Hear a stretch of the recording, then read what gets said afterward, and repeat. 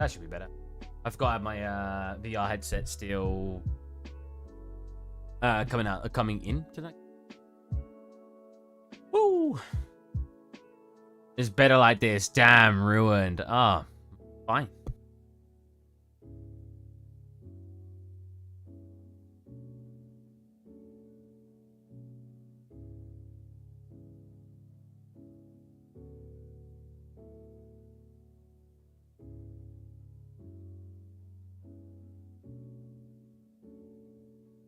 Ah.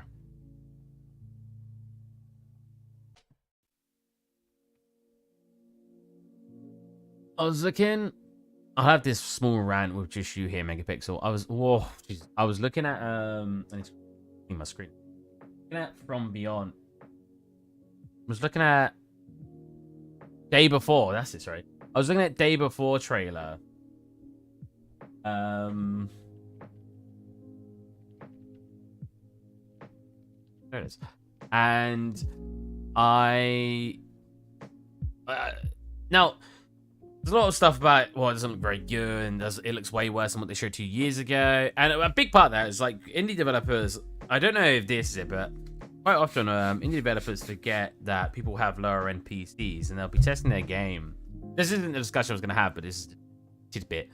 Forget that they're gonna have their games run on much lower systems if they want to include most of the market.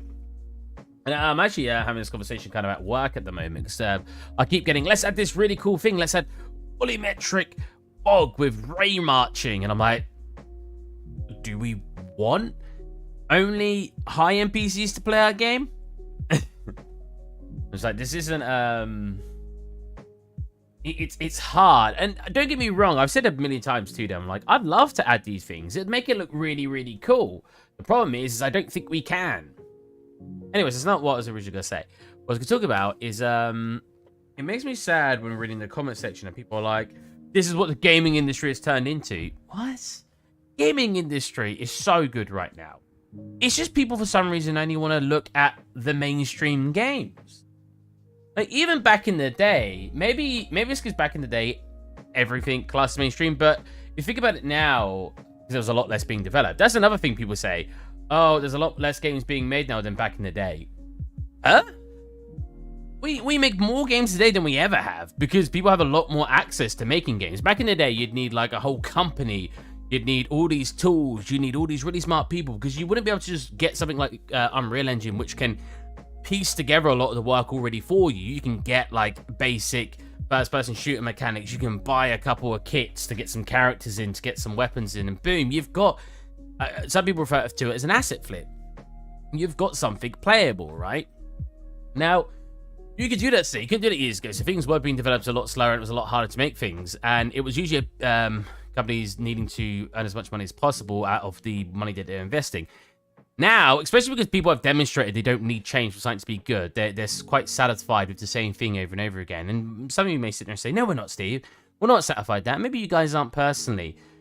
But this is proven with stuff like Pokemon, FIFA, any sports game releases between £40 to £60.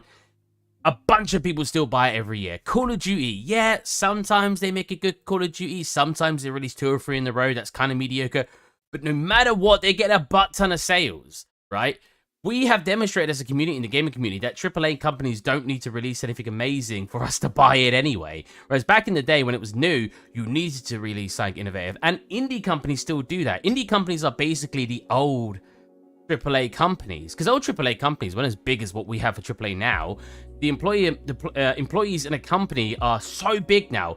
Companies back then had much smaller teams. They were like indie companies we got today. And that's probably why indie companies feel a lot more like what AAA companies used to. But it makes me sad when someone does say, like, oh, games aren't as good as they used to be. And I'm like, have you played It Takes Two? Have you played... what's some notable, amazing games? To be fair, Elden Ring is a good example of a AAA company trying to be innovative. And most of the time, Nintendo. I won't say the same with Pokemon, because I think Pokemon, they did release one that was quite different last year, and then they released kind of a broken one this year. Wait, no, not this year. I think they were both last year.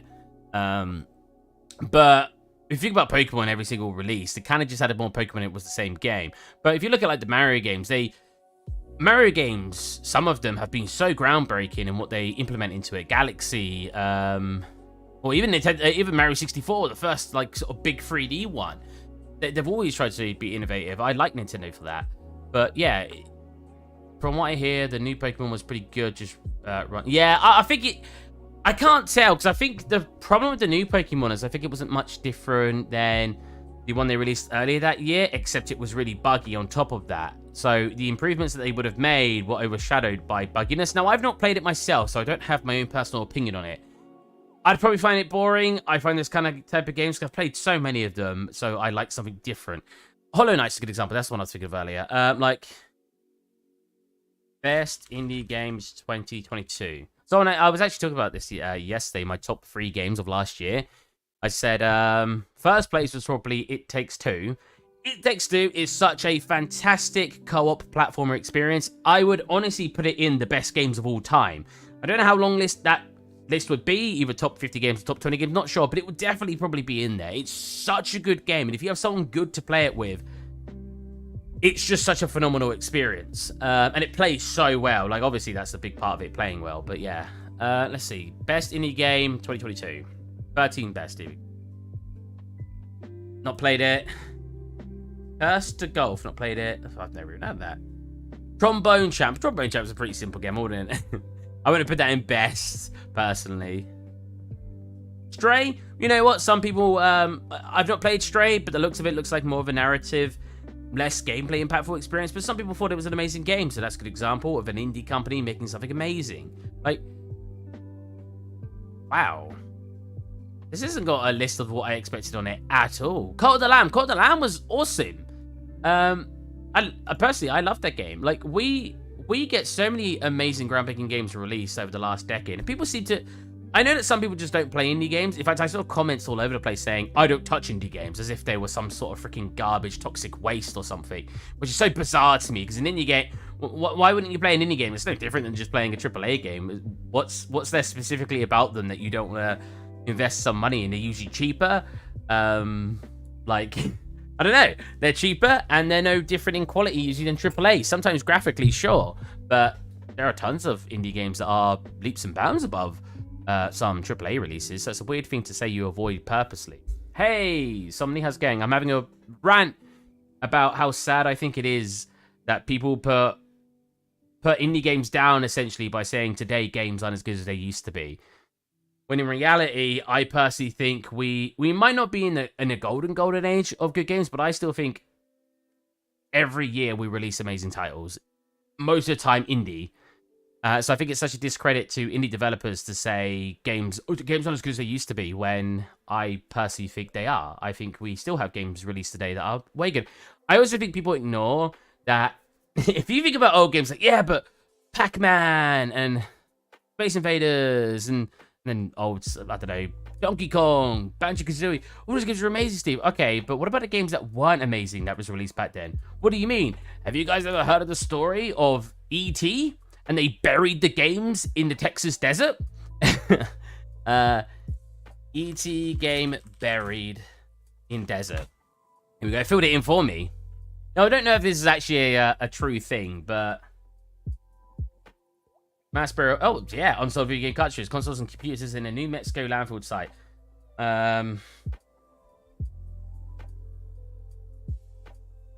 E.T. the Extraterrestrial, 1982... Was that when the game was made or when the movie was made?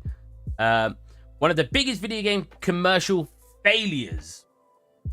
And often cited as the worst video game ever released. So when people say to me games aren't as good as they used to be, I don't think they quite know what they're talking about. We had garbage games released every year. Every single year since games are being released, we've had garbage games released. Like, if you want to pinpoint all those games out, you could say we only release good games now if you only pick the good ones. I don't know. I guess I'm just a lot less judgmental because I play a lot of indie titles. I play a lot of games that developers put a lot of passion into, and I enjoy them. But I've probably played coming up to 2,000 video games in total. If you include Flash games, it's probably coming up to 3,000 to 4,000. I've played a lot of Flash games, but I used to. Sorry for anyone who hates rants like this. I want my indie Indie brothers to get some love, right? We fight through the trenches. I admittedly, I've only been in the company for a year and a half, so I can't really consider myself an indie brother.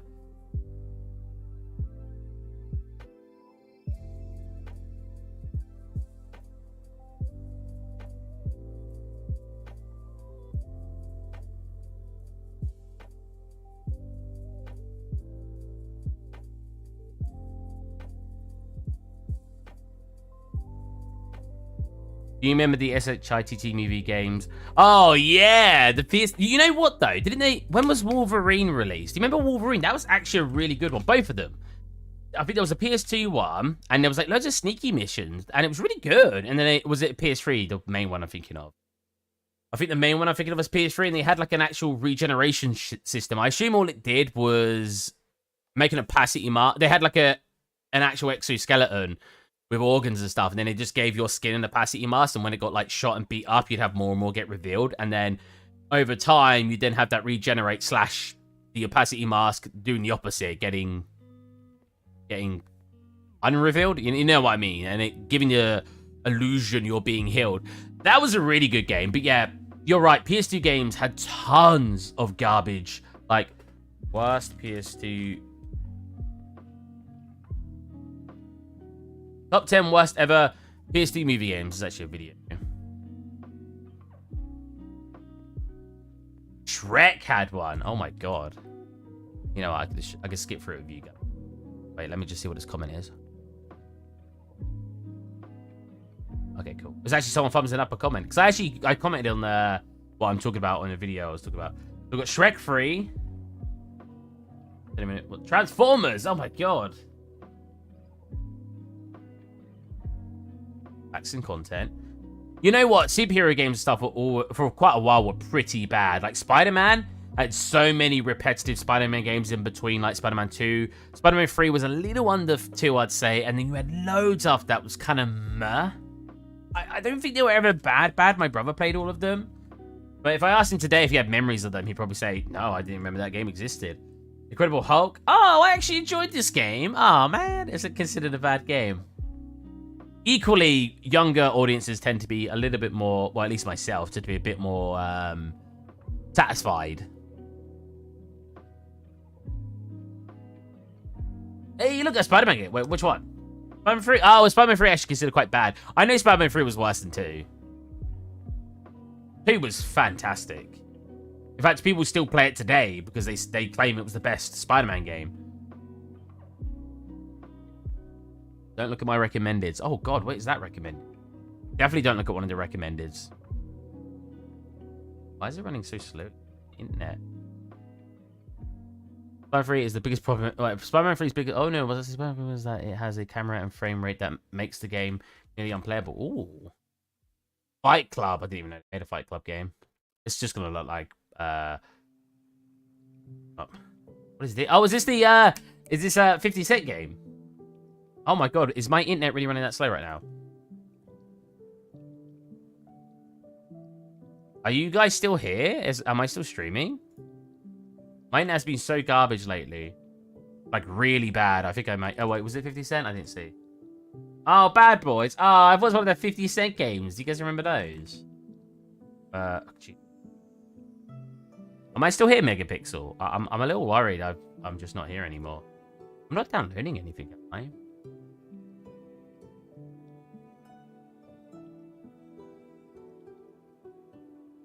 OBS is taking up a lot. What? I mean, OBS is obviously taking up a decent amount because I'm streaming. Oh, what's this one? Catwoman. Catwoman game? Do you remember the Jackie Chan game on the PS2? That was a banger. I think it was based on the cartoon show, Beverly Hills Cop. Beverly Hills Cop? God. What was the last one? Charlie's Angels. Okay. Don't you remember? Jackie Chan. No, this isn't the one I'm thinking of. Or is it? I remember you're like in the sewers at a point. That's my big... It's the game I'm thinking of. This aged quite well because cartoon games like this don't... If you bump this up to 1080p, the textures probably still look fine.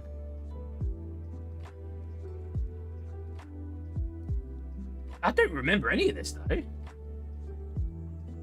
This is not the Jackie Chan game I'm thinking of. Maybe it was a PS1 game. There. Oh, this! I think this was it. Oh, so it wasn't based on the cartoon. I think I played both. Yeah, this game was awesome. You could pick up, like, items and beat people up with them.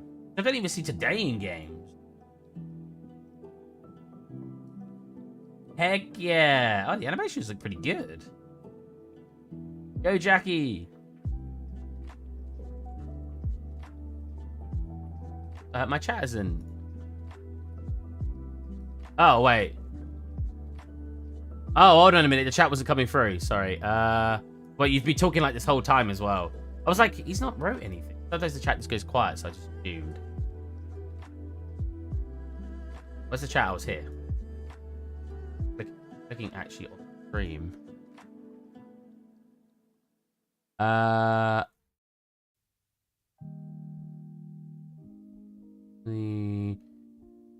Yeah, Spider-Man 2 was great. Well, I have a good memory of it. Bad Boys, yes. I thought I can't see my chat on stream. I played.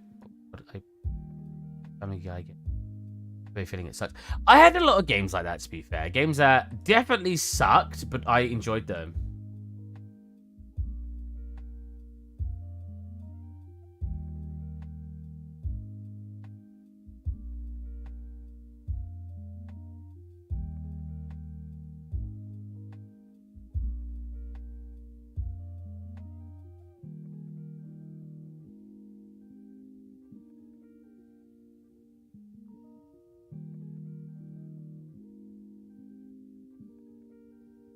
Mostly just lacking marmalade.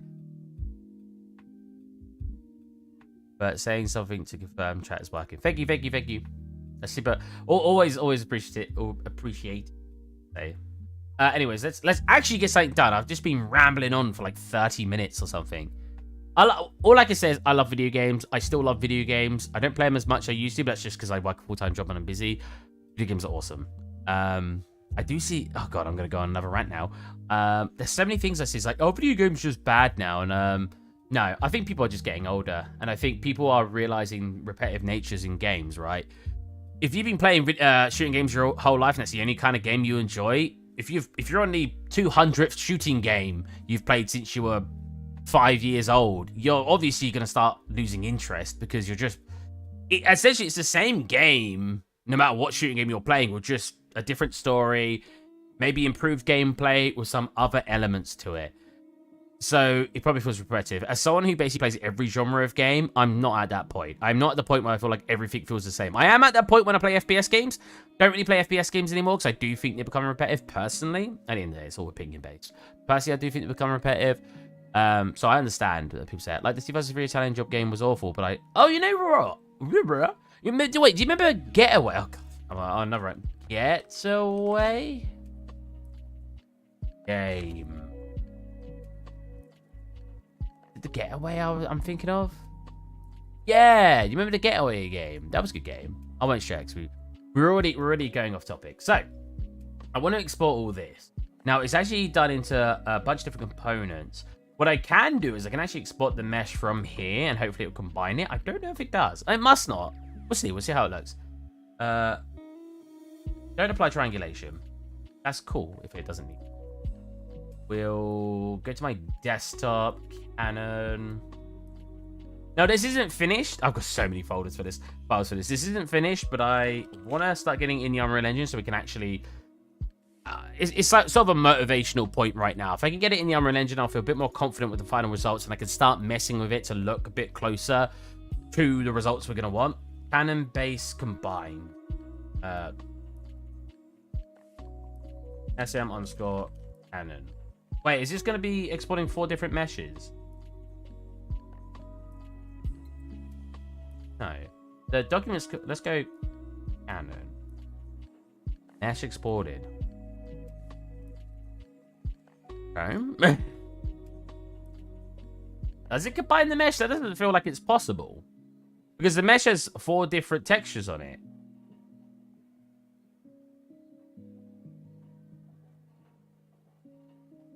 And does it just export it with its material elements separated? It must do. Oh, sweet.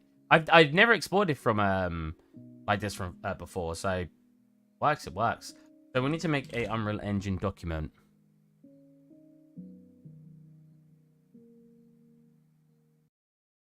Canon or something. Launch 5.1. We'll do some lumen because I want to make the actual these lava bits glow, and if they glow with lumen, we'll actually get some lighting, which would be pretty cool.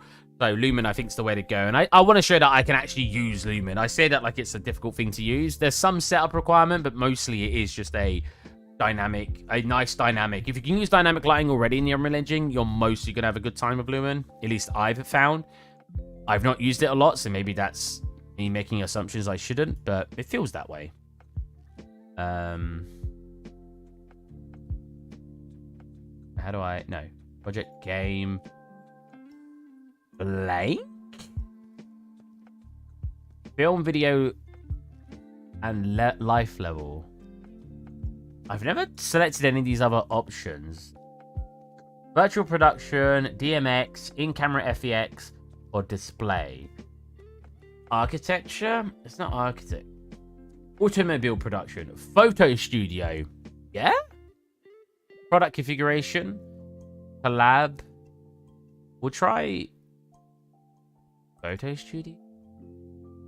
Or do I just want to get blank and we create our own... like, area for it to be rendered in?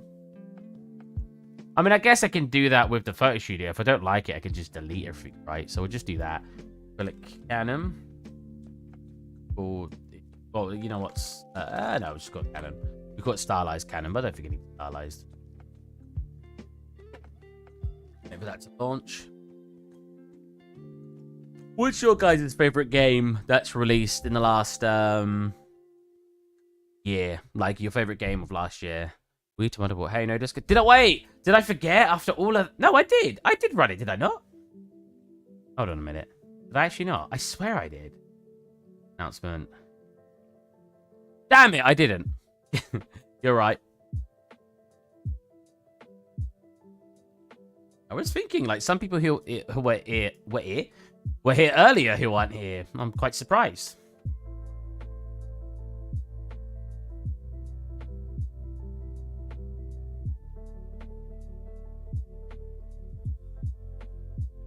I've been streaming for like half an hour as well.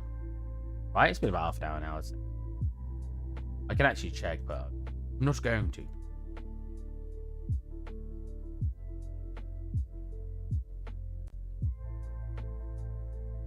Why is Unreal garbage? I forgot about that. So yesterday, God, how do I explain this without revealing what I'm doing at work? Because obviously I'm under NDA. So yesterday, I had an asset. No, I had a environment issue. Wait, hold on a minute. Wait, no. I've clicked. I've put in the wrong thing. What? How? I clicked the stream. How did I copy that instead?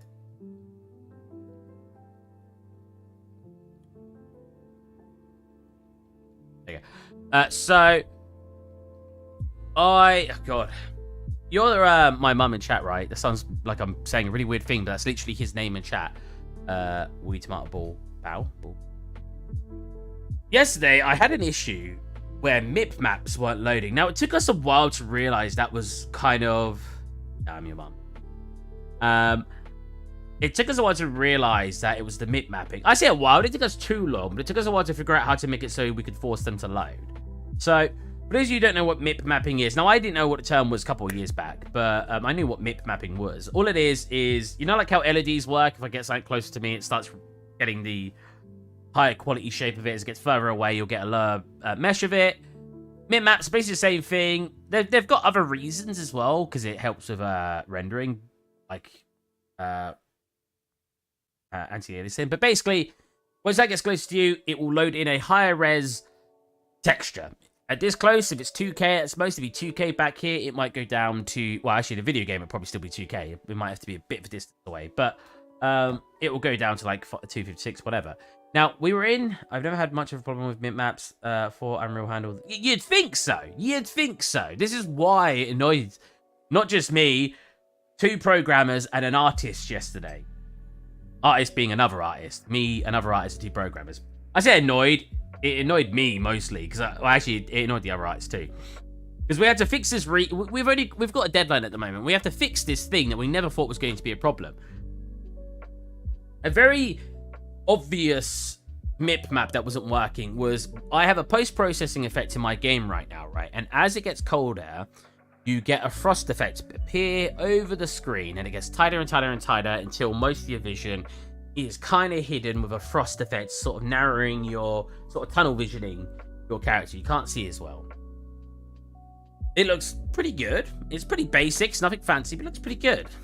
However, you'd load into the map and it'll be just like super, like no detailing on it at all. It'll be like blotchy. Why is it blotchy? So we discovered it was the mid mapping. Okay, why is it the mid mapping? So we were turning off virtual texturing and stuff like that, and then we turned off texture streaming. Now, I didn't quite know what texture streaming did. I just knew it was a thing that was helpful. But after investigating, texture streaming is basically when I look at something, it renders the textures. When I look away, the textures aren't loaded anymore. When I look, it loads the textures. When I look away, they're not loaded. This helps on your RAM because it doesn't need to keep so much in the cache. Now, I've said that like I know that that's exactly the right term. I'm not sure it is, but in layman's terms, it doesn't need to take up as much as your RAM because you're not having to load things you're not looking at. I don't know how it does it. Don't know if it's building based or texture based. For example, if I had a very large wall, but it was separated out into tons of different materials, I don't know if it's done on a material basis. And if I'm still looking at the bottom left corner, but the material's over there on the same wall, if it doesn't load that, or if it's done on a mesh basis where as long as I'm looking at the mesh, it renders all of it. I don't know. I'm not too well aware how it works, but I just know it stops rendering textures when you look away from something. Simple. When we turned this off, it fixed everything. Now, we also started realizing it wasn't just this frost effect having it on the lowest mid maps. It was everything, or mostly everything. I don't think it was literally everything. I think it was just like 80% of assets. If you looked at the wall when you spawned, it was really low quality. Okay, why would it be doing that? Why is turning off virtual texturing fixing it? I walked to the back of the area I'm doing. Again, I can't really explain what I'm doing because I'm under NDA, but I walked to the back of the map. As I enter a building, a very small building, it loads all my mid maps. Why? Now, I notice there's a volume around the building. I'm like, okay, let's delete the volume out. Maybe there's some weird thing where it thinks you need to enter this volume before it starts loading the rest of the game. Delete that. And I will add Wee Tomato Ball, or my mum. This only was an issue in the packaged version. Now, you might say, oh, yeah, I've had that a lot, but you'd be doing mobile stuff. So it's pretty, like, there's a lot of stuff that gets disabled when going on mobile. When making something from the editor into package, you'd assume exactly what you have in the editor will be working in the package because it's still on PC. It's not having to limit anything being put on mobile, you know what I mean? It wasn't. It was breaking. This issue was only persisting in package. Now, for some reason, it took an hour and a half for me to my first package, and second time it was 10 minutes, and then after that, it's only about a minute now to package. So I had to waste an hour and a half sitting here. I was kind of doing work at the same time, like modeling, but I couldn't touch the map because I had to wait for an hour and a half for it to package. So that took a lot of my day up. I worked until about 8:15. I'm supposed to finish at 5:30. When I entered this building and I delete the volume out, it was still doing it. It's still, when I spawned in, all my mid maps weren't loading. As soon as I entered this building, even with that volume deleted, it was working. Okay, I tried a couple of other things, packaged it. Again, I had to package it every single time. Still not working. The mid map still won't load. Okay, so I deleted the building and it worked. And I was like, so what is it about the building that's for some reason... So this is a very strange issue to begin with, right? Even if the building launching should be like running a package game and it's fast. Exactly. You shouldn't be seeing anything different. So deleting this asset out fixed it, but there should be no direct correlation to why having one single asset would break any other texture. Technically, you could say it's breaking just specifically mid mapping in general, but why? Why would a single asset, even if you had the most broken asset in your environment with corrupted textures, it usually loads everything else. Why would this one model cause all my mid maps to not load? So I brought it back in and I took off all its materials and it still worked. When I packaged it, I was like, okay, it's working. I applied the materials back, which I had about 6 different materials, and it broke again. It wouldn't load my mid maps. I was like, so what is it? It's one of the materials. It's either one of the material elements or one of the materials themselves. I removed one material at a time. Is there a priority thing? That's what someone else said. No. You got to remember, there was 4 of us looking at this. So, unless you think of something very, very obscure, we've probably already thought about it. No, it was a priority thing because I took it out and took it back in. I checked its priority, render of priorities and stuff like that. No, it was defaulted. Everything about this asset was set to default. I didn't mean to put you down there, Megapixel. I was just saying there was a lot of us looking at it. So, unfortunately, most things that you guys might recommend was probably already reviewed. We looked at it for like 8 hours. Well, I did anyway. Everyone else looked at it for about 5 hours. I did call one of the other programmers up after work to sort of evaluate the issue a bit further. And I did resolve it because obviously deleting the building fixed it. Now, I started removing one material at a time. Okay. I removed the glass material. Now, the glass material isn't too special. It's a basic glass with an effect on it. The effect is using a linear gradient. And all it does... No, I was going to say, maybe it's the linear gradient doing it, but it can't be. And I'll tell you why it can't be that. So all it does is using a linear gradient that's 4-directional, so it comes in from the sides, it kind of does what the screen does where you got frost coming in, except it goes across the glass. It's still a separate material to the post-processing effects that has frost because it needs to be set up as a post-processing material. They're both separate materials completely. So they have no correlation. And even if they did, it's breaking like 80% of the mid-maps in the level. It's not just breaking this frost effect. This glass material that has frost that goes over it is causing the issue. When I remove that and just replace it with a normal glass, it's perfectly fine. Why? Now, your first assumption, material is corrupted. That material being in the map is causing some sort of corrupted behavior, making it so it won't load mid-maps. Now, the way that it kind of works, right, is all my mid-maps were broken. But if I walked up to that glass on that model and was like, it would load all my other mid-maps. As long as I looked at that glass and got close to it, all my other mid-maps were loading. Oh, so Steve, it's the material. Is it? Because that material is being used on every other building, and they're fine. So it's only this very specific material being used on this very specific mesh when it's assigned to a very specific material element. Why does that have any correlation to breaking any? But I'm still very, very confused. Why it's doing that? Is that the whole story? I'm trying to think if I'm missing anything. Yeah, I think that's everything. Because, yeah, there should be no correlation between that very specific thing causing that effect and everything else. And the way I described it to someone who was not a developer at my company, they asked me, oh, you fixed it? I went, yeah, so what was it? And I went, and I sort of said what it was, and she went, why is it doing that? And I was like, I'll put it this way. And I said, it's like turning on your washing machine downstairs, coming upstairs, and your PC's flooded. And then going, why is my PC flooded? Going around your house for hours until you eventually turn off your washing machine and your PC's not flooded anymore. Going back upstairs and go, wow, my PC's not flooded. So when I turn on the washing machine, my PC floods, and when I turn it off, my PC doesn't. But there's no pipes going from your PC, from your washing machine to your PC. So there should be no correlation to it having that effect. But for some reason, there is. She thought that was a perfect, definite a way to explain it. She's like, that's hilarious. But she got what I meant when I said that. I was like, yeah, it doesn't make any sense. There should be no correlation behind why that specific glass material being applied to that specific model is causing every other mip-map. I can understand like a breaking in other forms. UE4 has a mip-map bleeding bug that's kind of random based on the description. I think that might be what it is. Oh, let's have a look. UE4? UE5, sorry. No, this is UE5, remember? Or do you just mean the Unreal Engine in general? Mip-map. Is that a bleeding issue? It was just not loading your mip-maps to a higher quality. It was keeping the lowest mip-map quality until I rendered that specific material. I haven't seen this. Oh, maybe it's not that then. Was this pixel bleed? Because pixel bleed's a different thing, right? Like I said, the only difference Yeah, I'm looking at it now. That doesn't seem to be what the case would be. Because it wasn't a pixel bleeding issue. It was a bleeding issue? A mip-map bleeding issue. It was the fact that the mip-maps were just not loading their higher quality. What doesn't... So, The reason I kind of clocked on it was something in the scene causing the issues, because turning off a not virtual textures, texture streaming resolved it, meaning if you turn off texture streaming, that means everything's going to be rendered at its highest detailing, regardless to if you look at it. So because I wasn't looking at the shed and I turned this on, it was working again. A shed, I shouldn't call it a shed. I'm revealing too much information. The building.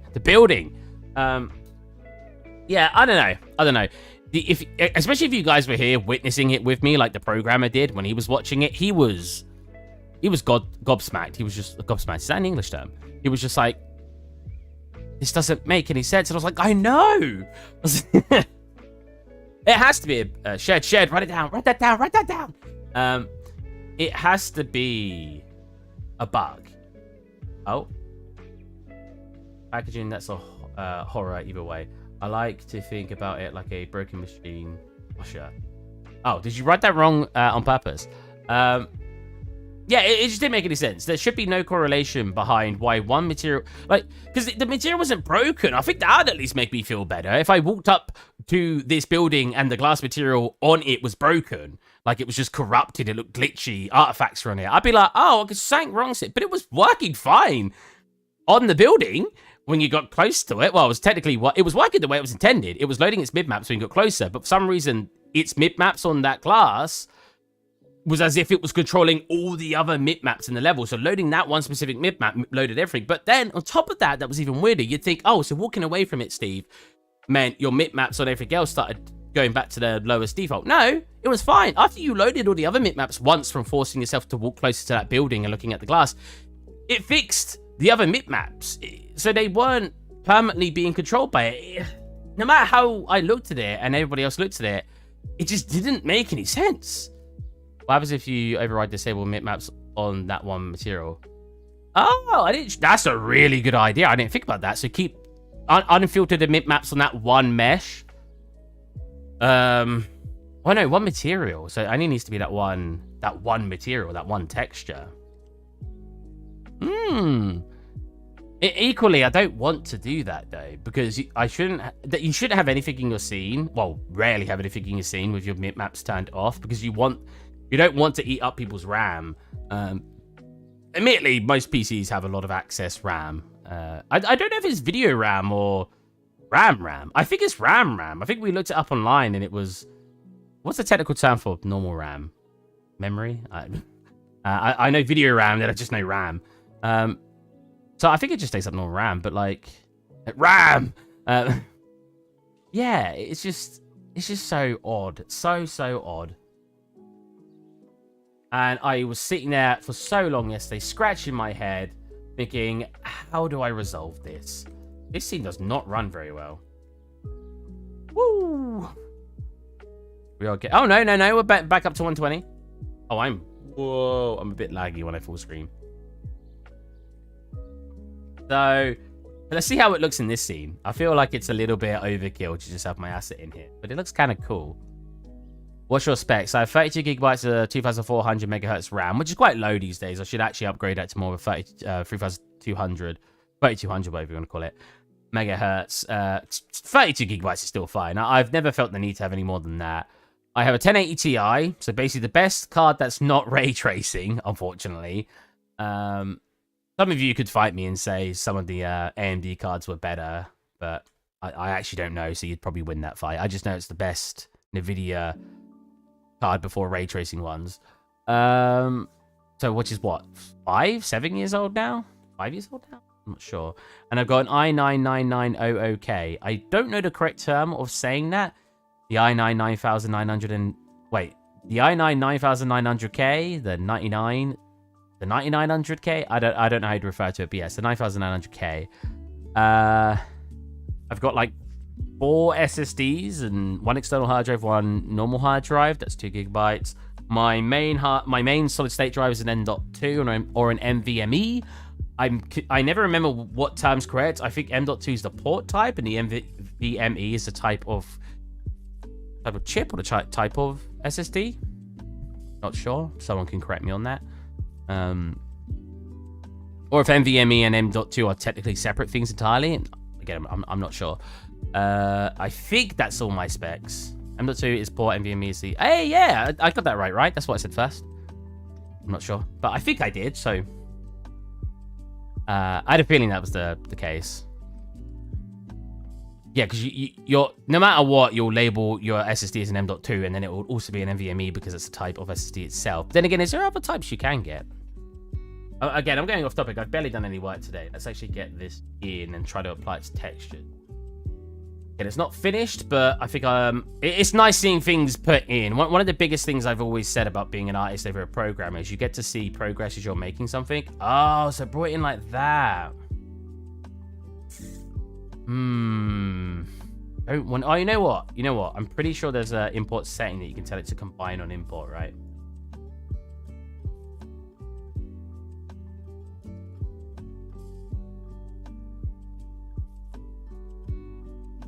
So, but you can't get an M.2 SATA, or can you? Because SATA's the... I thought SATA is also the port type, is it not? Again, I'm not I'd say I'm half a hardware guy. I'm not that into hardware. You give me something that works, it works. Woo, that's a big asset. Jesus. What, quarter of the size? I was explaining to my parents the other day, and they actually already sort of understood it anyway, so I probably didn't need to explain to them. But when talking about double in size, people tend to misinterpret that in different ways. And this actually has happened in my company a few times, which is why I think it's an interesting topic. When some people hear double in size, right? Can I not do a selected area then? Oh. Is that not a thing? Let's open up Photoshop.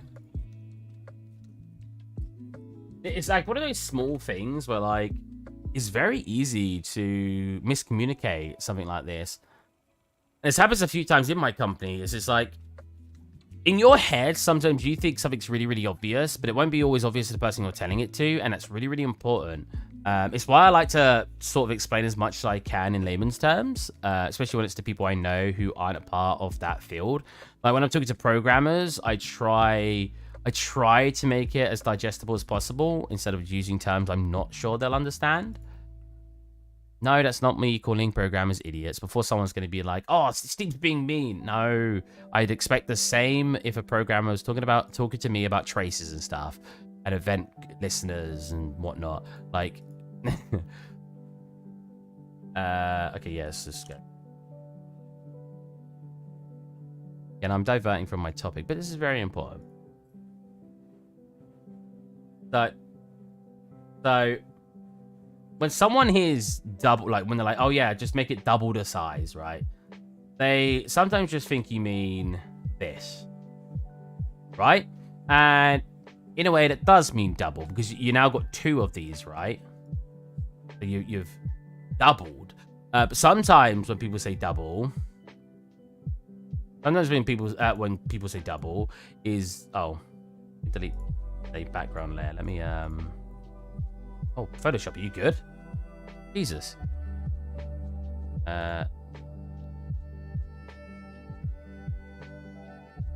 So that's what some people will mean when they say double, and that's very prevalent in my company at the moment. Now, if you said double to me, and I was looking at something in 3D, I'd think you meant in length and width, right? Because if this is like 5 inches and this is 5 inches, doubling would make it 510. But you're not doubling the area, you're just doubling it. Well, I guess you are doubling the area, right? Because in a way, you're going from, so if it's 5.5, that's 25. If you're going 5.10, that's 50 in area. So you've doubled the amount of area. But you also have the case where people mean double as in this, or you're doubling the width and length, meaning you're going from now a 5x5, which is 25, to a 10x10, which is 100. So you're kind of 4 timesing it. But sometimes people don't say that. They don't make it clear that's what they mean. So you'll give them something and they'll be like, oh yeah, it's double it up, and you'll give it to them like this, where I've doubled the area, which in a way, if I'm doubling the area and they just want it to actually be scaled up, it'd actually look more like, so if I up that, Jesus Christ.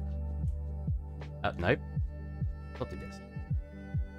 Because if they say they just want it to be doubled, they usually just want it to be scaled up, right, in one direction. So doubling that in area, if that's a 5x5, that's 25. We're trying to make that a 50. You need it to be basically a 7x7, which will actually look more like this. Now, I know this isn't the exact maths, but it actually look a bit more like this, right? To a lot of people, that won't look like I've doubled it. Even though there's actually double the amount of area, it's the same when you make a pizza bigger, right? If you get a 10-inch pizza versus a 12-inch pizza, those extra 2 inches are most of the area of your pizza now because it's the outside. So you'll get people say, oh, Steve, I want it to be 3 times bigger. And I don't know if that means they want it to be, if it's 5x5, they now want it to be 15x15. If it's 15x15, we're going freaking way beyond, way beyond the scale that they may anticipate that I'm going to give them. If we're tripling in both directions, we're getting this. We went from that small cube to this. However, they might mean just tripling in area. So 5x5 is 25, so they want 75, which is what? I'm terrible at math. 8x8 would make a 4. 9x9 would make an 81. So somewhere between that. So that'd probably make it. So it's not even double in width and length at that point, right? If we're tripling size. Yeah, we're going from 25 area to 75 area. 25 area is a 5x5. So we're looking at like a 9x9 at max, which is still not double in both. So that's more like roughly just eyeballing it here. So then when I hand someone that versus doing both width and length, which is giving me more of a shape like this, it's significantly different. So even though it's a very small thing you can misinterpret that someone tells you, it can have very big effects on the product you're trying to make, right? I know this is a lot of extra description on something that none of you may ever experience as a communication area.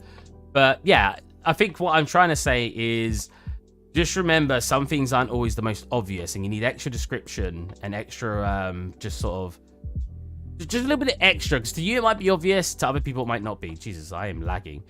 So yeah, just make sure to be that little bit extra descriptive to make sure people aren't going to interpret what you're trying to say. Double should mean double all dimensions unless they see double on the X and Y. Yeah. Like, I think that's how I tend to look at it. I think they mean double width and length, width and height, whatever you want to call it, and like the other way where some do just mean area. Oh, just double it, and they want it to go from a 5x5 to what did we say double would be, about 7x7, which doesn't look significantly bigger. My mum was looking at my dog at the moment. That's how the conversation came up. But I think they'll get double more size. And I was like, do you mean like... It's like... Because my dad thought exactly the way I thought, which my mum thought the other way. She thought, obviously, the area being doubled. Me and my dad thought width and length being doubled, or width and height. Oh, actually, she said triple. Said, I think the dog's going to be triple the size they are now. And we were like, triple? Probably about double.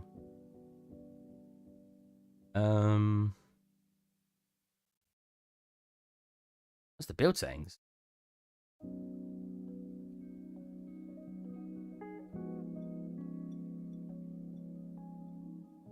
Like a quarter of the size. I've had this whole conversation now on quartering the size of this, so this is going to be a good example. The quartering it makes it go down half into a half, so is 8 times the size? 15 times the size? Maths? Oh yeah, woo! Oh, actually it's in the ground. They're tiny! So it's... Okay, where are we looking now? I need to do this, or we're going to get laggy. Oh, no, we're not. Good. That's quite nice lighting. Still needs to be smaller. We'll get like... Come on. 1/8 the arrow, I think. Yeah, maths. Oh, okay. Oh, yeah, that's a bounds issue because it's small. So what I probably should do, because building it can always cause issues like this. To resolve this, if you don't want to come out, is you could just turn up the bounds to be higher, and it will... The bounds is... Never remember how it actually determines it. Which does fix it, so I don't actually need to do what I was about to do. But it needs to be a little bit bigger than that anyway, right? 50% bigger, maybe? So if it's at 0.1, we want 0.1.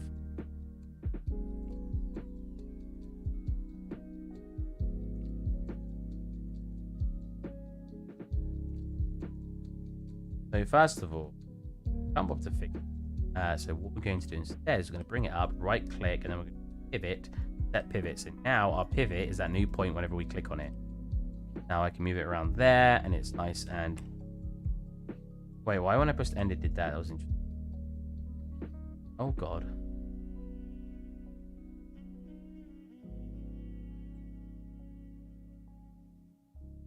Got stuff that's really close to the ground.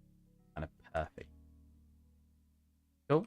I think it needs to be a tad bigger still. It's supposed to be quite a big cannon. So maybe 1.7. So how's it going, Letterborn? I hope you didn't get bored of that whole topic I was just talking about. Same with anybody else here. Oh. No. 0.175. 0.175. 0.175. This looks like a really... You know what, actually? So when I was in my company, we wanted to make some very, very quick and dirty signs. My boss was like, just draw them. Instead, what I was doing, because it was quicker, was I was just doing this. I was like, there you go. And I was slapping it onto like a sign. I was like, that works. Oh, it looks even better this side. And it was just like,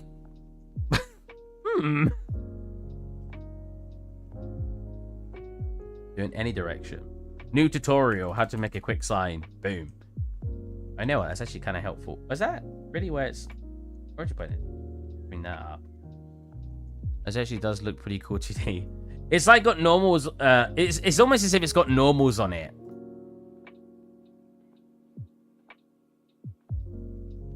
So one. If we press end, it should.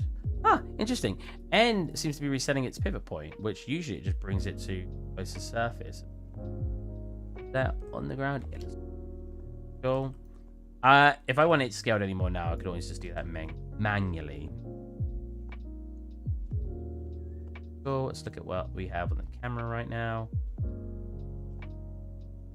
Nice. Let me use this camera. Ooh, probably the perfect FOV. And pretty much the perfect angle. That's... Why is it resetting my rotation?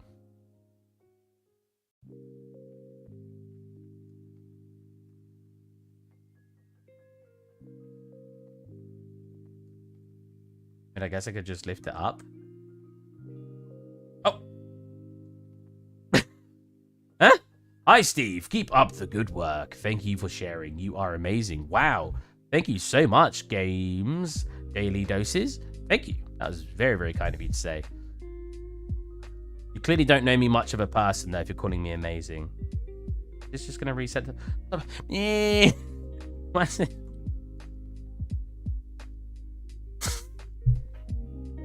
What is it? It's like it's got it locked. How? Am I being dumb? Is it on a sequencer? That help me do it?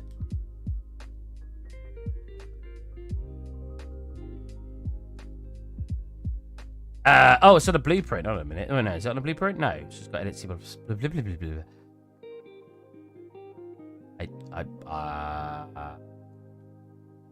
Edit. Nope. Here. Great camera. Sign camera. There we go. Create a new camera. Easy peasy. What is it? Sign camera add to 0. Wow, it's got a lot of different lighting settings on it. Got clearly a much higher exposure. That's the quickest thing I think it is. It was set to 1.5. Wow, now it looks very different. Go back to sign.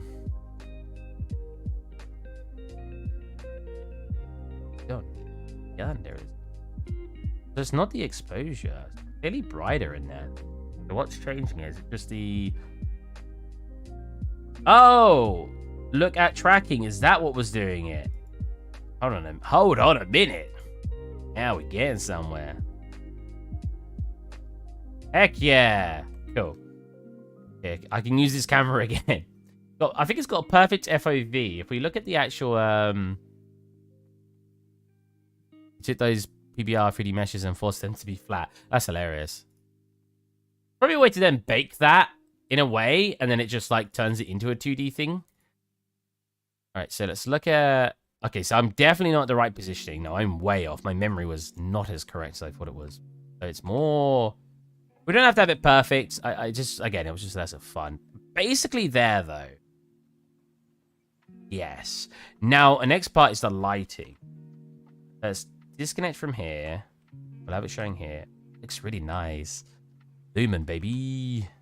These are still on the ground. Perfect. On the ground? Yeah, they're good enough. At moderate's request, the center and sides are raised off the ground. Daddy moderate. So they're done through rectangular lights. Right. Oh, I see. Right, okay. So, if we're looking at this the way it's done, it looks like it's either a white or very slightly blue tinted light. It's either here or at white. So we do that. We've also got a spotlight, which I assume is causing... So we want this spotlight to actually be straight down. Very wide.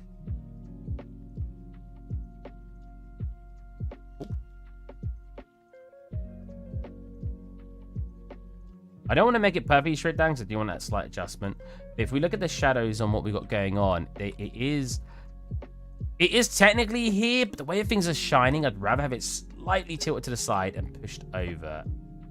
You have the shadow about here. Yeah. Oh, actually. Cool. Looking good. I want some sharp shadows from this. Which you can, like, more intensity. Don't think that's the best solution, though. Instead, we're going to go... First of all, let me get rid of whatever's causing that orange light. Ah.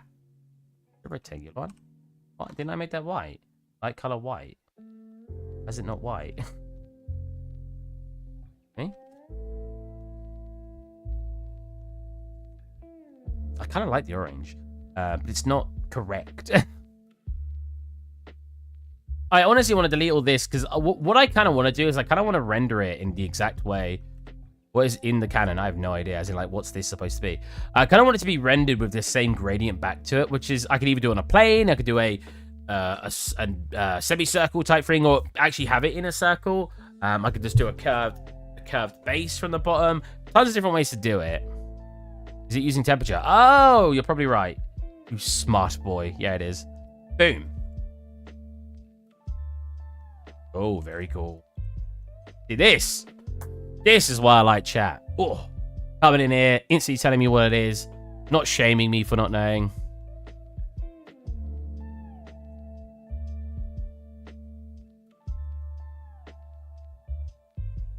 My drink just spat back at me.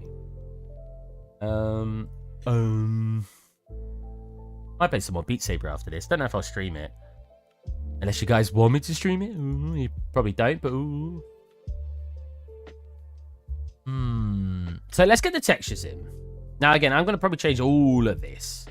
Oh, nice. Nice lag. Make it unlit for... Oh, make it unlit for a second.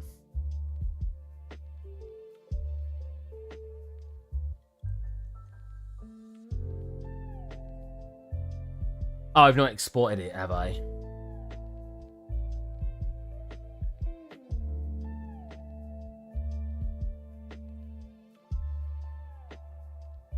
So we actually need to combine two of these in Photoshop. So I've still got Photoshop open. I don't. Let's have in Photoshop. I don't think there is a way to combine it in here because I need to combine two of them. How many have I got? 1, 2, 3, 4, 5, 6. That's fine. 3 of them technically need to be on lower res. So let's decide what we want for a thing. Let's go overkill because we're going to do it for a portfolio piece. And as I've been told, even by professionals, go a bit overkill for your portfolio. If requested, show a more game-ready version or have that on your portfolio too. So I'm going to go 4K, even though it should be 2K or less, for example. So these two both need to be 4K. Wait, hold on a minute. No. Yes. These 3 need to be 4K. Large scale can be... The large scale can be 512, but we'll make it 1K. So 444, 1.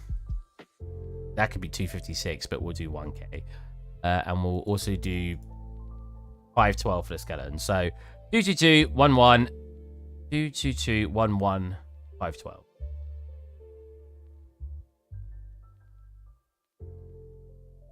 Oh, you know what? I could technically... No, we're finishing this up later. It's fine. I said I could technically do some other bits here that I was going to do, but I'm not going to do it. 4K. I'll just leave him at 2K. I feel wrong leaving him so high. And you should feel guilty. Did you start streaming? When did you start?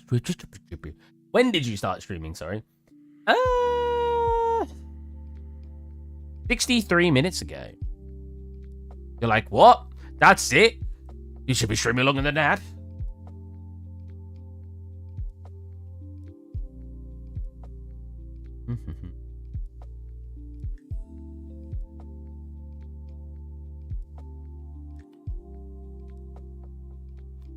Files. Select. I don't want it. Oh, it's very slow. I want it to be based on each texture set size. Perfect. No, I mean, when did you start on Twitch or YouTube? Oh, God. 4 years ago? I mean, I could show you, because the first thing I ever streamed was a video. I've got a video of it on my channel.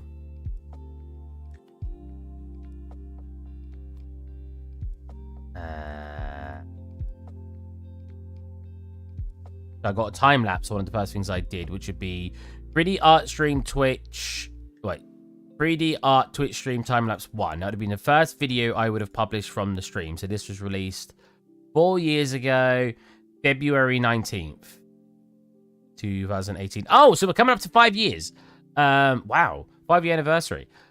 So in 2 weeks and 1 day, it'll be 5 years since I started.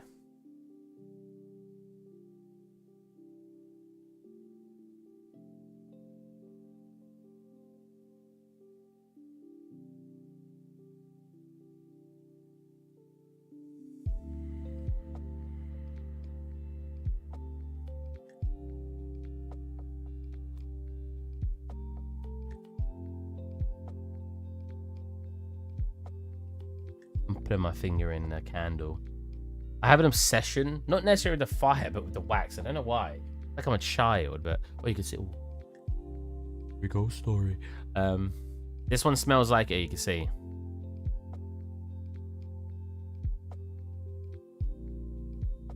Hot cross buns. Those are very good. They do smell like it too. I know some people. They'll eat something that's flavored like something else, and they will smell something, and they're like, that doesn't smell anything like it. That doesn't taste anything like it. Maybe I'm just very easily convinced, but I'm always like, yeah, that smells just like it. That tastes just like it. Hamburger flavored crisp. Yeah, that tastes like a hamburger. Come into here. Get the textures in.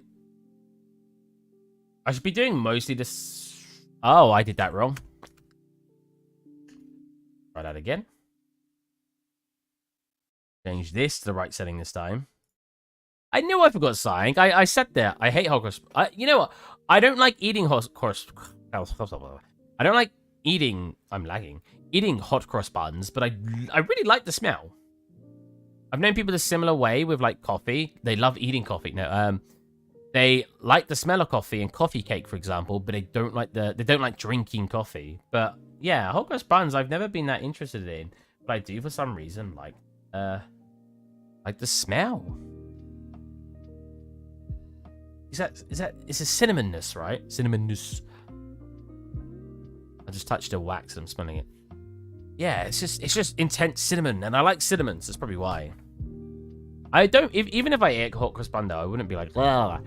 I still think I'd enjoy it to an extent, but definitely not something I prefer to eat when it comes to a sweet thing. Being on a diet has made me a lot more strict with the sweet things I want to eat, unless it's like top tier sweetness, like it's a really nice thing I like to eat. Like, no, not good enough.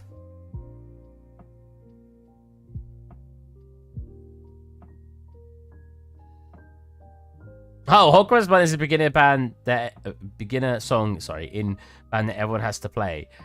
Sounds kind of familiar, actually. Now you said that.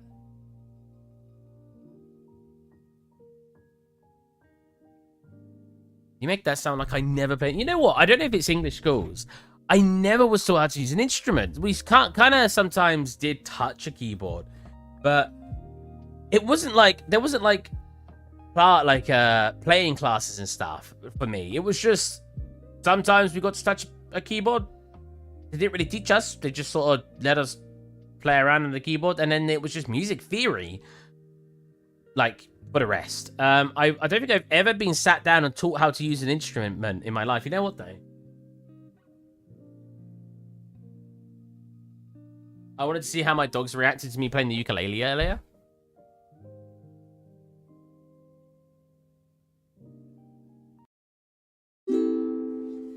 It's not quite tuned in, but it's not far off. Oh, that is a little far off. Not too bad.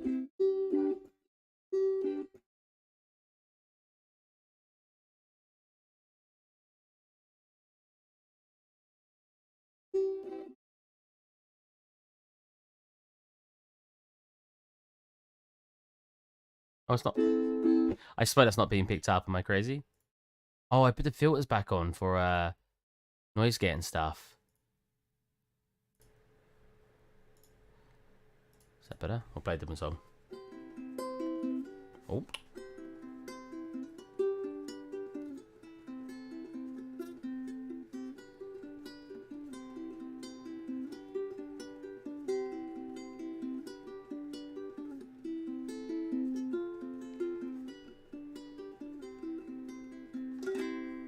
I'm playing a little too fast, to be fair.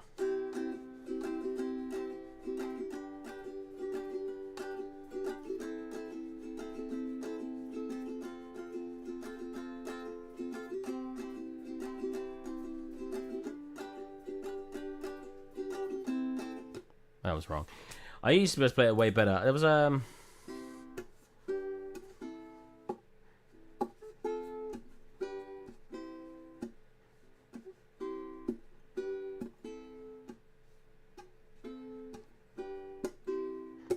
Hello. I'm just messing around on the ukulele. You know, and any song with just a C chord and it sounds good, you could do that.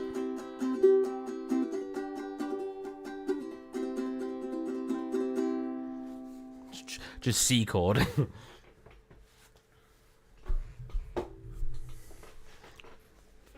Okay. What's up, bro? Nothing too much. Just getting this thrown in the engine. If you're not seeing what I've been working on at the moment, we're working on this, and I'm just getting it in the engine at the moment. It's not fully complete, but we're quite close, and I want to see how it's sort of turning out in engine. So I'm setting it up right now, because when you get it set up, it's then every time you re-export it, you can just re-import it in engine. It's not too big of a deal. I've got the hiccups right now, apparently. Make material. What's this? What do we call it? M underscore Canon. Maybe I'll give this one away to people. Put it up on Gumtree or something, and if you guys want to donate to have it, you could donate like £1 or £2. Be like, what's the tip site where it's like, buy me a beer. I've moved over to YouTube chat since Twitch chat hasn't up. Wait, what the heck? Why? If I do this, I bet it updated.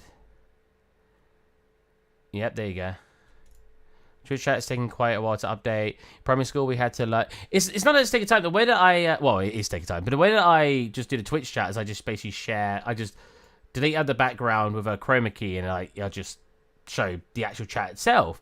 But for some reason recently, unless I've got it literally active on a screen, if something goes over the top of it, because it should be capturing the window, it doesn't seem to update. It's like texture streaming when I'm not looking at it. It doesn't update. Primary school, we had to learn to play a recorder. Oh, I like... Where's the recorder? Wait, recorder as in like the... Oh, wait. Is it a recorder? No, I'm thinking of a mouth organ. But right? And in the middle has... You have the option to join a band, mostly brass, percussion, and flutes, no strings. You should do the music like this for your stream, not string. Oh, what? Just play it and then have it played over the background. That'd be kind of cool.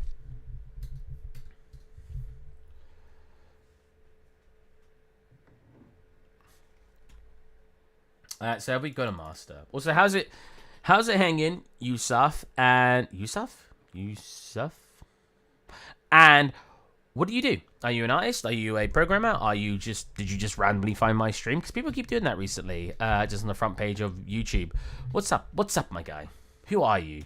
Where do you live? What's the 3 digits at the back of your card? Your debit card. I need all that information if you want to watch this stream. So if we write in master, is there a master already in here? There isn't. I wasn't sure if UE4 has a master. Do we master it then? I guess we should. Oh, I messed up. I need to combine. I need to combine 2 of the materials. So it's let's get back into here. I need to combine Canon and Canon wood. Go into Photoshop.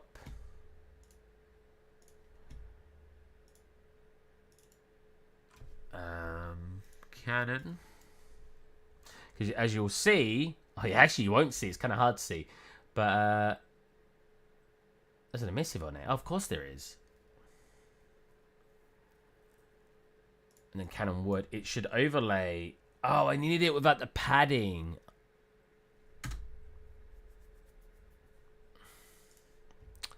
This is why I wasn't sure if I should just have it as a separate unwrap. Because if you look at them... So we need to actually delete all those out the engine anyway. Because I need to have them combined. Otherwise you've got a whole extra lot of textures. Oh, that reminds me as well.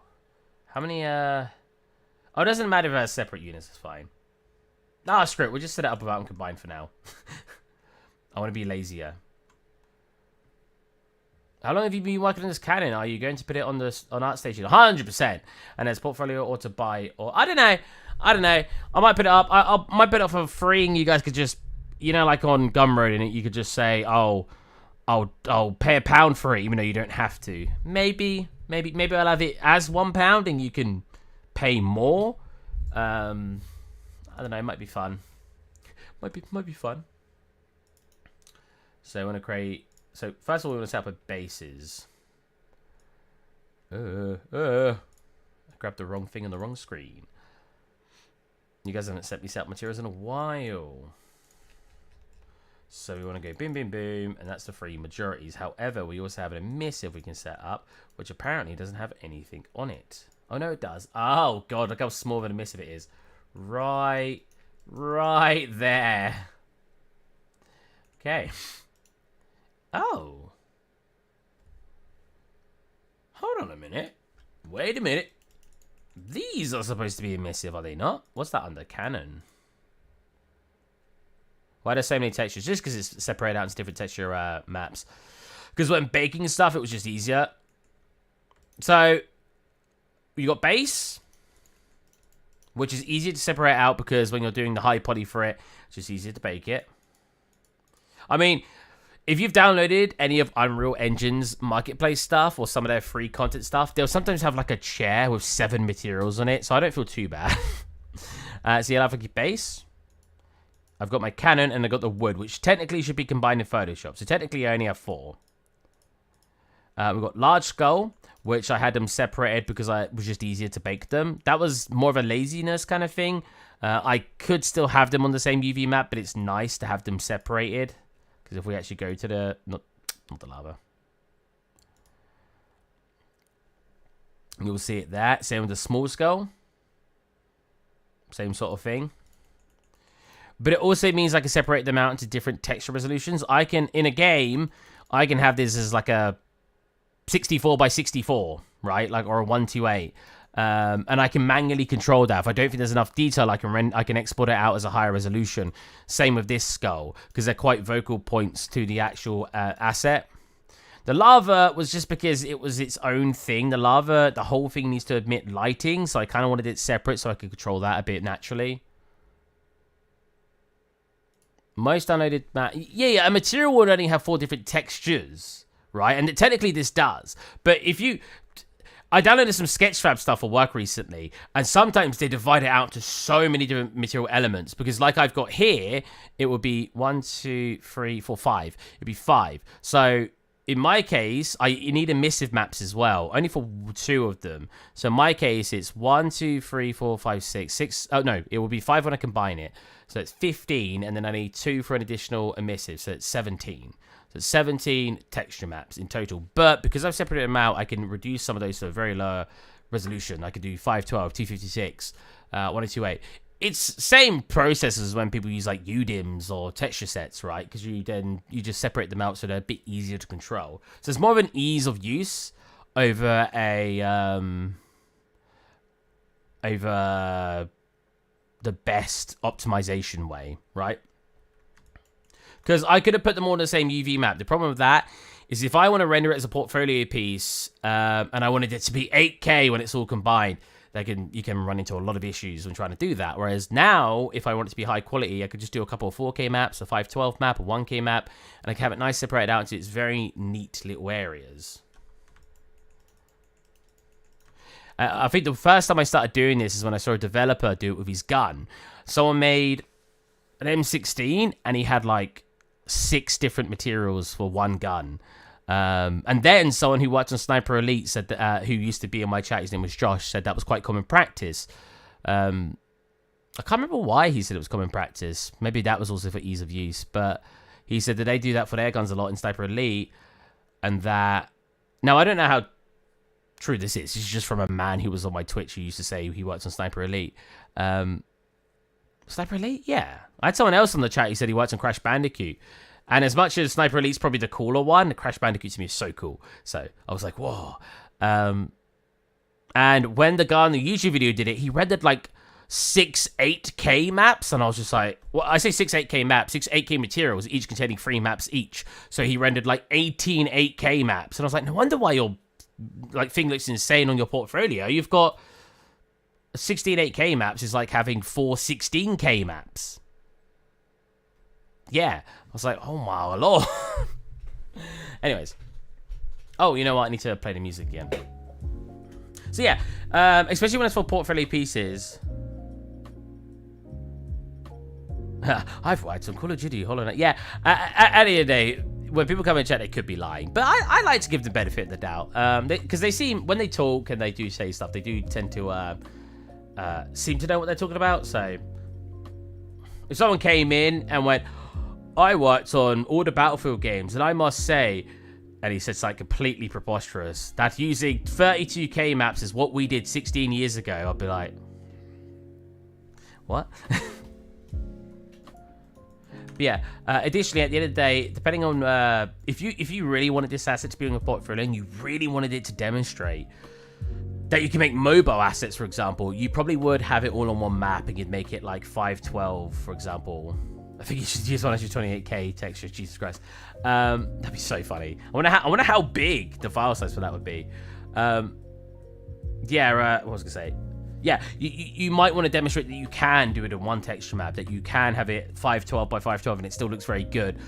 So it's sort of the purpose in case that you're sort of trying to get it for. I'm doing this for fun, so I wanted to have a lot of the stuff in it more ease of use and easier to bake. Without coming into one, because if I have one thing having an issue on the texture map, it means I have to clean up. I might have to clean up the whole texture map now. Whereas in this case, with the skulls being separated, I only have to care about one thing being, if the skull breaks, it's only one texture map broken. So it was more for ease of use, and because it was just easier to do it that way and throw it on my portfolio as a, look, I made this thing. Look, it's in Unreal Engine, it's on Lumen.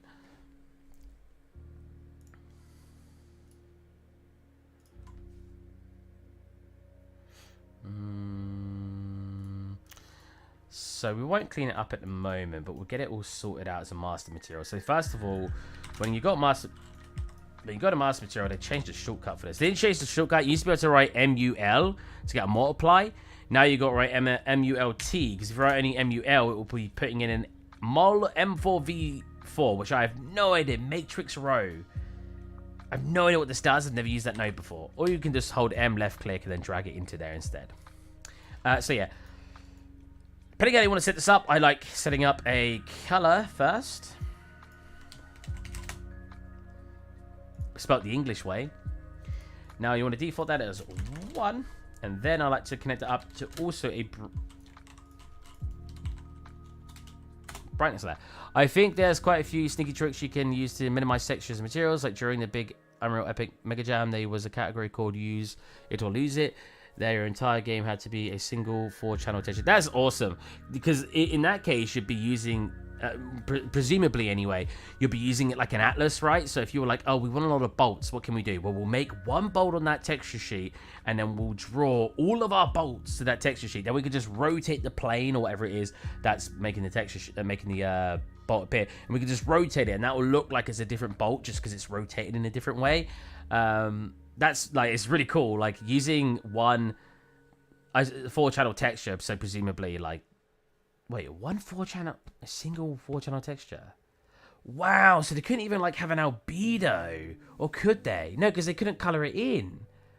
So they'd have to, well, if they wanted a metallic roughness, so they'd be able to have a metallic roughness, and then I guess an ambient occlusion / shadow map that they could have plugged into base color, and then it could combine that with a multiply. So there'd be kind of a lot of flat colors, but then you could make a lot of material instances to change up those colors. So yeah, that'd be a really cool challenge, because there'd be tons of different ways you could tackle it by making everything use one texture sheet. That sounds like a lot of fun. So yeah, then I like to make a separate one here, and we'll just call this on brightness. Now you could technically control the brightness just with the color. So the winner actually looked pretty. The winner actually pretty good. Let's have a look. Oh, dark scene. That's very clever. Dark scenes you don't pay as much of. I actually said this back in universities like 7 years ago. Dark scenes you don't tend to look too much into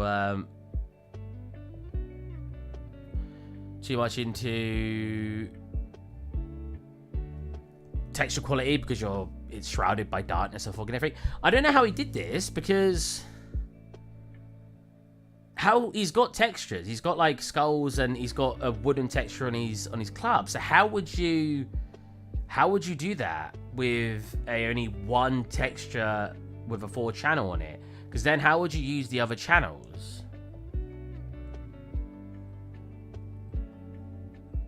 Because your albedo will use up 3 of the channels, right? Because it needs to be a color. Oh no, I guess what I just said is you can use. Yeah, because if you look at stuff in here, it kind of has a singular color. Like, you could have used one of the channels to be kind of like an ambient occlusion / cavity map, and then you could have colored it based on the cavity map. Because if you, I wonder if that is how he did it. Because if you look at like the torch, for example, it's still all brown. It's just different tones of brown, and then it's got the light at the top, which gives it a nice sort of yellow tint, which is still technically a type of brown, but. You scroll down and Twitch that again. It's not that I need to scroll down. It's like I keep putting Google Chrome over the top of it, and it doesn't like it for some reason. It's very weird. I think they used the master texture and used different sections for the texture for different materials. Yeah, but the problem is like, because if you have like a texture, right? Let's go to Photoshop. You go like this. If you have a texture, this albedo takes up 3 channels just on its own, right?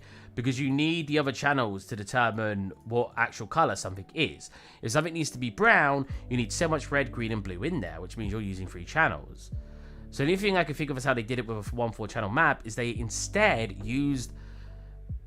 Basically, what they imported as the texture would have been a grey-looking texture with lots of different. Actually, no, it would have looked like an ORM map, right? Then they take, for example, this, and then they attach that to a multiply with a free constant attached to it, and they color it in just based on using a free constant in the editor. That's how I would have tackled it. Maybe they did something much smarter than that, but from what I could see, I think you could have achieved what they did doing it that way. I mean, it's just fun to break down that kind of stuff, like looking at it and being like, ooh.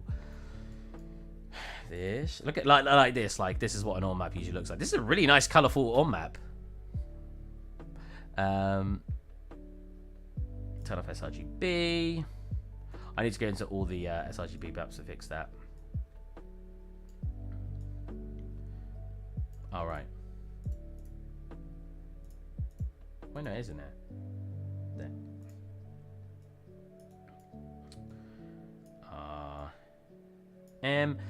Now, I don't think I should need to do this, but we'll do it anyway. What we can do is go, so occlusion, don't usually need to worry about. Roughness, I can add a add node attached to it. And a 1 constant, call that roughness, which means when I turn this value up, it will get rougher. If I turn it down, it'll get shinier. Then with the metallic, I think I'll do another add and do the same sort of thing.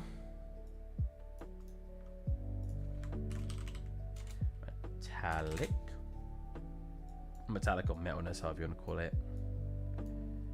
I like saying metalness, even though I don't think metalness is a word. I could be wrong. Maybe it is a word. I'm making sure that this stay loaded, like the chat. So I've got a drink right here.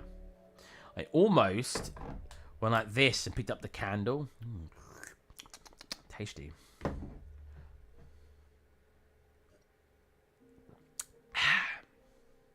Actually tasty. I'll attach my whatchamacallit to. Oh wow, actually, I should have attached my emissive map to my alpha map here. That would have saved a whole texture. Oh well, like I said, we're not caring too much about optimization. We're just making something look nice. I was gonna say look good, but I guess that's down to people's interpretation. Some people may think this cannon looks garbage, so that's up to what they think. Set this up to a multiply. Set this up to a multiply. There you go. And then we're going to do... This is a bit messy. I'll show you guys actually how to neaten up in a minute. Cool. So let's neaten up. So let's pull this out. Press C. And after you've done that, it will usually let you name it automatically, but I clicked off it. There you go. And we'll call this albedo or base color. Meltiness is technically a valid English word, but you can't find it in most dictionaries, and you can't use it. You can't use it in Scrabble. Damn, Scrabble doing me dirty. So we've got our ORM map, which we'll have separated over here as ORM map. And then we'll start organizing it into separate pieces. We've got our metalness, which will have. We can have it either here, because technically it has to go through them anyway. We go metalness.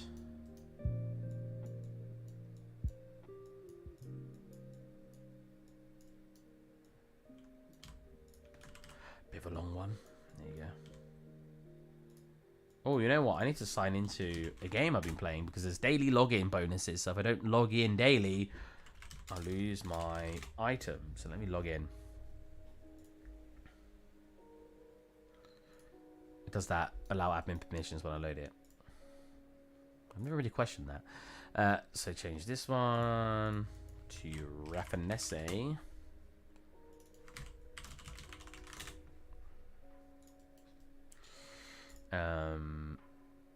Your method of adding materials to a mesh are very different from mine. Oh. How do you do it? Curious. I don't think there's anything special. My secret is Quixel Mega Scans. Oh, well. I don't like the Quixel Mega Scan default thing because it's very overly complex, which means it's got more shader compiling. Whereas if I made a master material, I'd have probably 3 variations. I'll have a basic master material, which has your emissive, base, meltiness, roughness, and maybe opacity. I'll have a more complex one that probably has like micro detailed normals on it and stuff like that, and then I may have an extra one which has even more advanced stuff. That way you don't have to. Where the client is already running. Oh, I'm already logged into Black Desert. Heck yeah, that's the game I'm playing, by the way. Black Desert, for those of you who are not aware. Oh, I'm too heavy. Okay, it's fine as long as I'm logged in. I'll deal with that later.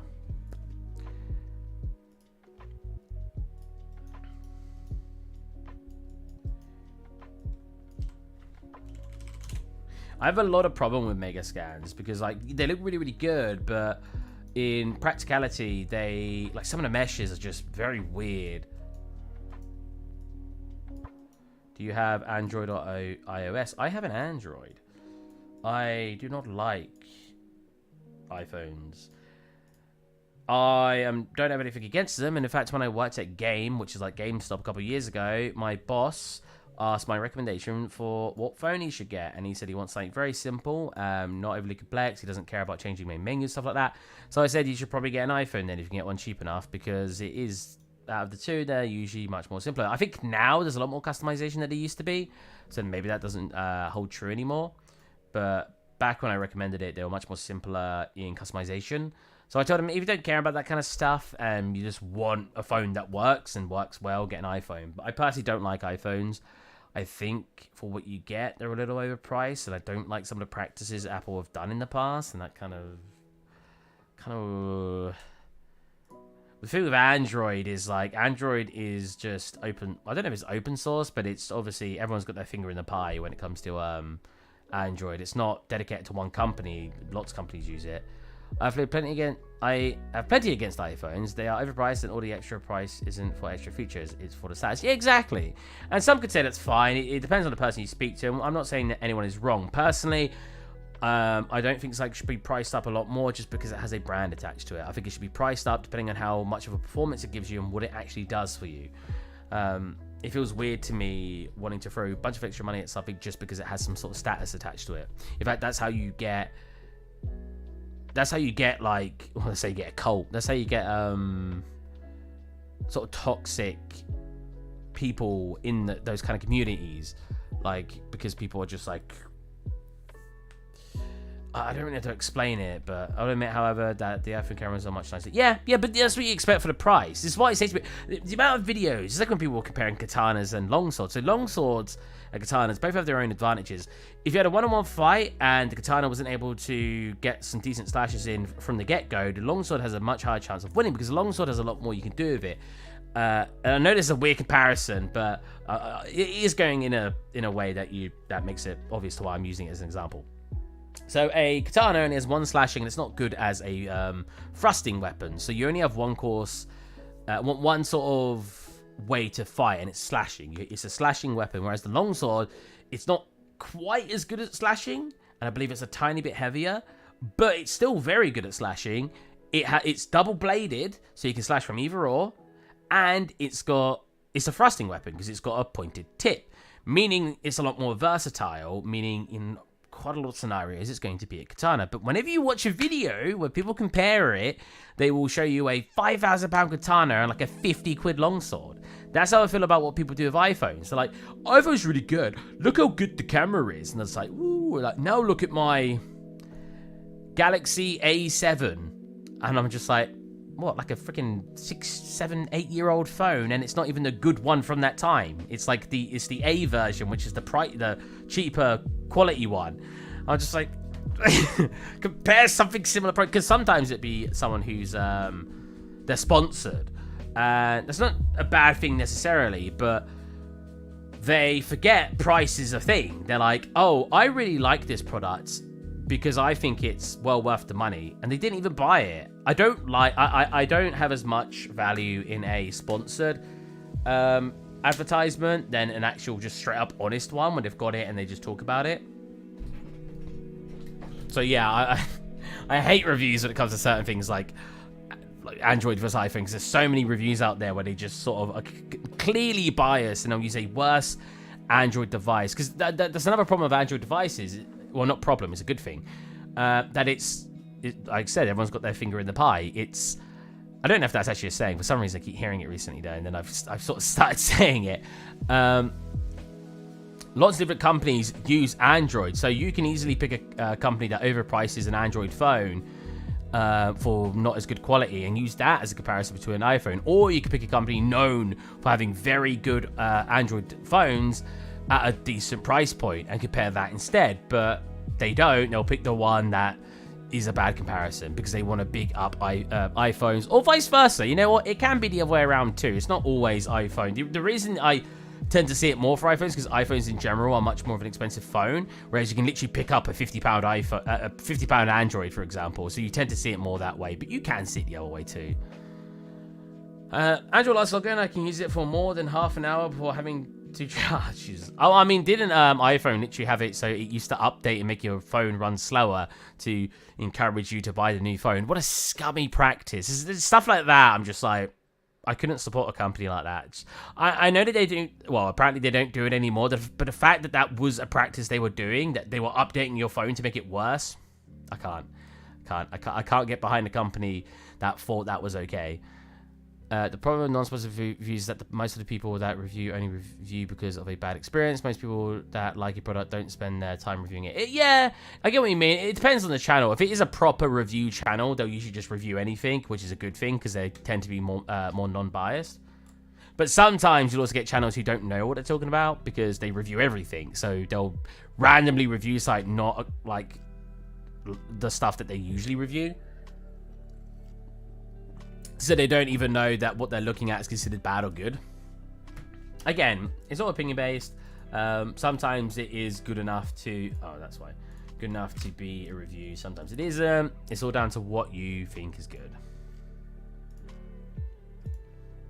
Okay, so let's start sorting this out. So that's the normal... That's Canon base. And then we'll go... Base, biscuit base. Canon top. Canon wood, big skull, small skull,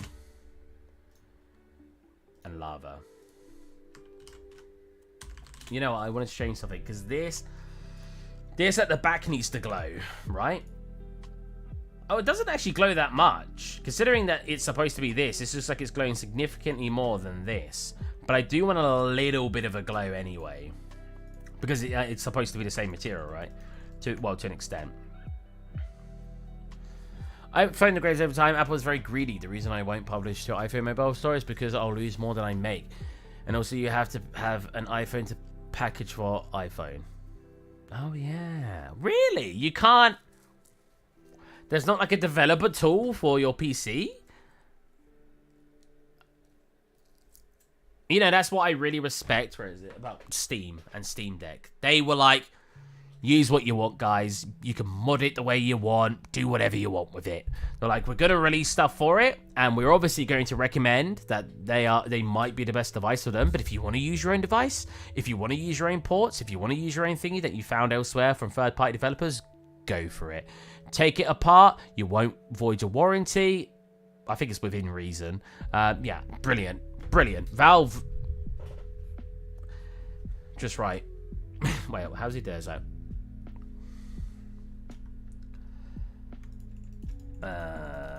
Here. Is this one right? Yeah.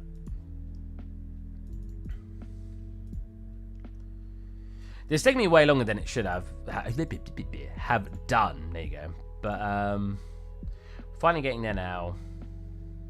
I forgot my emissive on. I do. Oh, I'm going to take you on. I'm going to make you a tab. Oh, well, not tab brighter. We want to go to emissive here. I'm going to grab this color, right? Which is going to make it way too bright. And then we're going to go boop and darken it. So it's not got a lot of brightness, but it's got just enough. It's going to cause a very minor glow effect. And we can always re-export it later if we think it needs a little bit more. Again, we're not looking at getting the final version in the Unreal Engine right now. We're just looking at getting it working. They don't care that much because they have Steam to back them up. True, very true. I mean, at the end of the day, how much money are they making on Steam? I can't help but have praise for Valve a lot of the time, though, because I don't know. I don't have many stories that I've been told about them doing scummy things. I mean, maybe Devin 3D over there. Say his name. I apologize if I've said it wrong. It's just like, oh, I've got some stories for you, Steve. But I can't. When it comes to Apple, there's stuff at just the top of my head I can think of that stories that I don't like about them, and then they're not like false stories as well, like proven things, like the degrading your phone with updates, for example. Whereas Steam, or Valve, I just can't think of. And again, there might be stuff. I've just not been informed of them. Canon. Venom. Should have. Yep, you can see it. It's added that. It's this part over here. Valve tends to cancel a lot of stuff. True. There was actually a video on that about the way that they work in a company, and it's interesting because the way that Valve, especially in the video, the way that they performed as a company seemed like a lot of people's dreams, right? It'd be like, you're not limited. You get to pick what project you want to be on, and if you don't want to be on a project anymore because it doesn't interest you anymore, you can leave. And that caused a lot of things to never get finished, which is presumably why a lot of things got cancelled. And it's a really good documentation. God, I couldn't figure the word. Documentation? That doesn't sound like the word either. Documentary. A very good documentary on it. And yeah, it's just like, it's one of those things where it's like, in a company, you never want to be pushed to get something out. You want to feel very comfortable when you make something. But it's like Valve, in a way, indirectly showed that, to an extent, not being pushed to make something means a lot of stuff doesn't get done. And they have made amazing things, and I don't know if they were pushed to make these things, but like the Steam Deck, I think is amazing personally. The Valve Index is known for being sort of the best VR headset plug-in one if you want the best VR experience, but it does have wires. And the games that they had produced up to that point, and even Alex VR is really, really good. But yeah, it's quite an interesting. My speaking abilities, they're awful. Let's just agree, Windows 10 MyBell was the best OS, and you cannot say otherwise. Was it really bad? I actually have no idea. I have no idea about... well, I know about Android operating system, because I've had an Android. Yeah, the final as of... Oh, Half-Life Alex's good read. They almost cancelled it during the final phase of development. Was it the same sort of reason? Is that the... See, I don't think I after seeing you guys to watch it, so I don't know if I watched the same documentary, but was it the same reasoning behind like, oh, a lot of people dropped it because they were told they could just drop Psych if they're not interested? Because the problem with that is there's always, no matter what you're making, there's always a stage that you're not going to enjoy. If, for example, your 3D modeling Psych, you might not enjoy the UV mapping stage, you might not enjoy the texturing stage, you might not enjoy the implementation stage, the material creation stage. Heck, you might not even enjoy the actual modeling stage and you like everything past the modeling. But a lot of time you just got to push past the part you don't like and just get a return. It's just one of those things. Anyways, let's get this basic materials on this. So we got, Canon's not the first one, right? It's Canon base. So that's this one, Canon base, which is the main. I should create an instance of that too, just because I want to change some stuff. So Canon base. Oh, it's like it's already named that. MI. There you go. First one's Canon base. Oh, yes, that's cool. It looks like it's kind of got shadows just because of the way I textured it. Oh my god, why are we running? Why are we running so slowly? So slowly. UE5 really doesn't like. Come on, really? Like, I'm unlit. It really doesn't like streaming at the same time. Are you serious? Are you serious, UE5? You're gonna... Oh, it's when I click off of it. What?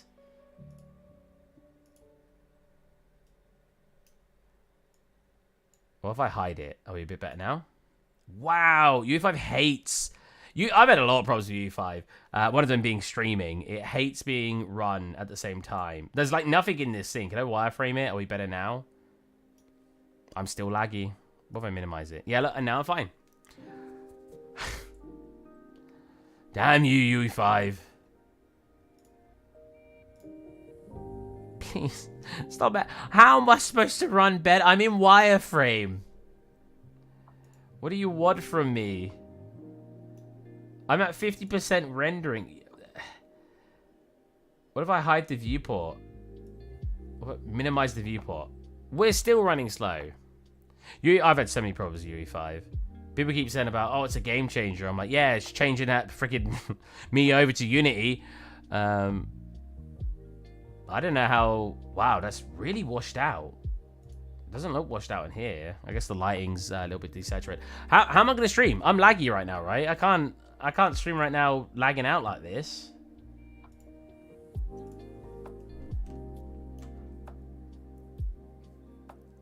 Favorite version was 4.26. I think the same. Well, that's when they did sort of the biggest pushes. Why is he in the ground? Whatever. There's stuff like this that's unnecessary. Like, we've got this whole lighting system back here, just in the model view. And I'm like, yeah, it's cool. It looks nice. But, oh, no. It was running fine for a second. Yeah, even my mouse is going weird. What order is it in? We need to get this up over here. Why not Marmoset for a project like this? Because I want to show that it can run in real time. A lot of my assets I tend to put in Marmoset, and my environments are in the Unreal Engine. The whole environment is very obvious reason why I need to be in Unreal Engine, and then Marmoset for singular assets because it's the best way to show them off. But with Lumen and everything, I really wanted to show off the asset in Unreal Engine because I think it's, at the end of the day, if you're trying to prove to a company that you can make real-time assets, having it shown in a real-time engine is going to be sort of like the most go-to way, right? Oh, look at all the stuff you made. Oh, can you show us it working in the Unreal Engine or in Unity or CryEngine or somewhere? Can you show it working in an engine? Oh, no, I only render in Marmoset. So you don't have any examples of it running in real time? No. You know, I guess it depends what kind of questions you're going to be asked in a interview, but it's always a concern of mine that... Why is you frustrated? It's always a concern of mine that that's going to be like questions asked, right? That it's going to be, oh, well, let me put this up here so I can see what I'm doing. Oh, why are you not able to show me it being working in Engine? So if you could just, if it's not much of an extra hassle to get it working in Engine, I just feel like it's the better way to do it. So we got Canon top, which is this one. Nope, it's not. Oh, it's not in the same order that it was exported in. Oh, I hate when that happens. So that was what? The big skull.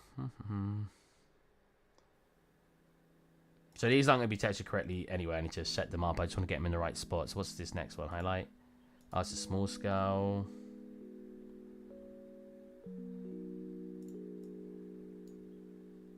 Highlight.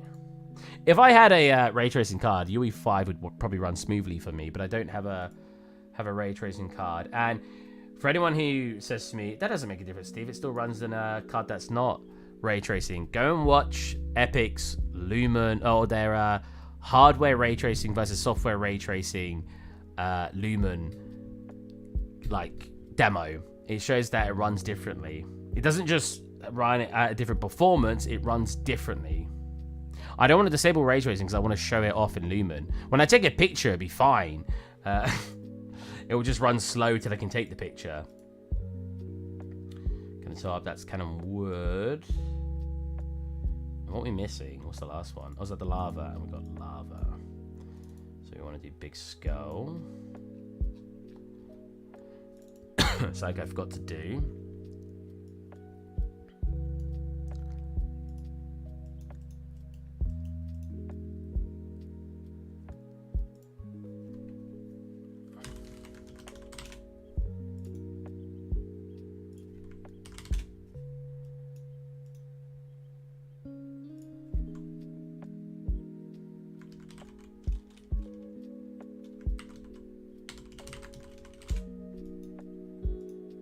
Massive texture, I should call it.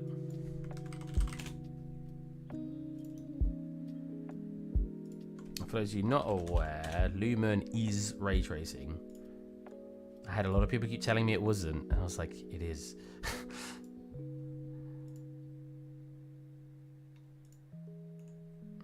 Really? What do you mean it'd be last? I just clicked apply. I should have saved everything. I know that's not what you just said, we tomato ball. I'm just saying for anyone here, I've had to reiterate so many times that Lumen is in fact ray tracing. I'm very glad they've made a video to talk about it. Yeah, I'm a little laggy. Am I still? Can you hear me? As long as I'm still able to be heard, I think it's fine. Kinda at large scale. We're doing large scale now, so I'm gonna go boom. Oh, we need a blank. We need a blank, or we need to just turn a emissive frame. Oh, it is on 0 by default. Wait. I need a kind of a blank map for emission by default, because if it's using one that isn't blank, it means it's going to be applying a emission to everything, and I don't want it to do that. So let's just load up Photoshop quick. I could load up Paint and do this. We'll just grab like a freaking 62 by 62 texture.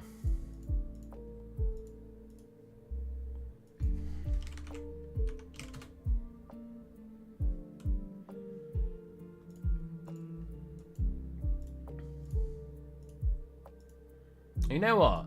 The update, oh, it's working again. They updated Photoshop, and when I go to click File Export, it will only let me export it as like 3 different settings, not even PNG. And now I'm like, why? It's really weird. But sometimes it works, like it just did now. Maybe they updated it again and it works now. It's very strange.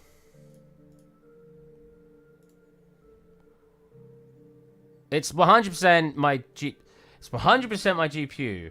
I'm not going through this. I'm not going through this again. Go back in my chat 6 months ago. I'm like, Unreal Engine has a lot of problems, especially with streaming at the same time. Lots of stuff. There's a lot of stuff that causes problems using ray tracing with a non-ray tracing card. Lumen, because I have it turned on at the moment, is ray tracing. It causes problems. I've looked through stats. I've looked through everything, and everything told me it was due to the ray tracing.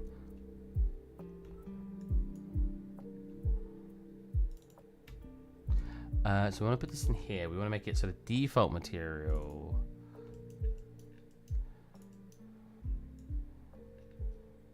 We also know because I had a stream with a 3090 Ti and we were perfectly fine.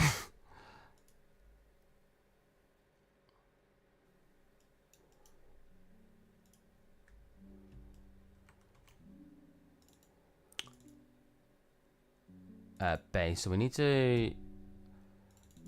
I don't need anything else on the base. That's fine. Big skull.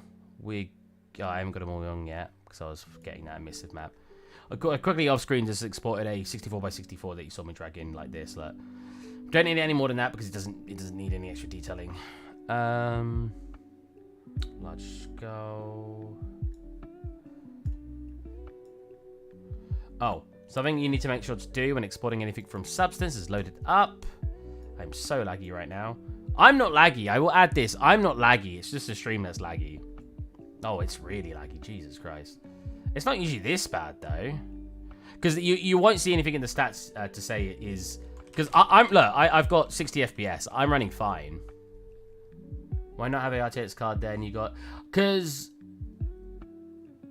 Yours is worth double my...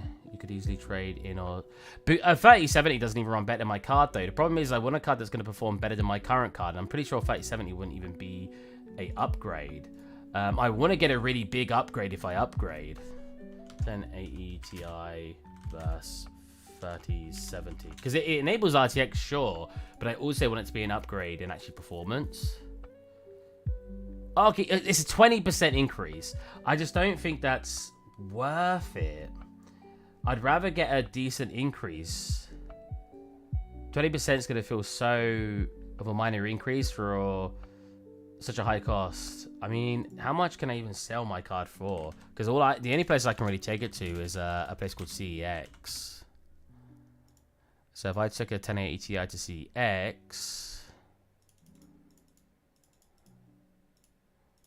Please, I hate websites that move as I go to type. I will get... £162 if I wanted to buy a 3070 brand new because I like having a warranty with it. It'll cost, cheapest one here is 533 gigabit or gigabyte, sorry. So that means it will cost me about £370. I just feel like £370 for not even getting an improvement feels like, or getting a minor improvement. Just why not for? Yeah, I might do a big upgrade like that. It's only 2K. True. I might do more like a 4080.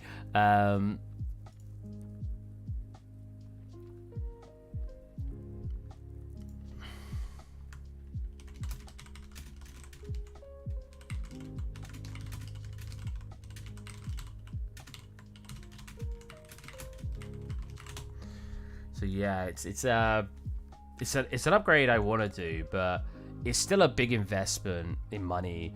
And I have the money to spend, sure, but I'm very money conscious. Oh yeah, I'm just saying to you guys, if you want to import something, make sure to open it up.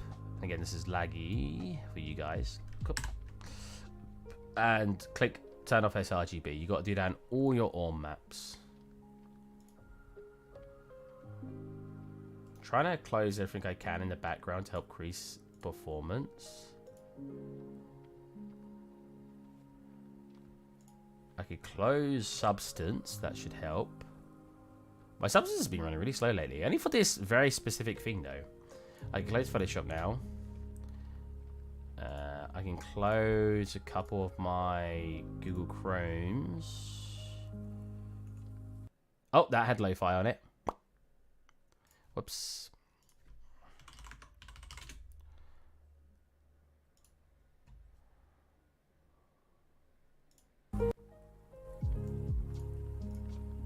Cool. Oh, we're running a little bit faster now. I just don't want to be too laggy for you guys.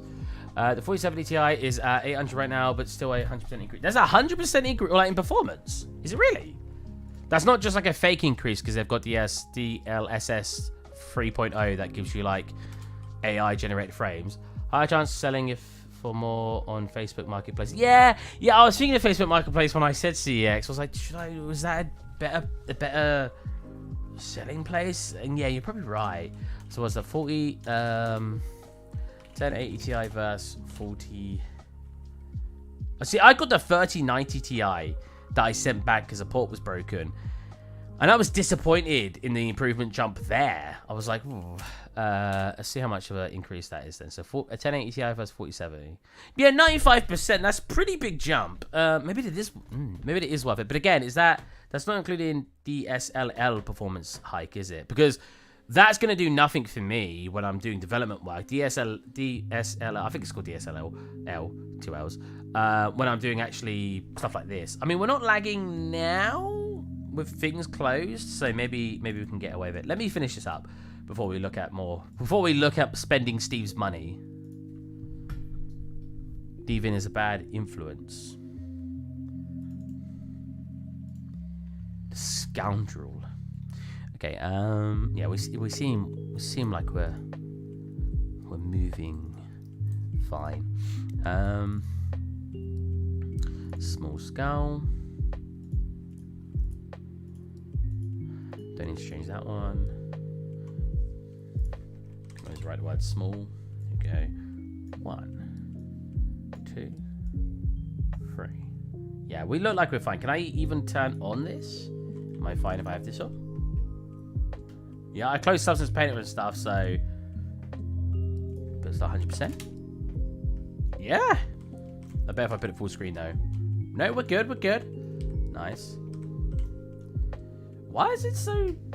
don't worry about the textures, I'm still applying them, but why is it so, like, desaturated? What's the post-processing in here like?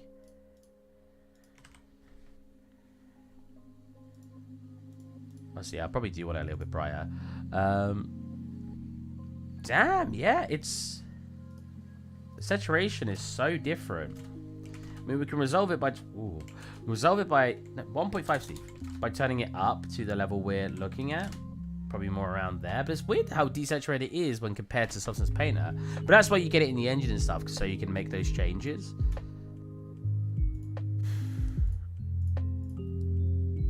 Let's close all that and reopen it so I'm a bit clearer on what I'm doing. So we want to do Canon top. Canon top. Oh. It's called underscore. There you go.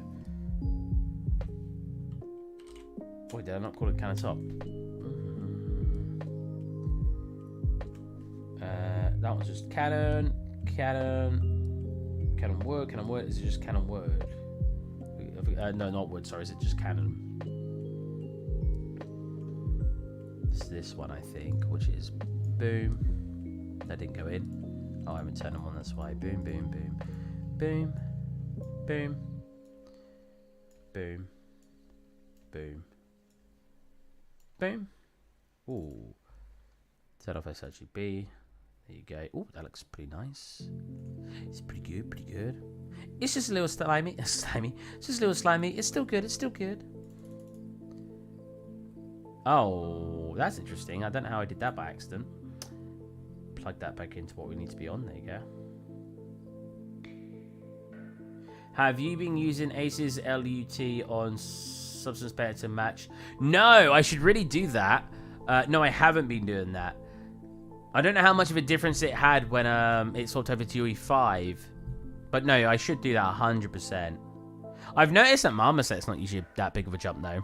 What I tend to do is I just change it. Twitch isn't updating. Again! I do have, again, Chrome on top of it. There you go.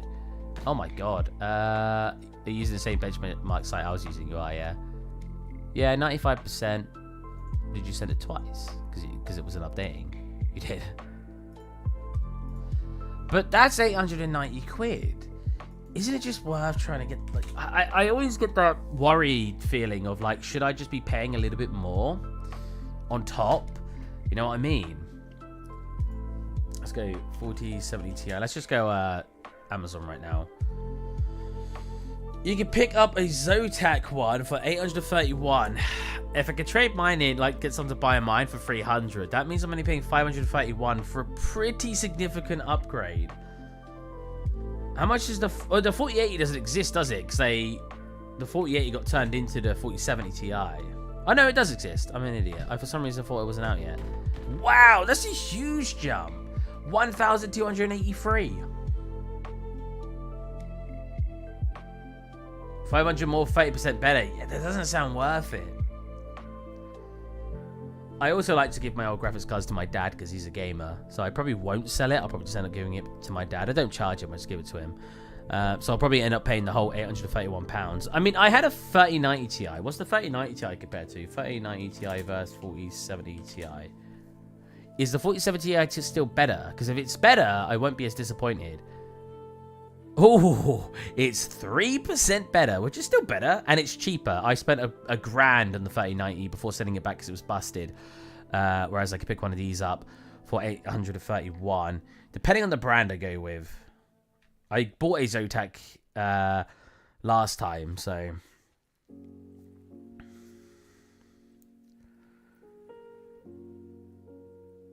it's very tempting. It's very tempting to just click buy now. Because, like, at the end of the day, I get money from doing streaming, not much, and I get money from selling stuff, also not much. But I probably, in the time I've earned the money, I've not really spent any of it. So I don't mind spending that money on... We're just doing a shopping stream now. Spending that money on this kind of stuff. I got refurbished 3070. I made a mistake. Oh, I thought you was going to say, best decision of my life. Clearly, that's not what you were going to say. So it looks a little too not saturated, a little too, Oh, you know what? We need to get into the camera as well. Again, we've not set it up correctly yet, but it was 2, wasn't it? It's looking pretty good. We're clearly not there yet, even close to there yet on the actual way we need to make it look, because this is obviously what it looks like. We're way, way off of that in the moment. But we're at a pretty good angle. This matches up really well here. So it's clearly too saturated. There needs to be more brown attached. Yeah, way too saturated. It needs to have brown. It needs to have some light at the front. The cannon technically needs to be aimed up a little bit more, but it doesn't need to be perfect. It's fine. Let's get back into here. So I think it's more that we just turn down. We keep the red up and turn these down. Ooh, maybe too much. Maybe around there. If I turn the overall down, then the old share now, no, they don't. So I can turn out that to 1.5. So look how desaturated that looks. It's crazy. The crazy amount of desaturation. I'm feeling like there's something here that's causing it to do that. Maybe it's the lighting. I'm confused to why we're running fine now. I guess Substance Painter was doing most of it. So I don't know if we even need that light. I think it looks fine like that. Get rid of the spotlight. What about a rectangular light?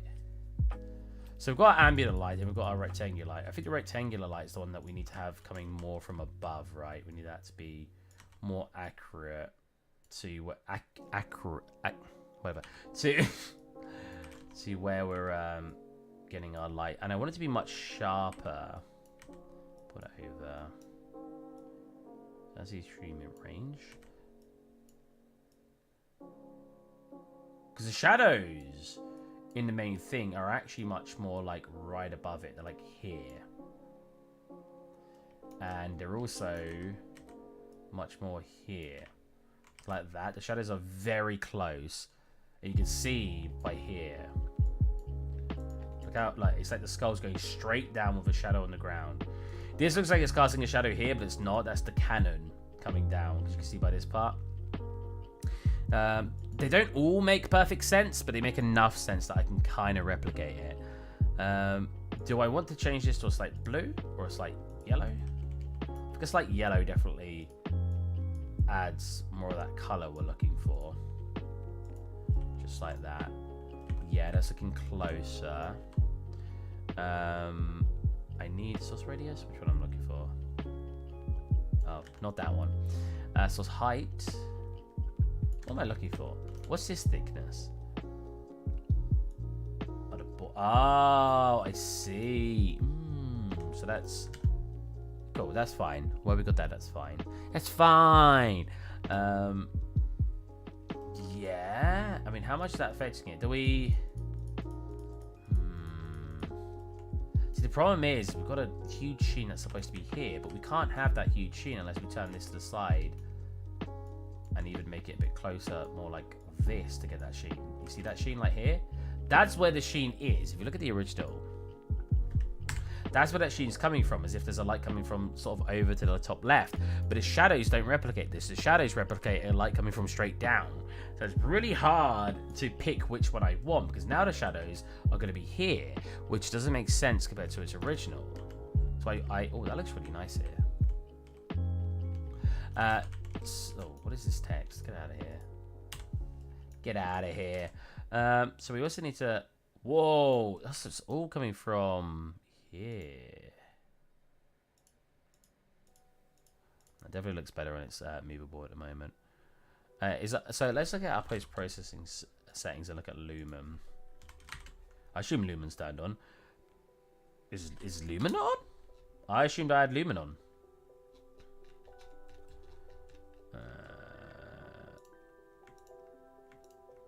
Film, global, Lumen. Aha! So I want to light it up with Lumen because I want to demonstrate using Lumen. That's that's one of the biggest points. Now that is way brighter.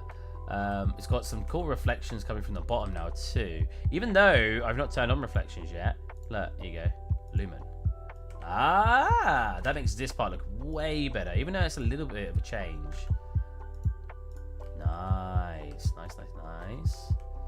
Very cool, very cool. Let's get the rest of the textures on so we can actually see it. Oh, with it's finished and you have stage. What? Oh, with it's finished and you have started putting it in the scene. Yeah. It's not quite finished yet, but I really wanted it in the scene just for visualization purposes. Do the pre-ref. Pure ref, you mean F-Spy, right? I couldn't get it working. It did not align correctly. Because I was trying to make it... Oh, no, it aligned correctly. I couldn't get it imported into Blender. Because that's how I was going to originally model it with F-Spy, giving me like a perfect alignedness. But it didn't work, so I just said, let's eyeball it. So I know it's not going to be perfect to its original anyway, because eyeballing will never be... Steve's literate. Am I... With it's finished and you have started putting it into a scene.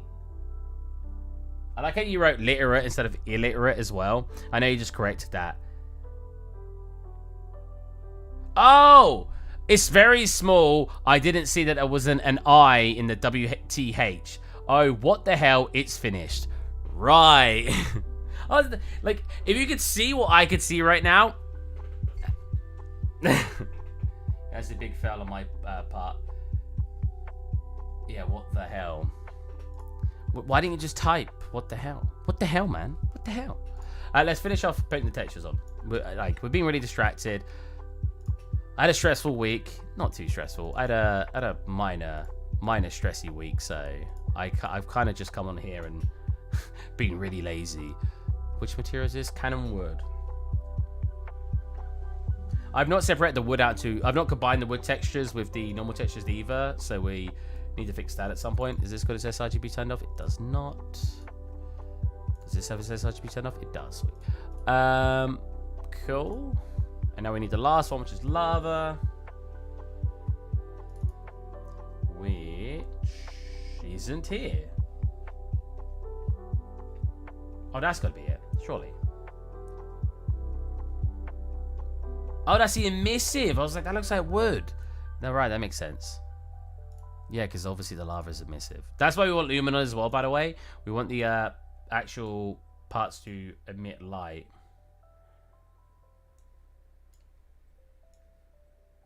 Wait, oh yeah, it's fine. So it's not emitting light now, but if we actually come into it and we were to turn it up, it is doing nothing. Why is it doing nothing? I'm seeing a result in here. Look, it's freaking brighter than the sun.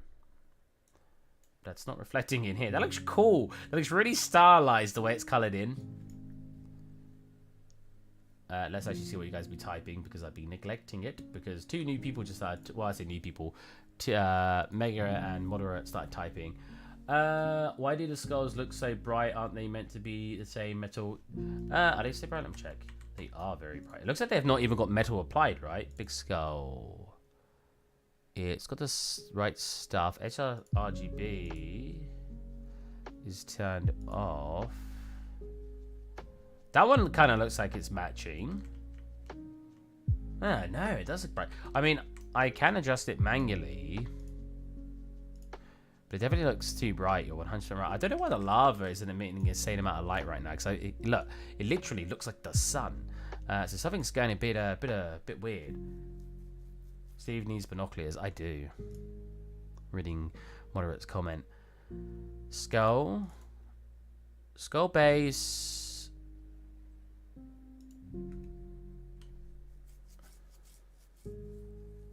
Large skull. That's the right one.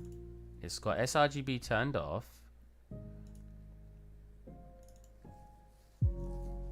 It's almost like it's not getting any metalness. Brightness, metalness. Like if I turn that up, it'll go darker, as you can see. So it's almost like it's not got enough of that on it. So it needs to be like a 0.7, which definitely looks more.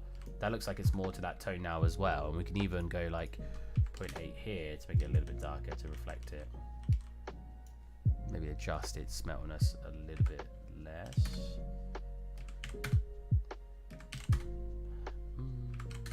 Oh, too high.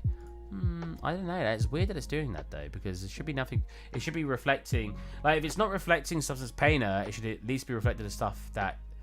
Like if one part isn't reflecting Substance Painter, it should all be not reflecting it in the same way. So it's very odd. Not sure why, but we can kind of fix it like you just saw there with me changing some parameters anyway. Which is why we set it up that way, so we can change it. Now, I do want to know why the lava isn't being changed. Like, look, it's literally glowing here. So why isn't it glowing here? We can see it's associated with it. Like, if I put that to other parts of the material, yeah.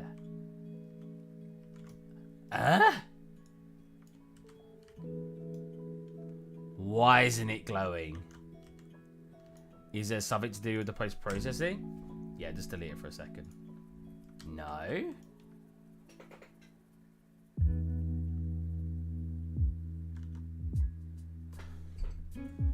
Now I'm very confused. No, let's go into it. If I turn you off, turn you to like screen space. I kind of actually prefer it in screen space. It's probably because it's built right.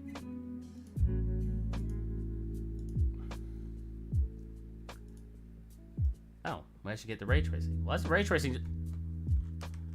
We're just casually running ray tracing?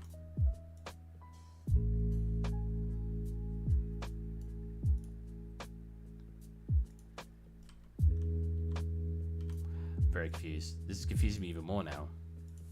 Am I crazy? The screen space looks the best out of all of them. As much as I said I want to show it in Lumen, maybe it's like I just need to bring Lumen dark a little bit, but by default, it just looks better. Do you need a bloom volume, or is that... You'd think that's what I was thinking. Like, is it to do with like bloom? Oh, this doesn't seem to be changing either. There's a lot of stuff here that's not making sense. Why is the reflection changing? This not causing a difference. Why can I keep it at screen space and we're getting the same result? Why when I just delete it, we're getting different results? Except from just, maybe it's just brightness.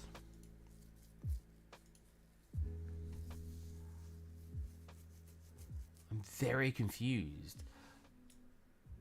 Texture streaming off. No!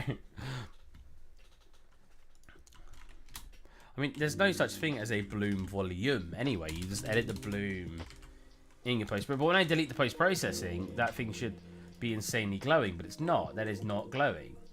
Oh, is it? Hold on a minute. Oh, that's why we want Lumen on, because we want it to actually glow. We're just not getting a glow effect. That's not glowing to the level it's supposed to, right? Let me turn it to like 50,000. Oh, okay, so it's... So when if I turn it to 50,000 now... Why does it need to be so wildly high? That's 0, 1, 0, 1, 0, 10, 0, 50, 0, 100. So you can see that slightly glowing now. You see that? Very, very slightly at 100. At 1,000. At 5,000. So 5,000, you can see it. But oh, that's 50,000, sorry. 5,000 is here. You can see it. But we want it to glow. So what's the post-processing? Let's go... It's on screen space right now, right? Let's set it to Lumen. So they are emitting a light, right? Yeah, they're definitely emitting a light. You can see it there, 100%. And if I set that back to screen space... Cool. So that's what we run. And then if we go to Lumen on here, it should change. So that's a reason to stick at Lumen, but we definitely need to change the lighting around Lumen a bit more. Lumen a bit more. Sound like I said Lumen. Oh, so that's because of these, right? Because these aren't emitting lighting. Yeah. So, yeah, that's definitely it. Yeah, oh, well, half it. Because in screen space, a plane with emissive on it won't be emitting lighting. Frames look much better. Yeah, I closed a couple of software that seemed to work. For some reason. I don't know why. Real time. That looks awesome. Not quite what I want. It's not doing a skylight with real-time capture enabled in the scene. It required at least one sky atmosphere. Right. Oh, it's still not doing anything though.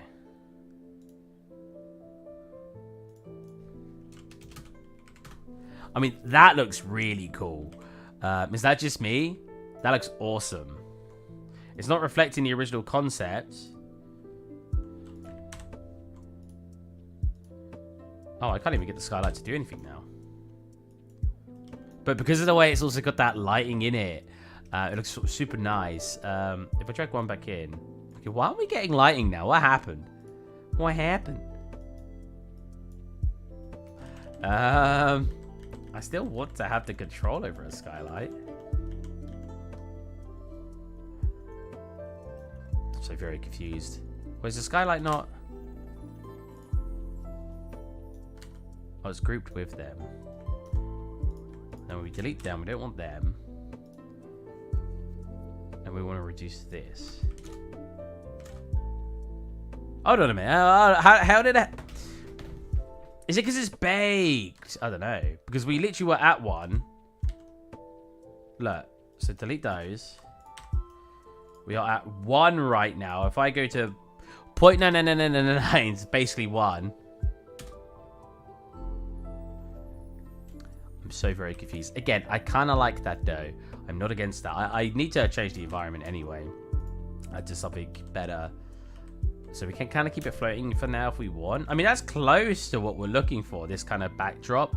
The only problem is we need a shadow for it to cast on the floor, so it needs an actor to be on the floor to cast shadow to. So we're likely going to have to make sort of a makeshift environment. Ooh, it lines it up a lot. That's interesting.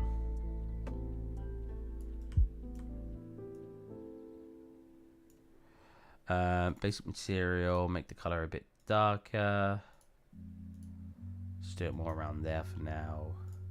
Cool. The lighting setup's definitely getting closer and closer. We're edging closer and closer to what we're looking for a final render. We just need just need probably a mesh on the ground that does something more like this and come up at the sides, and then we'll color it in, and then we'll try to color match what we're looking for. We're quite dark at the moment. Now I don't know if I'm going to keep it dark because we're kind of... Oh, I'm typing in the wrong one. I was like, this isn't doing anything. Look at this. Why is the skylight not lighting it up anymore? I'm at 5 million. If I said stationary bit, I will. No. Well, now I'm even more confused again. Is this a sphere? Oh, looks very cool. There's something about being like a black backdrop that makes it look really cool. I keep saying really cool. I'm sorry. It does look cool to me though. So why is the skylighting not doing anything? It's right? It's not doing anything. I should have just made a blank scene and set it up myself. I always run into problems when I'm using something. Because you can see the glow here. That's very cool, which is what we want. We want to be able to see glow of the lava. He's obviously in the original scene. When you make something glow, it needs to be quite bright. So it's a lot brighter than this. So it kind of takes a little bit away from that color. The problem is, again, you can't... It's very hard to have something dark. Still emit light. See that? To emit light, it needs to be at a decent value.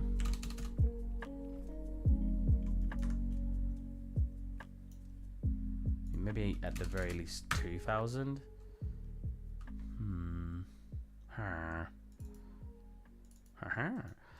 When it comes to emissive color, why don't we add it instead to an emissive strength? We'll add a no, I need the emissive strength as well, but we'll also, before the emissive strength gets applied, we'll attach a... I'm doing this on the other monitor, sorry. We'll add a actual component that lets us to change the color. So if we want it to be slightly shifted in the color spectrum, we can.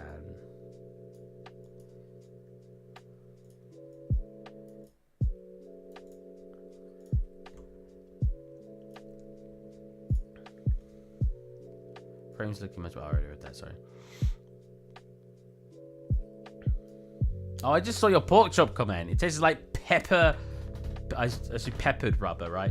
Do you need a... Wait, I already read that. Okay, no one's typed anything for a while now. Now checking. So why isn't the skylight working? Have we got directional light in the scene? Is it because of the lack of directional light? No, that's just done nothing as well. Oh, no. Okay, it's doing something. Okay, cool.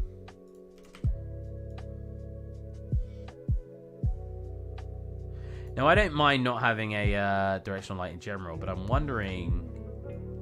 Because, like, you see that reflection here, right? We want that. We want it to be about here, right? But we only want it to affect this. So I wonder if I can go channel...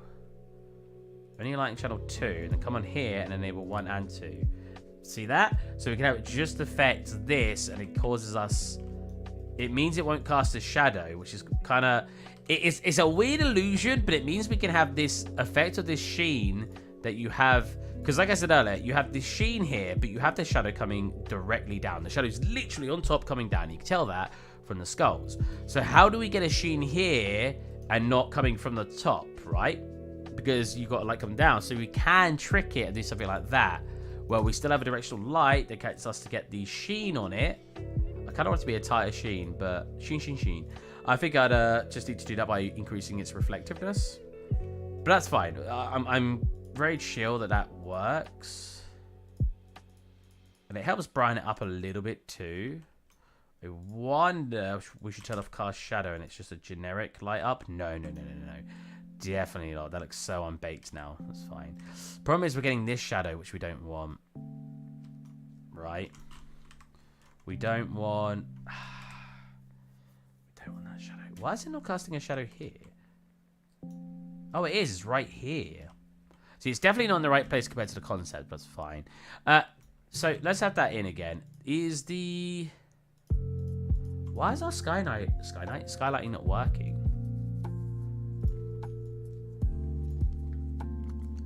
You guys got any ideas?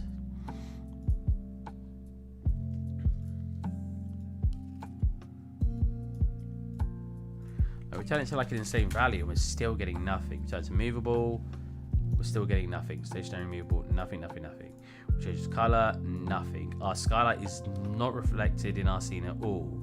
Real time, it says we need a sky atmosphere. We had a sky atmosphere. And we get something. Okay. Set on real time.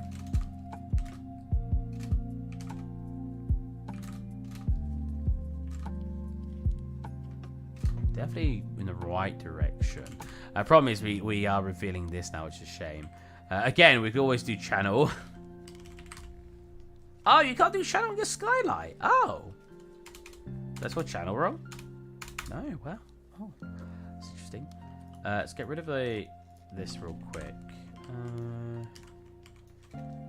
Oh, so that's showing the sky atmosphere. We do not. Well, we're going to hide it with a bowl. Let's make the bowl now that I keep referring to. So when I say a bowl, I mean a bowl. I mean we'll do this. We'll only give it like 8 sides because we're going to subdivide the hell out of it. We're going to... So we need this sort of middle part kept intact. I can scale this up and down as I go. We need like this, and then we basically... There's a couple of ways we could do it. If I get rid of this first, and we just extrude out. So if we want to keep this part secure, we want to select only edges. Does it really do it like that?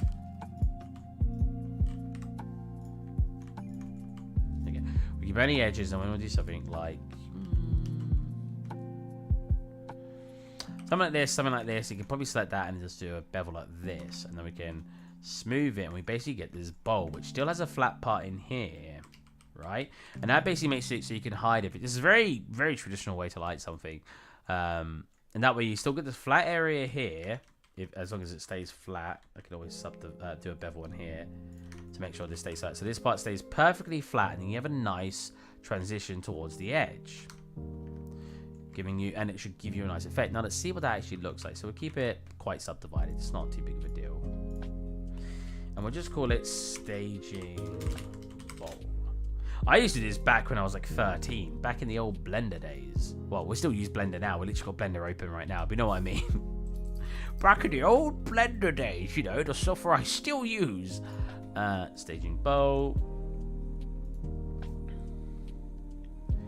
I have no idea how big this is going to be. Oh my god, is it humongous? It is humongous. My lord. Okay, so 0.1. Apply. There we go. More what we're looking for.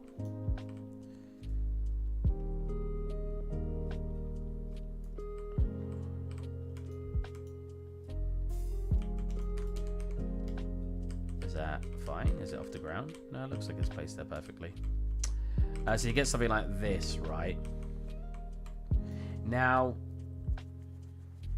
the problem with this is if we look at the original concept, we have, it's like a smooth transition.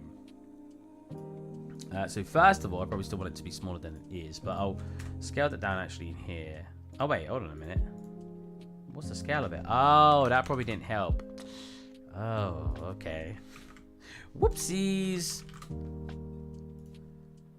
There you go, like something like this, a much smaller environment.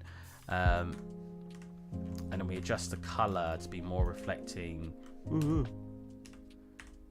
More reflected. Oh, didn't I not have this? Oh, I must have closed it without saving it. More reflecting the color. Oh, wow, it's amazing how much darker because of the way it bounces that it makes the background. We need to reflect this color. So if we sort of grab this, oh, let's put it on another screen.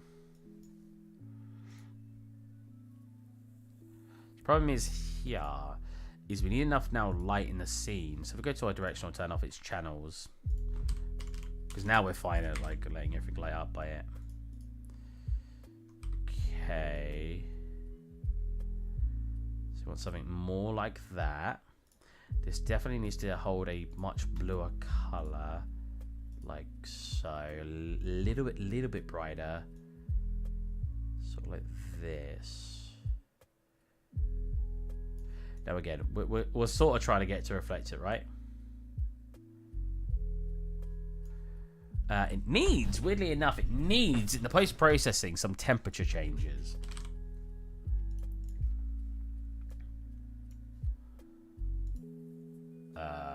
Let me get chat up. I don't know if any of you guys have spoken, but could light on one side warm on the other make Reddit look so nice? I could. I was really thinking that, but I'm not sure. I'm not sure if I just want to try my best to reflect what we're going on. It definitely is. I'm I'm actually really happy with how it looks. I thought it was going to look worse. We've got these darker shadows that we don't want. Now, that might just be having turned this up a little bit. So we're at 0.5. What's 5 look like? Oh, see, 5 looks pretty good. The problem is, because of the shape I actually made it, we're getting this, like, secondary light. So I might have to change the shape to come more out. So instead of being a bowl, it's more... it's more... Let's undo that. Cool. So it's more like this.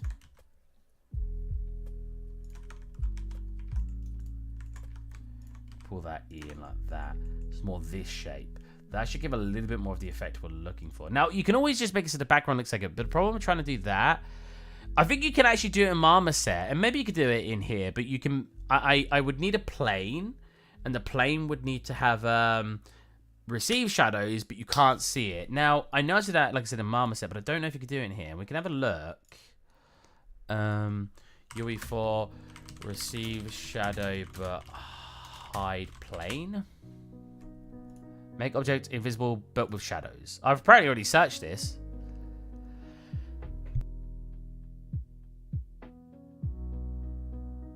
Bless me.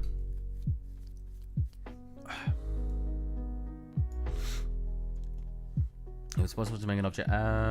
Set the object, go into its panel, go to render selection, set the access to hidden in game, flag to true, go to lighting settings, set the cast hidden shadow flag to true. Ooh. I mean, I've clicked on this link before, so I must have known this at some point, but that sounds brand new to me. And let's see if we can do that instead. So it looks cool. I actually like how that looks. It's just the problem, if we actually go into the camera as well, is I do want to try to reflect, because that looks really nice. The double back of the color, I actually really like that. But the problem, see what I mean? Look at, I'm only at 70 frames per second because Lumen is that demanding on a non-ray tracing card. Software ray tracing is very demanding. Is this in the ground? I'm looking here and this looks like it's proper in the ground. It is. Oh yeah, we weren't even seeing our lava. Jesus.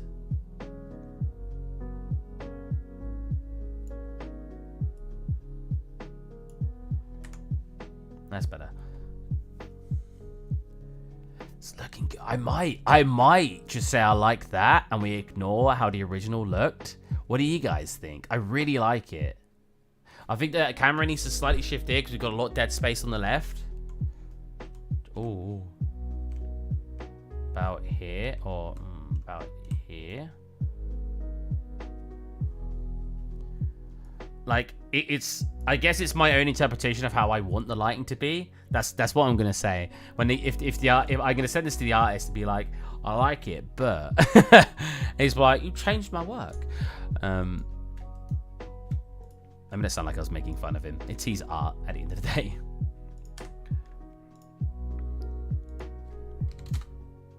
So that's like, oh, that does wash out the colors to the way we want them. So what I could do here is, obviously the background's too bright, but we could just turn down the material instead. Go like here. That gets us very close to what I'm looking for. I think 50 is too much though. I think we need to only be like 25, 20, 20.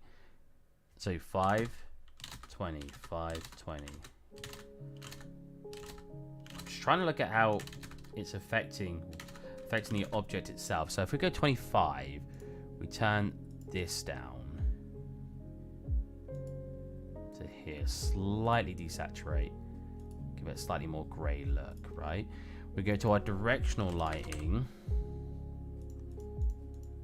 Wow, the way that Lumen, it's like boom, whoa, boom, whoa. That has to catch up. So cool. And we have that at 500 already. I think that's probably fine. Yeah. Then I think the rest is just post-processing. I think... What the heck is this? I think we're looking at... Again, I've kind of gone off target of what we actually originally wanted, but... Is this to one side now?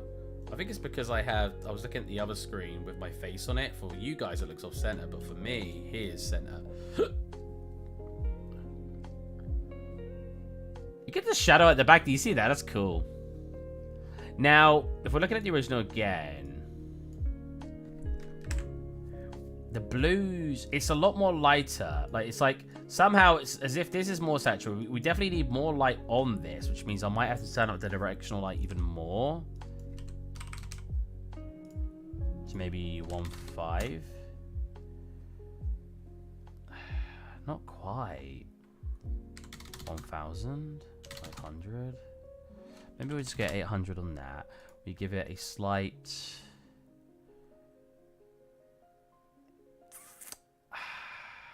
No, I still want to go to 500. I want these shadows to be darker over here. The reds definitely need to pop more, which we can do in the post-processing. We go to post-processing, go to saturation again.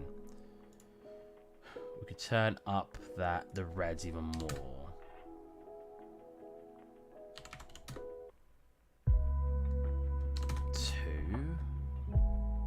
The yellows. A bit lower. Too low? Too low. Lower. Lower. Too low. Lower. Greens, what do they look like if they get turned up? Okay, so we definitely need the greens turned up. Yeah, 100%. So there was that 1.2. If we go 1.5, 2. Just 2 looks good. I think a tiny bit less, like 1.8. 1.75. Around there. That looks pretty good. The problem right now is the shadows are too strong, so we could always go into shadows. Shadow. And we want to go gamma and gain. I always forget which one works better, so we'll try. I'm pretty sure not gamma.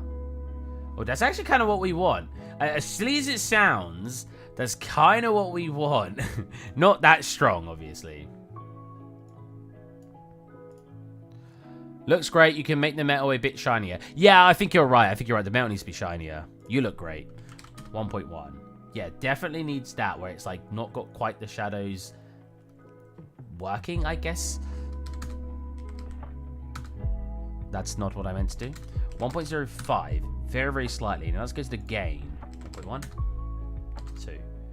Yeah. So we definitely need this to be like a 1.1 as well. 1.2. 1.1. 1.1. Okay. So I'm looking at the saturation again. I'm thinking overall a tiny bit more still. Oh, you know what? We're looking at saturation, but we're only looking at global. We're not looking at changing midtones and stuff. So what do we got for midtones? Yeah, I think it's the midtones we're looking at. 1.2. 1.1. Yeah. Roughly what we want.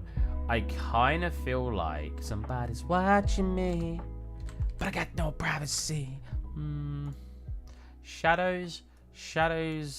Wow. Surprised how much they actually have an effect. Shadows definitely need more. 100%. Now, with all that said and done, this is now 2. Is that too much now? Am I getting a little too crazy with it? Because if we look at that, it's like somehow desaturated, but not, right?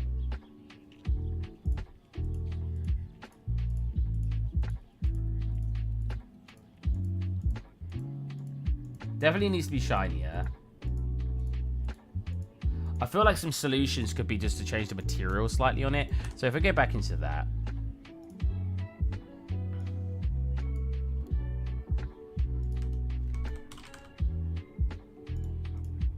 Set it to like 1.5 again. 1.75. Sort of around 1.8. Sort of around there.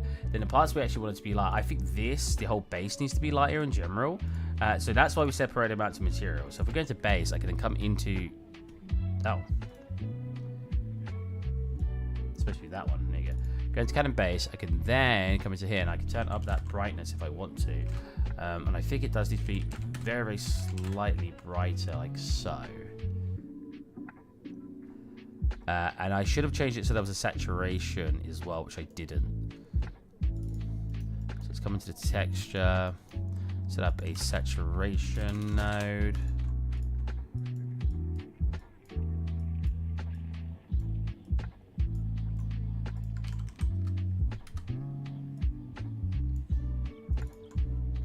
No, I said it's not finished, but I'm looking at it. I'm like, do I need to add more detail? I think I'm almost done. The problem is we're not getting the scratches coming through, so I wanted to re-import them back in and then cause it to generate our edge wear and our occlusion on it, which all should work. I'm looking at it like it's the color in the wrong direction. Obviously, depending on my monitor, it's going to look different too. I'm like looking at the midtones a little bit. I mean, it does reflect, I think, this a bit better though. Like, it does reflect this a bit better.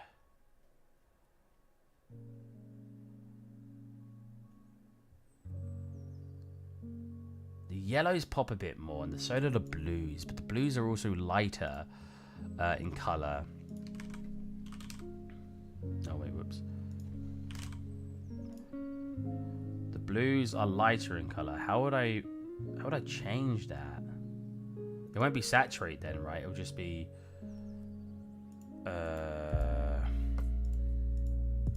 Jesus Christ. Oh, color grading. I'm not even in the right spot. Temperature. See, we could change the temperature and make it a bit more like that. That's too much. 6,500 is the thingy. I think it needs to be like here. Yeah, that's closer.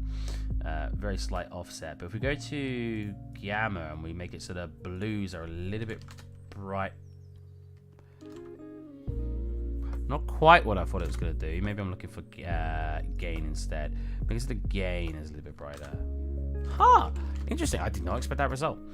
Doesn't work the way I thought it would. Interesting, interesting. So we can slightly change the gain and turn that up and down as well to get more what we're looking for. It's definitely close. Very, very close.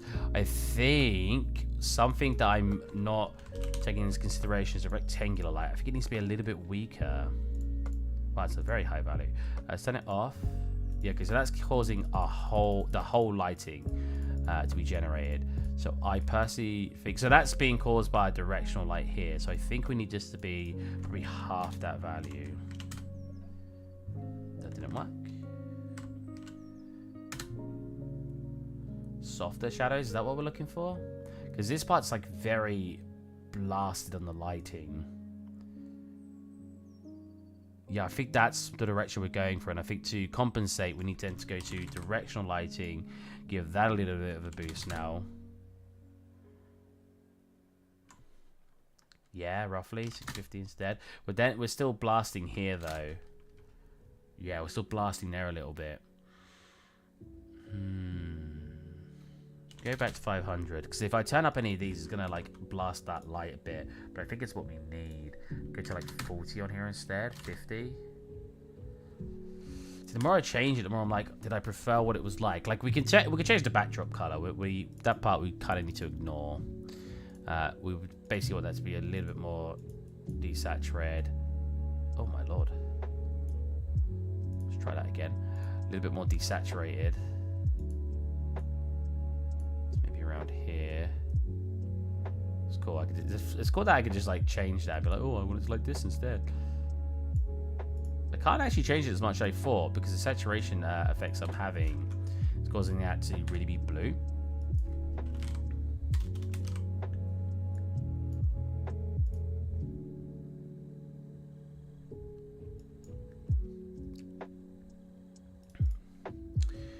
Temperature. So temperature I think is fine. I think a big part is what I was doing over here.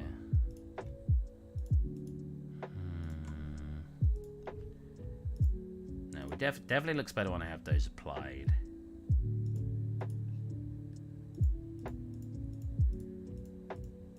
What have I... Oh, so we're making it a little bit more saturated overall. Oh, and the shadows.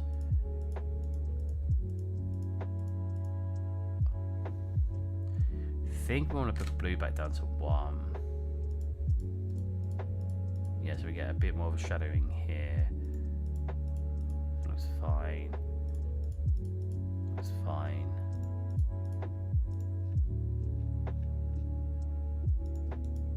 Oh, it's got color grading. Oh. Oh. I didn't know that. Oh, that's cool. It's like more saturated. I mean, should I just be doing it without this?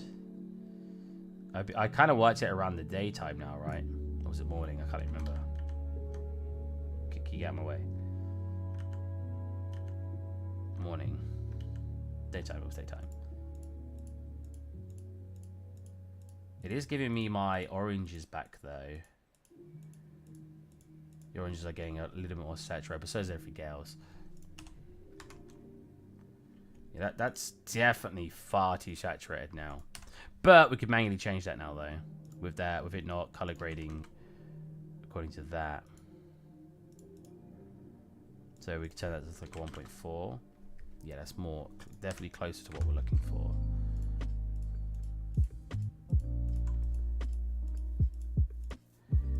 The blue's too much, right? Like, it's definitely it's like a slight purple than a blue, and it's much more desaturated. I'm going to undo a lot. I'm going to get back to where we were a while ago.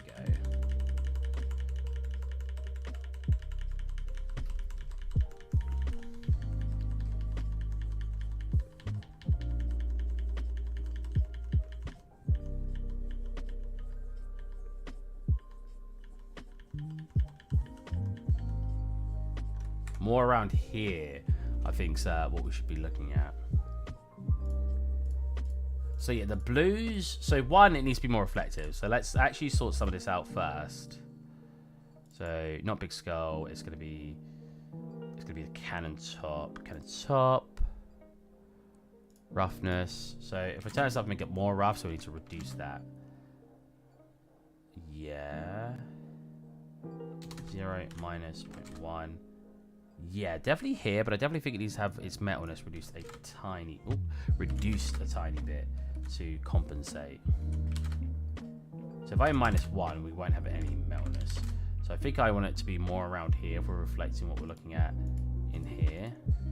So the color definitely needs to be adjusted as well, because this is not as blue as we got. Now, some of that's probably being caused by some of the environment being more blue, but I can remedy that a little bit.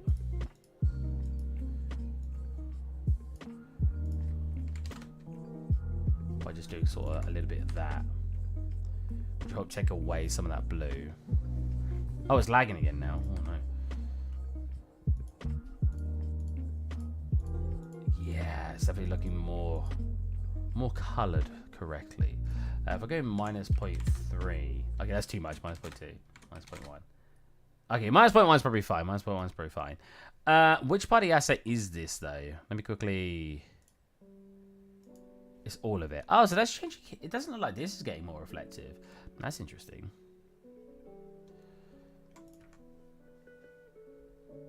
My problem is the overall brightness. You see how bright this is? Despite the light being from the top, it's almost like it's just having a generic brightness overall. There's a couple of ways I could do that. I mean, I could just get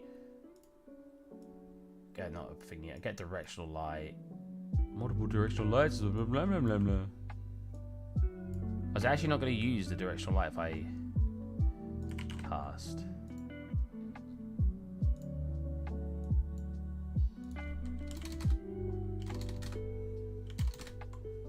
Oh, interesting. I mean, it does kind of do the effect I'm looking for, though. Where we're getting, if I aim it like this, it's giving the whole thing a generic brightness. You'll see the difference like that. So it gives it this generic brightness that we're seeing from here. Too high, I think. I think we're only looking for a tad. Yeah. We need to make our background more desaturated again. I like the blueness, though. I'm not... Oh, wait. It's also got reflectiveness. Oh, that looks awesome. Do we want it to have no reflectiveness? Was that like here before? Oops, whoops. Was that like here before? But if we give it no reflectiveness...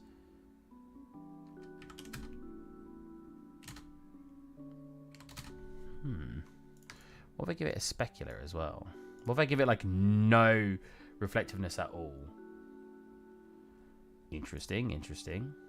We could also re-import this. Like I did have one that was like more flared out, right?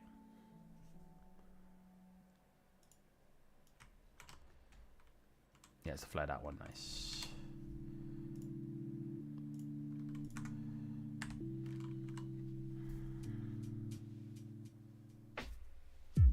It looks too blue.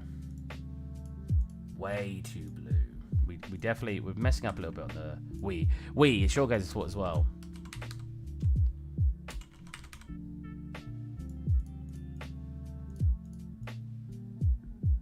I mean, oh, is the light giving it a lot of blue? It's not. It's just the blue of it. I mean, I guess I could do this, and that would help counteract some of that blue. Like that. Well, I think that's a huge leap in the right direction. It's a little too red, though. It's the top that's annoying me. This light's hitting this. Oh, you know what? We can fix that by making it rougher, right? Oh, but if I make it rougher, it's going to make these parts rougher because they all connect to the same thing. So it might be worth...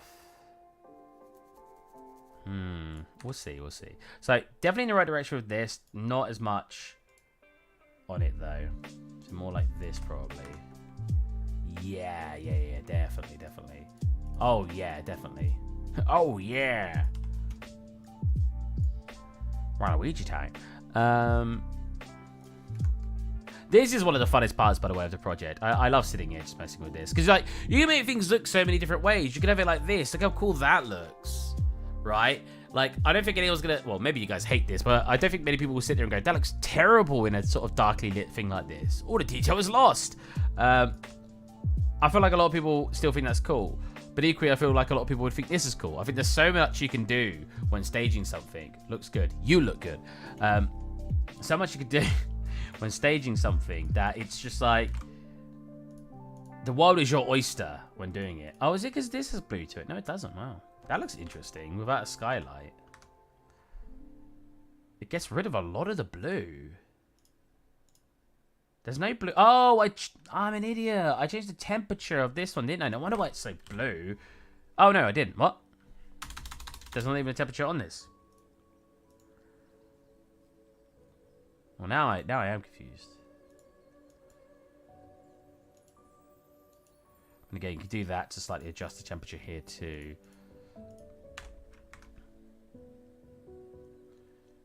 No, I'm not done. I still need particle effects and stuff. I just remembered. Have we got, like... I could probably just get away with using, like, sparks. Oh, I didn't include default content. Interesting. This looks way too desaturated. This needs to be way more saturated. Hold on a minute. So we still need one more stream, which is tomorrow anyway, to get this cannon finished. So we literally got one more day and we're done. We should be done tomorrow.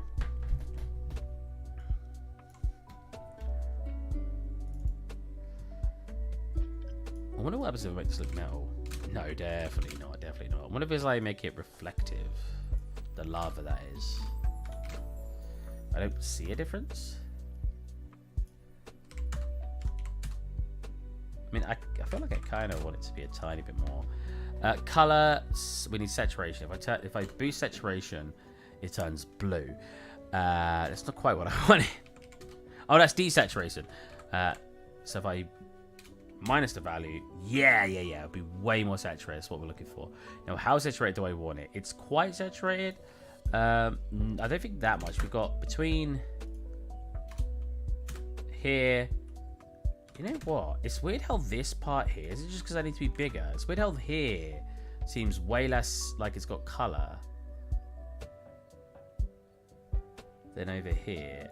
So minus 0.2, that's 0. Minus 0.1 is probably all we need.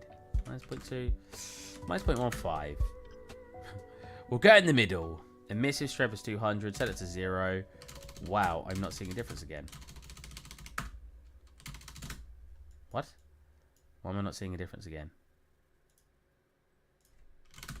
Oh, that's why I'm being an idiot. I've set it up a little bit incorrectly. I've set it up so that the emissive is driven by color. Wait, no, that should be fine. Color first and then emissive strength second.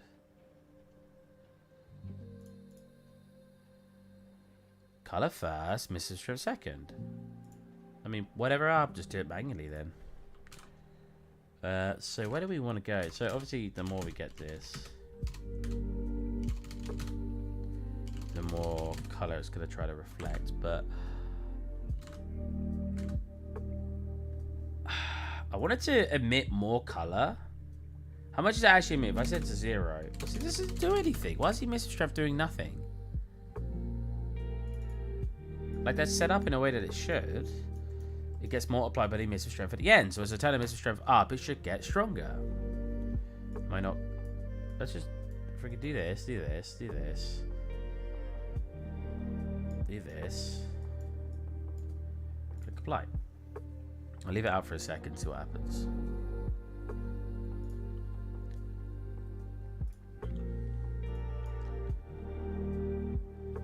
I'm not gonna lie, I almost thought I was looking at the picture. For a split second, I was like, oh, let me get the Unreal Engine up. Now, that sounds like I'm being really big-headed and vain, but you know what? It's looking pretty good. Oh god, I'm so stupid. Why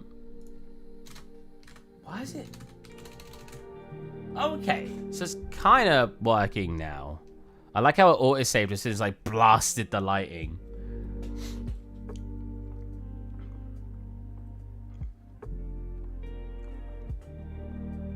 Can autosave be done? It'd be really nice if it could be done and it doesn't crash the engine. I've not saved once. And autosaving never actually autosaves for some reason. Save all. No. Save all. Maybe I should have a Fresnel. Or a Fresnel. You know what? I've met people who call it Fresnel. And I'm like, yeah. A Fresnel. And the Fresnel glows, but the center doesn't. What do you guys think? Do you think that would work better than what we've got going on? Because the problem with, like, obviously making it blast lighting like this is the whole center of it blast lighting. But if we work from a Fresnel, we'll have it so only the edge blast lighting. Say blast one more time, Steve. Blast. To infinity and beyond. I need to watch that. Was that a TV show? It's Buzz Lightyear, or was it a movie? So I don't know if this is going to be the reverse. I always forget. Yeah, so as you can see, let's just detach from the camera. Yeah, I'll have images going around, I think, as well. Because I think the best part about making something 3D is you can fly around it, right? So why wouldn't you want to do that? Yeah, so look, as you can see, we've got a glow on the edge instead. Now, I want that to be a little bit more forgiving, I think. So if we go expo, we need to set the base to 0. Apply. Huh? That did not do what I thought it was going to. Oh, because it said that to 0, right? So you do that, and it makes it go around the edge a bit more. So as you can see, as I turn that up and down, it goes around the edge. So we could always do something like this. I mean, let's go from the camera angle again. That definitely looks more like the concept, right? Yeah, if you look at a concept, it's got a bit of a glow at the bottom, but I don't think I can really direction that as well. I could always put a point light there and say screw it. But it definitely looks like it's got more of a glow around it. Now, I don't know if that's supposed to be because that's where the light's hitting it. It probably is, but yeah, I definitely think that's a cool feature. So I think I'll keep that. Maybe something like this. We don't want it to be that strong, obviously. 0, 500. It's 5,500. 0, 500. Turn this up a bit more.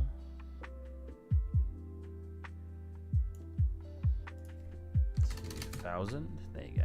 You can actually see it now. Cool. 1,200. I was actually emitting some light now. I'm still just looking at it like, does this look right though?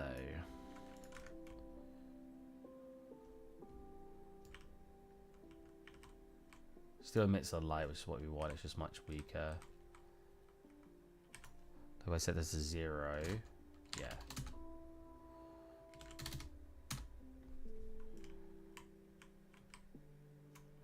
I don't know. Oh, bugger, I'm still in the camera. No, the camera was like in the right spot. Where were we? Like here? You can never undo your camera positioning. It always annoys me. Like, look, I undo it. It doesn't undo the camera. I mean, that camera is almost at the same spot. So if I want want to change it.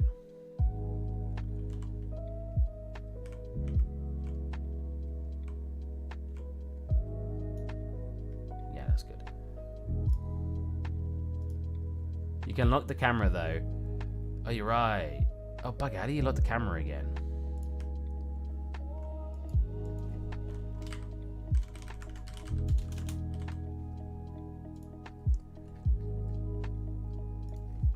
Is it in here? Well, that's not it because it's already ticked. Is it just locking the asset itself? How do you lock again? I never lock anything, so I sound really... So that never happens, so I sound really stupid, but I never lock. In Blender, you just tick a button, edit, transforms, lock actor movement. Here we go. So, there you go. There you go, it's locked, perfect. So I knew it was somewhere, I just couldn't remember where. Okay, we're looking, what do you think, Moderate? I definitely need to have the camera slightly down, right? Oh, I've already locked it, it's fine.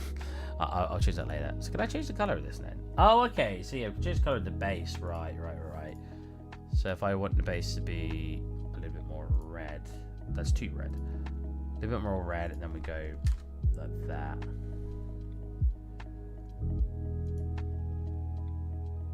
Yeah, I think that's a little bit close to what we're looking for.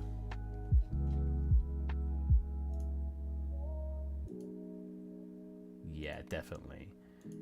You know, I'm debating making the Fresnel make it darker. Like, do the reverse.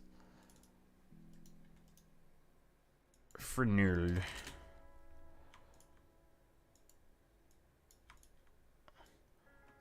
More glow. I'm thinking the reverse though, right? Making the edges darker. If we look at the concept, it almost looks like the edges get darker. And I can't tell if that's just because it was trying to be like a lighting effect.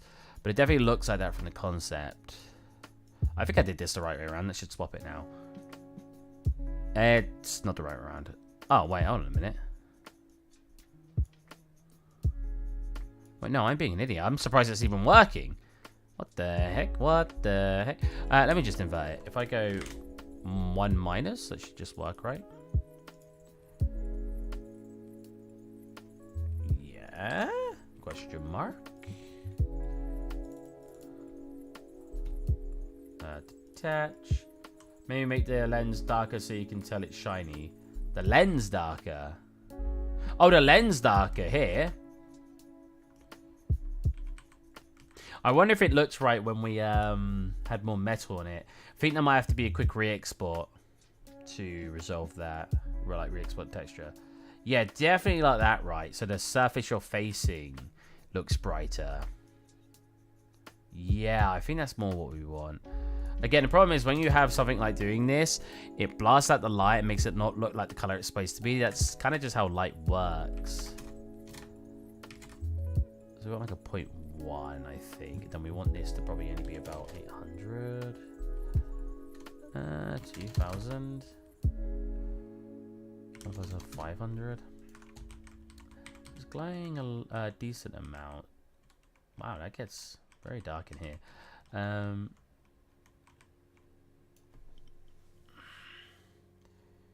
You know what? I think we're going to cheat it and do a point light as well. Now, I don't like doing this. For those of you who aren't aware, this kind of stuff for me, I don't like cheating it. Now, I cheat a lot of stuff when I make my stuff, but the reason I don't like cheating it is because, like, it feels like I'm going a little bit against.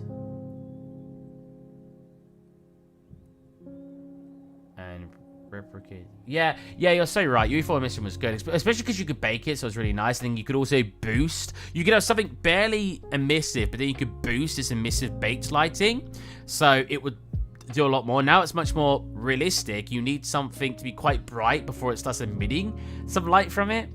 You could make the middle. Oh, I already read that. So first of all, you want to make it like a reddy color. I don't think I want cast shadow on, right? I just want a generic. Oh, that drop's getting... Wait, where's that drop getting its shadow from? Oh, is that from the directional light? Yeah, it is. That's fine. The directional light, technically we could have it not cast... Oh, wait, it isn't casting shadow. Wait, hold on a minute. Where's that shadow coming from?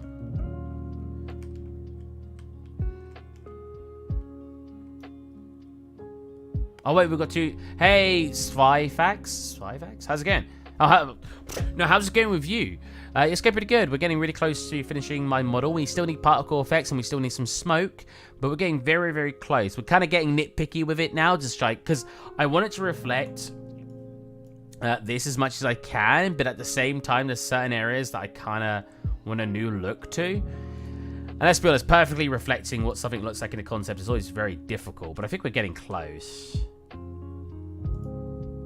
It's not quite the right angle. Like, there's a lot... It's not perfect. You can tell that just by looking at it for a second, but we're definitely getting close. The skulls are definitely very wrong. I should have really been a bit more attentive to them. And we have, like, a ton of stuff missing. We could have had a bit here. But it's fine. We're getting closer. We're getting closer. Yeah, it definitely needs to be angled up more. I wonder if we could solve some of the angling issue, though, by going into here and changing FOV. Oh, it's not just called FOV. Oh, I'm good. Dan, that's nice. Thank you, thank you. You're nice. Is the focal length, right? Yes, it is the focal length. Let's make it 20. And then bring it... I need to unlock it now. Unlock. And then bring it in a tiny bit.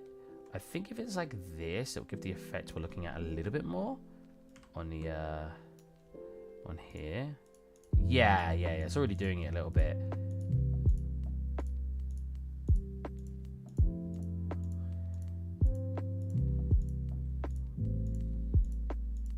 Coloring is still quite wrong in certain areas. I think I want to no, that's good, that's good. Cool. What do the other angles look like right now? Oh, perfect. We'll make them work and we'll take 3 separate pictures. Because, yeah, it's... Oh, it's got it locked again. How did I unlock it on here? How was it locked in the first place? I can't remember. Oh, it was that. It was the tracking, wasn't it? Get rid of the tracking. Cool. Made that like 20 as well. Bring it in. Because, yeah, at the end of the day, we want to have different angles because...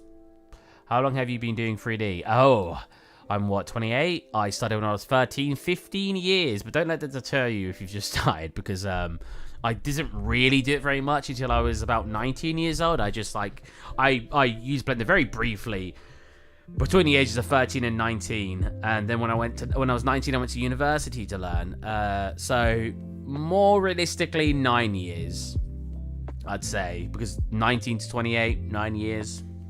I've not been doing it professionally very long though. That's what we're in February, March, April. In 2 months, it would have been 2 years. So for a year and 10 months, I've been doing it professionally. But. Yeah, I hadn't been... It's quite recently I've been doing it professionally. We want to get that more central, about here. And our last camera... So that one's just the default angle we were looking at. Which is cool, but we can ignore that one for now. Free. Free's from that side. Is that the back side? No, we want it to be like on this side. We want to show a side that's shrouded in darkness. A side that's not freaking. There you go. There we go. More like that. So that way, we might move lighting for these separate pictures, but that way we've got 3 separate locations to take the image from. Because again, it is a 3D object. If I wanted to just have one camera angle, 2. If I just wanted one camera angle, which is this one, wow, I really need to brighten those other places, I think. Is it really that dark? If I go like this and start spinning around it, or is it the cameras? No, it is. It is that dark. It's not the cameras. I think some of it's on the cameras. Flying around it is very satisfying. It doesn't quite... I'm looking at it, I'm like, I made this?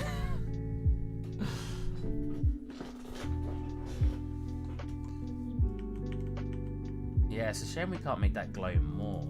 Because, like Moderate said, it used to be, I used to like the old way. Because, like, emissive boost, oh yeah, let's just make it insane. Nothing. If you actually want it to be more, have a more emissive, you have to turn this up and it makes it have an emissive color. In fact, it's not even got an emissive color. That is not emitting, is it?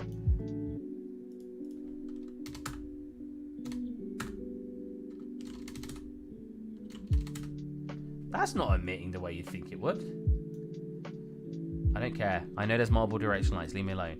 Disable on screen. Disable on screen. Messages. I swear it's like disable on screen messages. No. Yours are so bright. Wait, you should see my render I did today. That one is done. Yours are so bright. Oh, can I see it? I don't think wait, maybe you can post links on Twitch. If not, join the Discord and show it in the work in progress or finalized piece tab. I like seeing other people's work. My hairline is a bit questionable recently. Let's go look at this. Yeah, that is not emitting light, right? Like if I turn that like super high, like insanely high, like this, does that emit light? Like look, you'd get lighting emitting over here. Am I in Lumen? Yeah.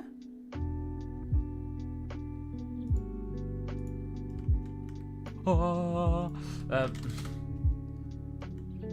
Yeah, but we looked in here and it looked like it was emitting light earlier, did we not? I set it to 5,000. So it's a lumen. Yeah, it's definitely emitting some light, right? If I look up like this and turn to 0, yeah. Why is it so weak? Oh, art station. Heck yeah. Am I allowed to show it on stream? I mean, it is technically a live... Art station is a live thing. Oh, heck yeah. That looks freaking awesome. I will not show it unless you give me permission, though. But that looks freaking amazing. Oh, you've got some stylized materials, too. Look at this. It's so cool.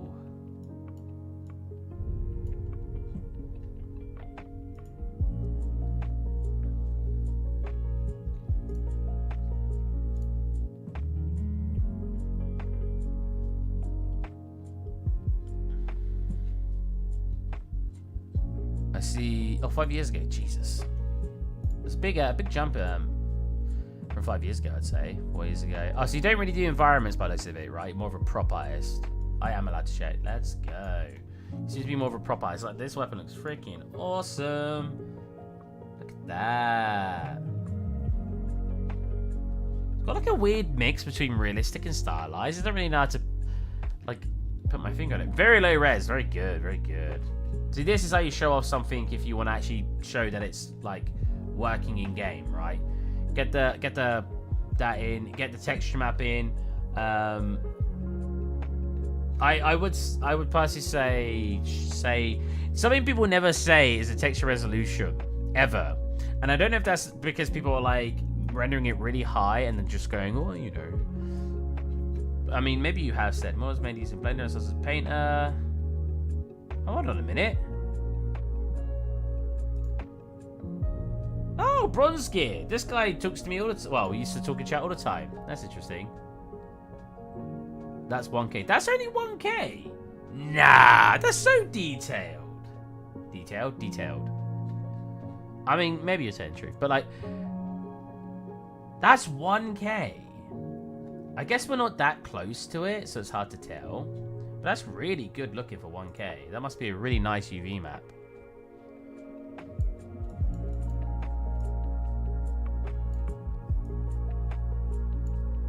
Yeah, I guess it is. You look here, you can see it's low res, right? Pretty sure it's 1K. I guess we could do this, right?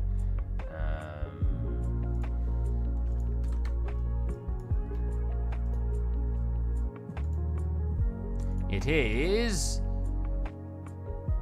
a weird resolution, but it's 2K. It's 2K. I don't know why it's coming up as that many pixels, but it's 2K. Lying to me.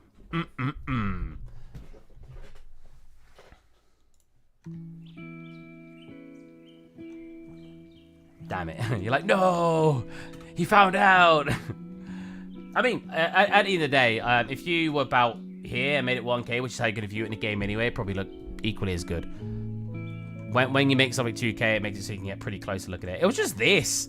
Like, I was like, that should be way blurrier at 1K. Like, no freaking way. Normals get kind of kind of weird sometimes with a lower resolution. This one though, this is recent stuff. Okay, that's not that great of a camera angle because it's very dark, but that's similar to mine. The actual good camera angle is here. We can actually see the bright coming off, and it gives it a very cool feel.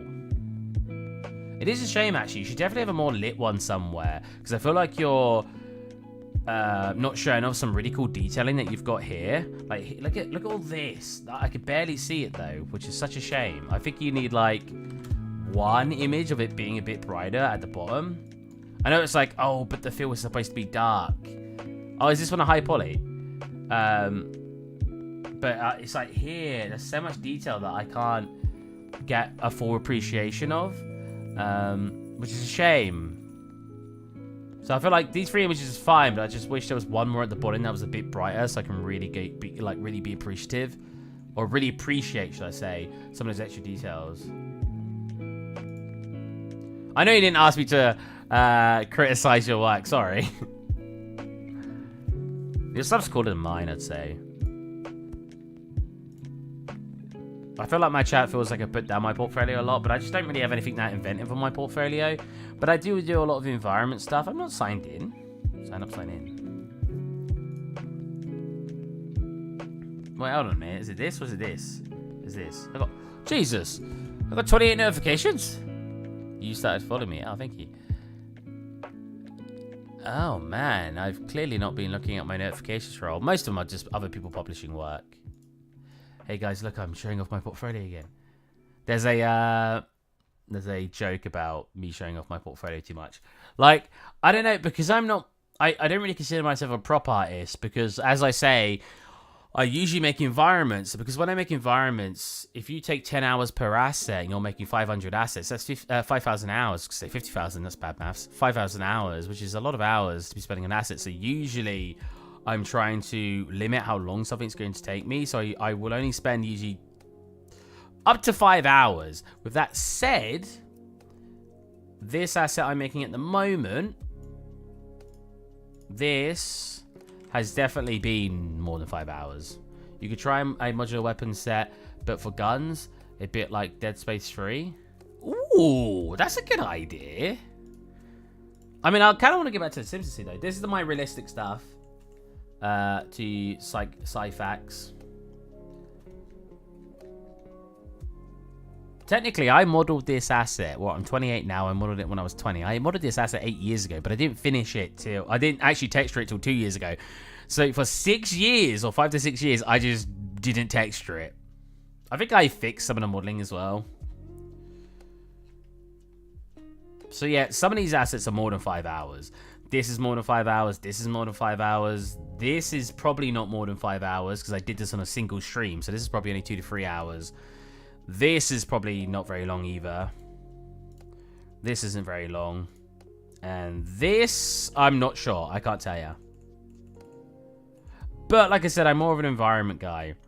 And I'd say my environment started getting good. I don't really like a lot of my environments, but probably around here. So we had like this space scene looking thing.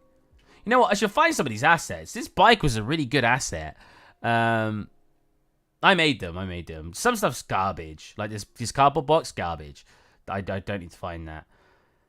But some of the stuff, like the taxi's good. I should go find that. The taxi was a fun asset. I should find that, and I should find lots of stuff I made a while ago that they're not getting any use. Put them into a bundle and either sell it or just give it to you guys for free and be like, here you go, have some of my assets.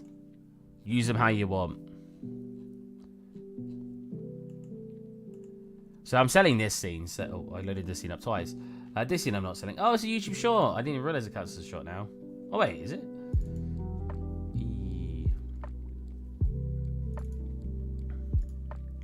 There's some nice models. Thank you. Oh, yeah, Simpsons scene.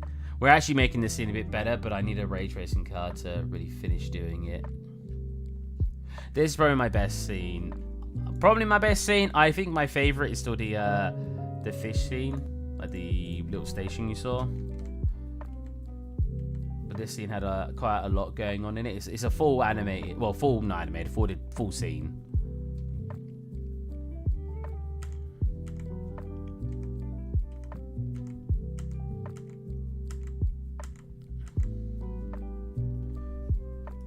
yeah, there you go.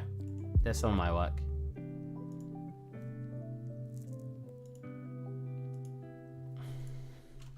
Oh, fancy. Thank you, thank you. You're too kind. I'm just looking at this. Are the yellows not popping enough?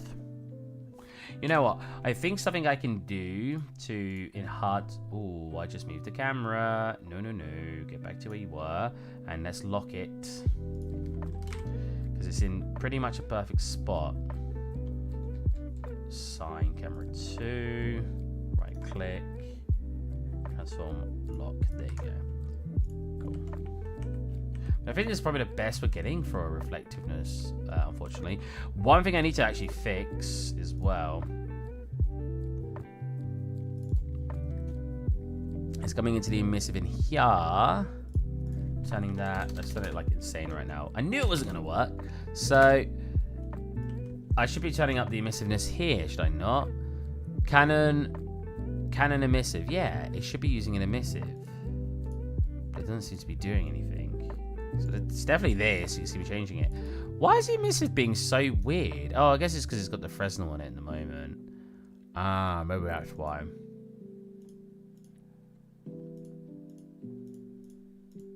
Jesus Christ, I've got too many thingies. Got too many thingies up. Emissive strep, so we want this. It's probably because I need this at like higher, then I can turn this up to like 50. 500? Is this, am I on the right one? What is this? I'm on the wrong one. What am I on? Did I just make the bottom glow? I didn't. So on here, I kind of... Let me quickly set up a roughness. Oh, not roughness, a specular. Do this. What does this look like? How does this change a whole mesh if I do this? Did that change at all? That was so quick. Did it even change? Oh, it does. Oh, so that probably does work a little bit, actually. Yeah, you see that? That brings my reds out.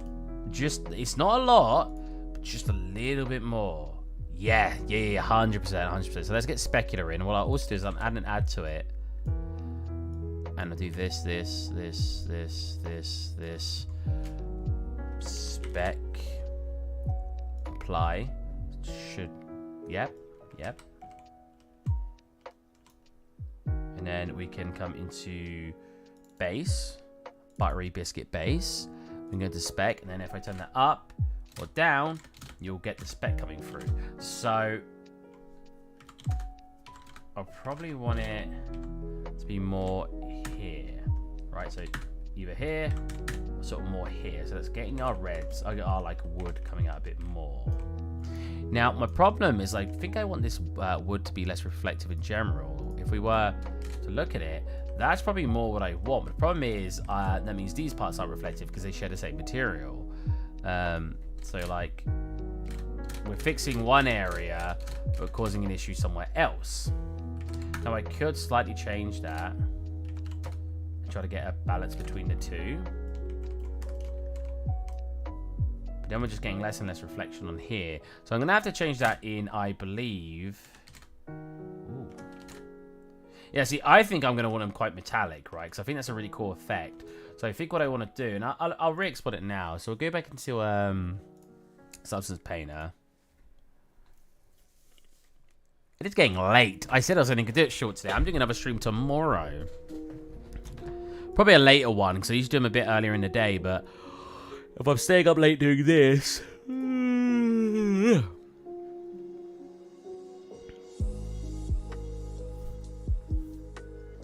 Does my hair turn this off?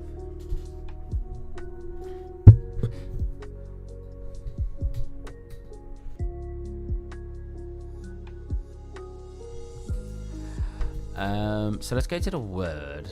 Canon. Canon base, that's the one I'm looking for. And it's this one, right? No, it's not. It's this one. It's this one. You guys can see what I'm doing. I'm quickly gonna do this. So if we make this, it's already quite rough. Make it even rougher.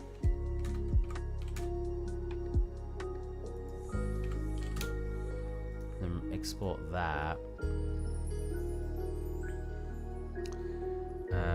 We only wanted to be doing the base.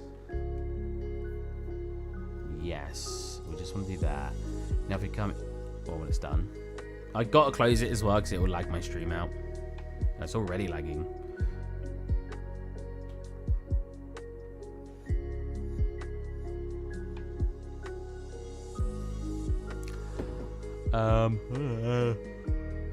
If we close that, disregard wise. Oh, I should have disregarded. Why did I do that? Oh, whatever. Disregard. Accept changes. Discard. That's what I'm looking for.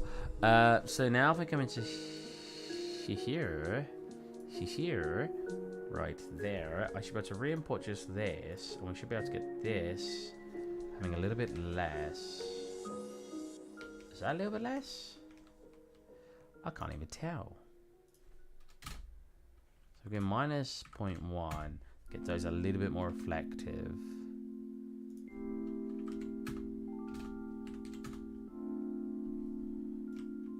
Something around there.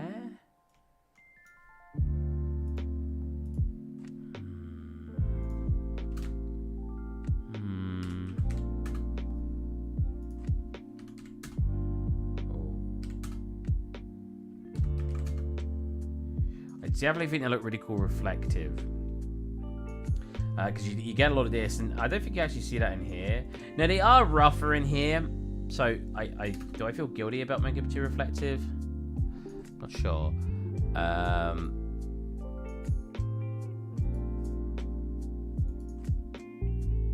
think we can adjust that color just a tad. Cool. Right, we're gonna stop adjusting things now. That's what we got. Right? That's looking pretty good. You know what? I should really have not changed what I just changed.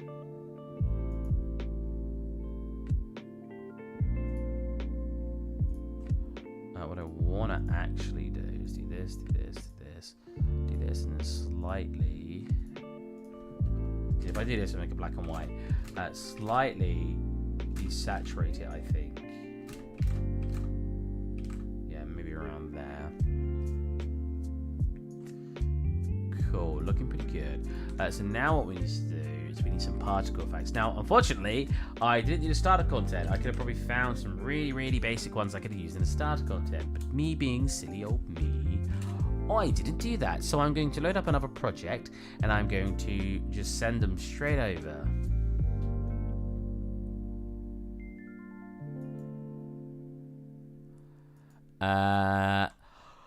Hopefully these projects don't come up. Have I got a 5.1 that I can use? I could just load up the Simpsons one.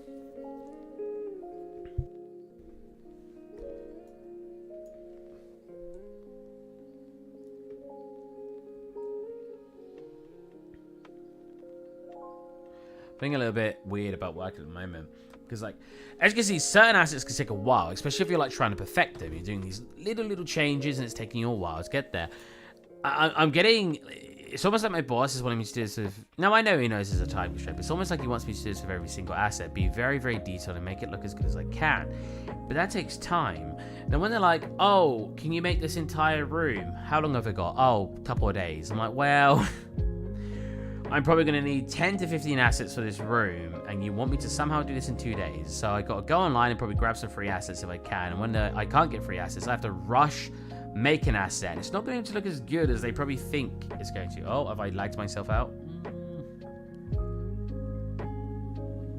It's just a little bit stressful at times.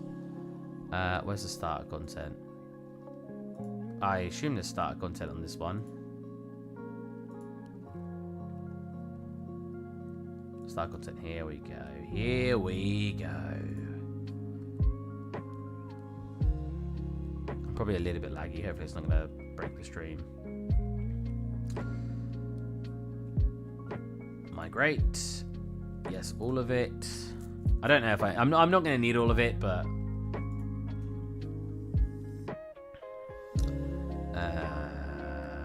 what did I call this scene? I've not canon, you guys. Yeah, I've not saved it, so Canyon. You know what feels kind of bad? Is like, my boss is always quite excited when I do new work and stuff. And I'd like to show him that I'd be making this. But I know if I show him I'd be making this, he'd be like, oh, you could have spent that time working. He wouldn't have paid me for it.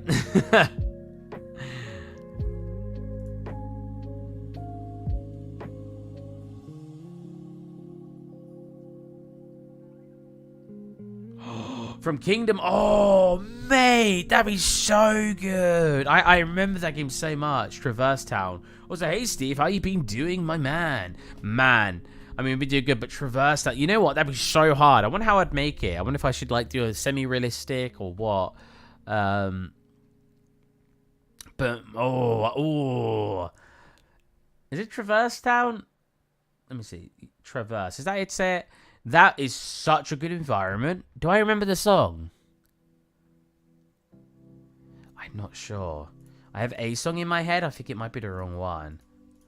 Traverse Town. Oh, also, hello, Paco. That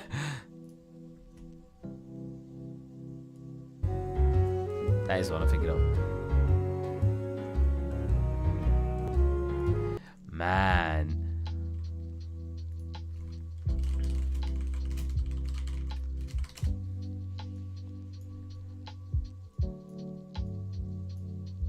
We can close this one. It's done. Cool.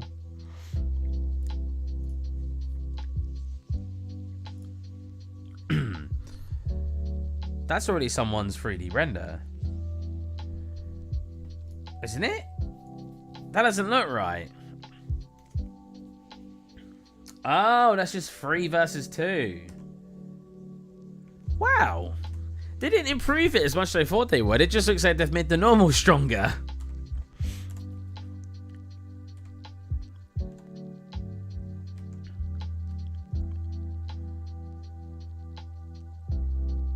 Oh, wait. Lots of left to do. Oh, no. Wait, what?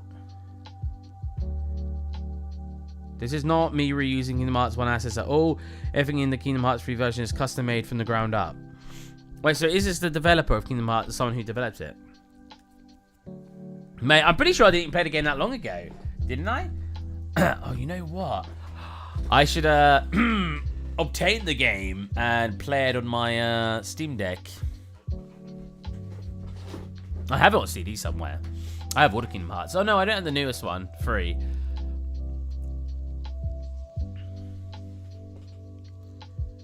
Oh, whoa.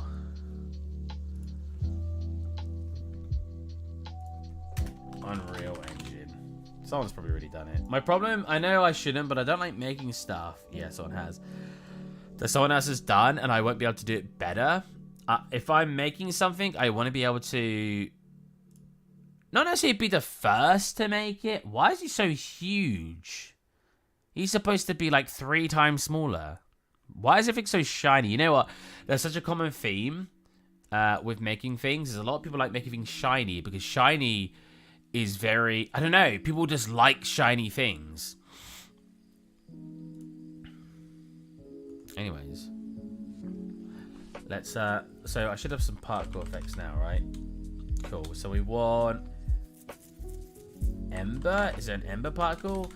Fire? What the heck? Wait, what did I just send over?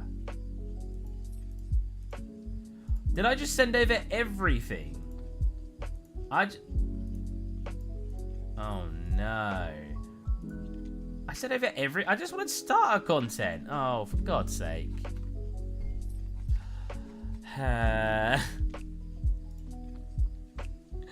Okay. Let's make a folder called Canon. I got to delete everything now. I wonder why it took so long. I was like, this is taking a while for just sending over start content. I swear I right-clicked. Oh, you wouldn't have seen it. It was on the other screen. Or Twilight Town. Rox's hideout. Oh. Roxa, sorry. Look it up. I can't... Do I remember his hideout? I played the whole of 2. That one I definitely haven't played in a very long time. Wait, Twilight Town. Wait. Oh, of course. I remember the skateboard. Was it the skateboarding game? There was a skateboarding game there, right? We're not going to be distracted. I won't show it on stream. Called user spot. We're not being. We're being distracted all stream. No. So let's do this. Do this. Make a folder called Canon. Oh, I've already done one. Whoops. Do this. Do this. Pop it in there. Move here. Cool. Now, come into... No, save what I got, just because I break things. Come into content. All-sided. Oh, the drawers. Don't want apartment. I can't believe I did this. I'm so stupid. So I basically just want to delete everything. Was there a folder in here? There was like the car folder, right? Concept car, Canon, and that's probably it. Force delete.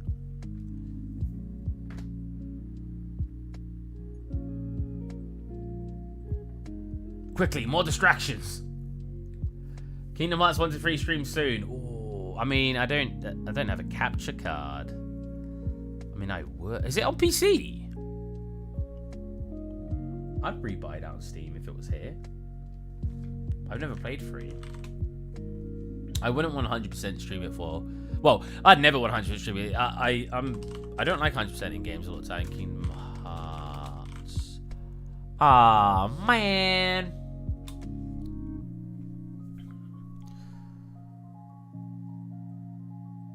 I can't believe how much time I just wasted doing that by accident because I migrated everything. No, I deleted something else. Oh, with the bowl. Also, why is that broken? Right, I just saved it. So if I close and I don't save, I didn't click save all though, did I? If I don't save and reopen it, have I broken everything?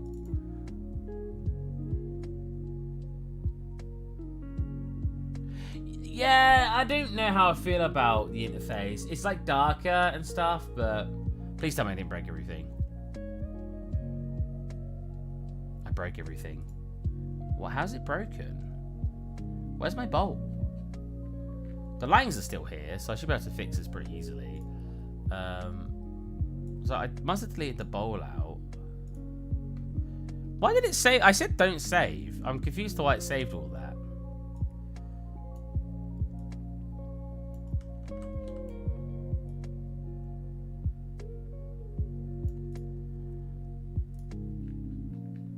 So what have I deleted out? I had all the canon materials, didn't I? Oh wait, have I just restored everything? I just restored everything. So then why is it broken if it restored everything? I'm well confused. It won't let me undo, by the way, otherwise I would have just undid. Why is it broken? I'm well confused.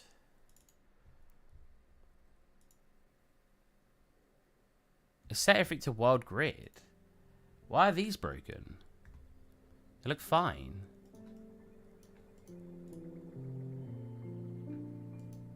I didn't miss it. Oh, I know why.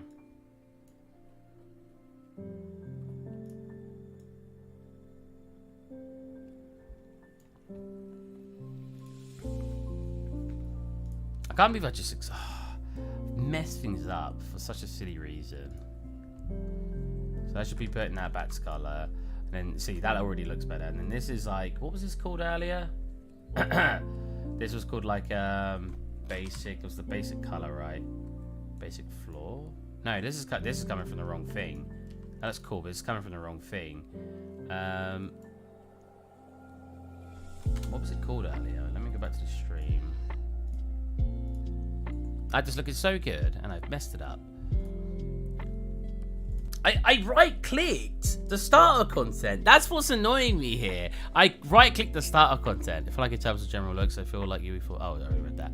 I did right-click it. So why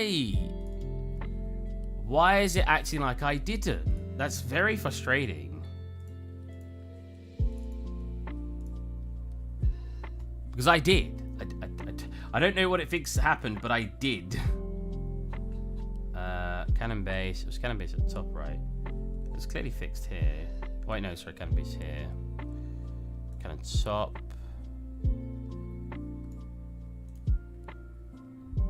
Cannon top, which is here. Wait, so I'm missing some of these too. Which is, was it not called cannon? Got the staging bowl in here. So everything in here got deleted. Cannon. Cannon wood? Cannon wood, cannon top, cannon base. They have cannon in it. Oh, I called it skull, didn't I? They were skulls. My bad. Small skull. We got distracted, then we broke everything. That's the big skull. Change that. Large skull. Fortunately, I don't think I changed these. I think we can fix it pretty easy. It's just annoying. Small skull. Again, something I say to my boss all the time. Remember, things get broken. You gotta always make time for just in case things get broken. He's always like, yeah, I know. I'm like, do you know? It's very important to make time for that.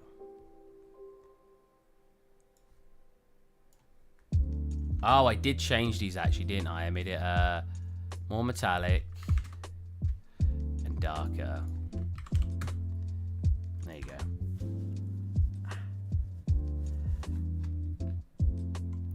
Small skull.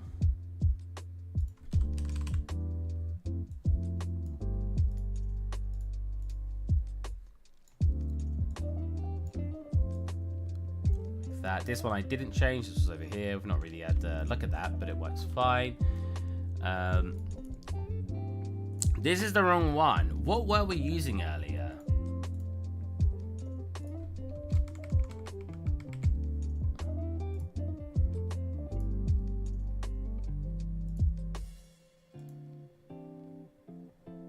I can't see. I've got it blocked off.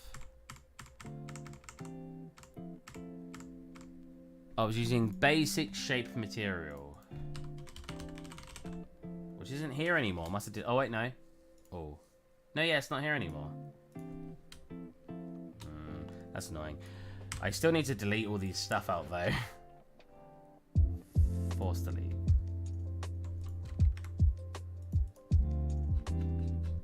Force delete. Right, it's gonna be tedious.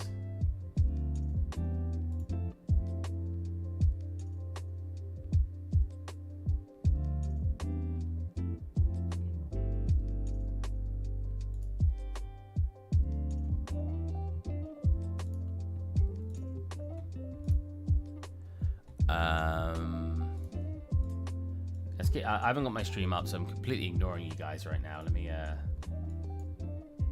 Hey, man! I just broke everything. If you're here, if you skip back in the stream, you'll probably see something a little bit better. Unfortunately, I broke it all, so I'm having to redo it. I don't know how I broke it. I feel like this wasn't my fault.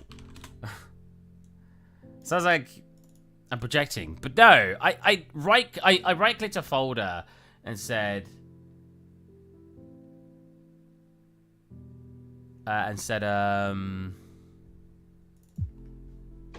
move this folder, migrate this folder, and it migrated the entire project. So now I tried to delete a bunch of the stuff out, and then I accidentally deleted out some stuff that is supposed to stay.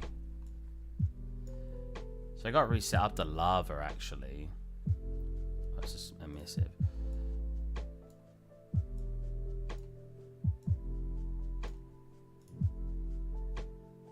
So we made the lava like 500 intensity with a 1. Yeah, about there. I think it was. We also changed the color a tad. So around here, and we also made it like 1.2.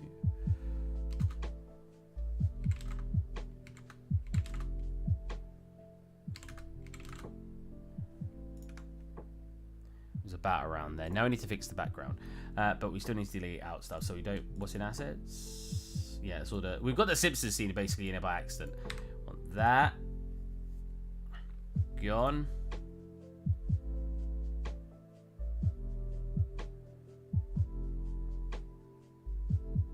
Oh no! You're in the middle of the global game jam, and you can't open UE5. I only just learned about that today, by the way. I didn't even know there was a thing called global game jam.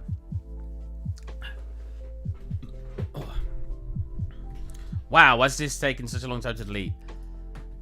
I'm so disappointed in myself. I can't believe I just deleted it all and hoped it would work because I was like, oh, we barely added anything in here. At least the lighting and camera should still be the same, so we're not having to reset those up. Why does it take so long to delete such simple files?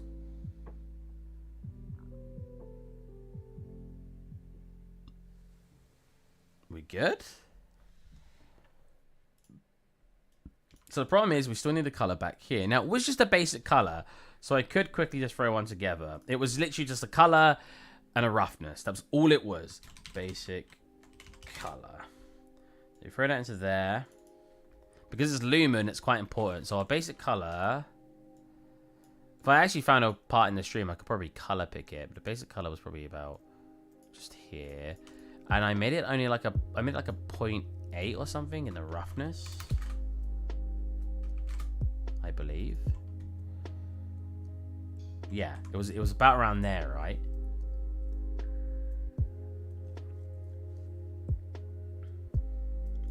And we've got it from this camera angle, and we've got this. It's pretty close to what we were doing. I think this was a little bit more desaturated. Oh wait, it's not a... Oh, hold on a minute. Ooh.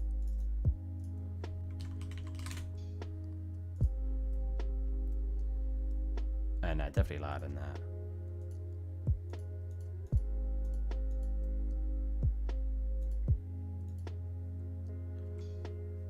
Was it around there? I can't even remember now. Slightly different color to that. In fact, that's probably really close to the color.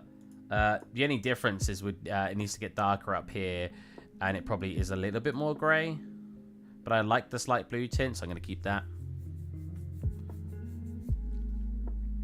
If anyone models that I can't implement and need somebody else to do it while I overlook. Oh, that does sound very stressful. I hope it goes all right, man. Sounds really annoying. You're a first-time chatter on Twitch. I guess you've already chatted on YouTube before. I was gonna say you've been here before. Okay, we're very close to where we were before. In fact, I'm pretty sure we're where we were before, right? Like if I get up on here.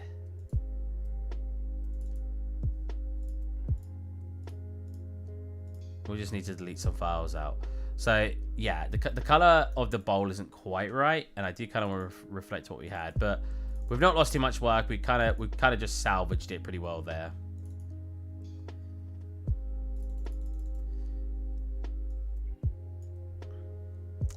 So I was looking at it from about this angle, and it was definitely darker toned. It was like...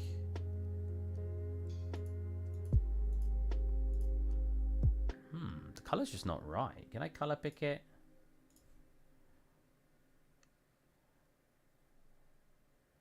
Like that.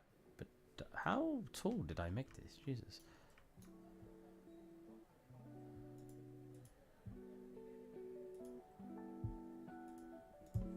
You know what? It is on a different monitor, so it's probably annoying to try to color pick it. It's like that, but darker, right? Maybe it's the roughness. Did I set the roughness to 1 in the end? Let's also change this to a roughness. Set to 1.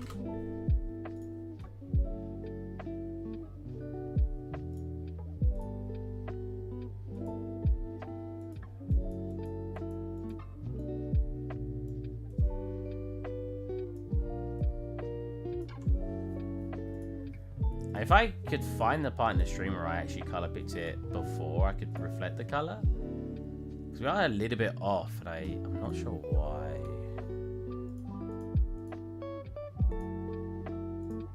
Like in the stream, we're looking at that, so it's a little bit off in color.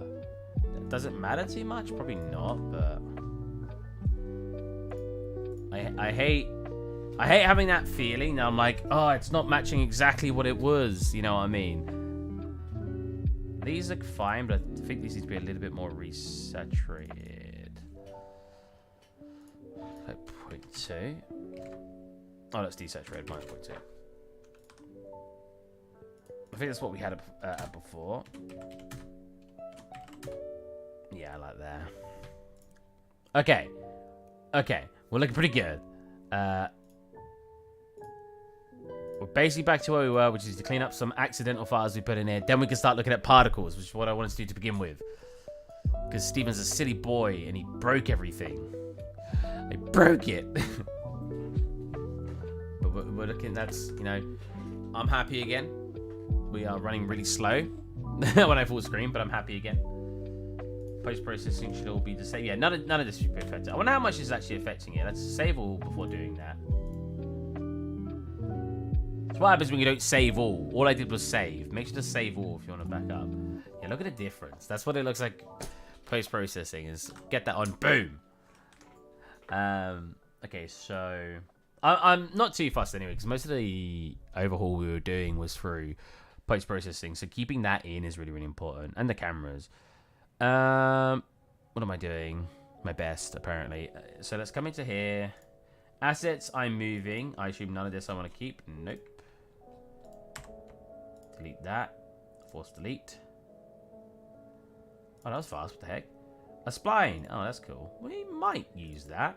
Canon, I'm keeping all of that. Concept car. Oh, that was left in the scene. I'll just keep that. Entire house. We don't need that. Yes. Yes. This one might take a little bit longer.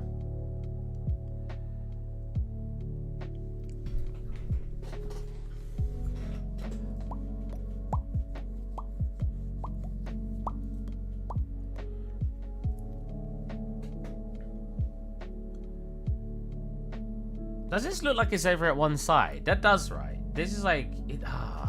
every time I look at it, then when I full screen it, I don't feel too bad. Halloween pumpkins. Don't need these. Materials, I assume I don't need those.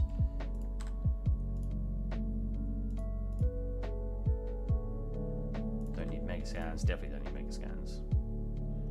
My secret's out. I use mega scans for the Simpsons scene. You guys already knew what I used it for. Well, if you remember watching my...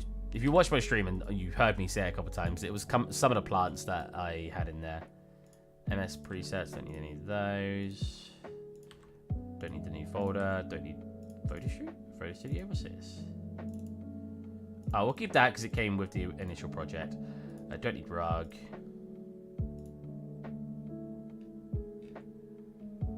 Don't need Simpsons media player. Oh, the media, right. Where are these maps? Spline. Oh, right. Starter content, that's all I wanted. That's the reason all this happened, because I wanted starter content. Cool. Now, where are those levels? Did you see that? Like, look at all this. Why have I got all these levels? Where are they? Show file view. Oh, they're in the starter content. I don't need any of these. I don't need the living room either. Room. The rest I can keep. Yes. Cool. Cool, we're cleaned back up. Just so we could get starter content. Oh, that's not even it. Starter content. Now, I just wanted some parkour effects, man. Parkours. We don't even have any I want. I guess we could reuse sparks. No, not really. Man, after all of that. Because the, ooh, no. Smoke I can't really use either.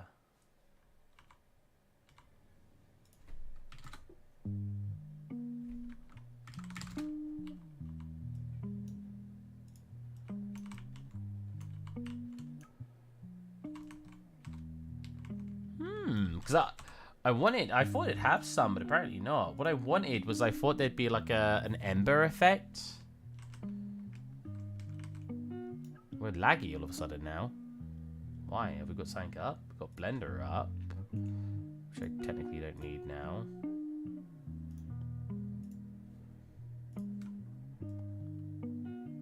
That'd be good for the fuse. Wait, what would be good for the fuse? Well, still going. Did you not see, Modder? I broke everything. I just quickly had to put it back together. The red is really strong on these guys, unfortunately. Is that because of all the extra effects I've done on here? The cannon top.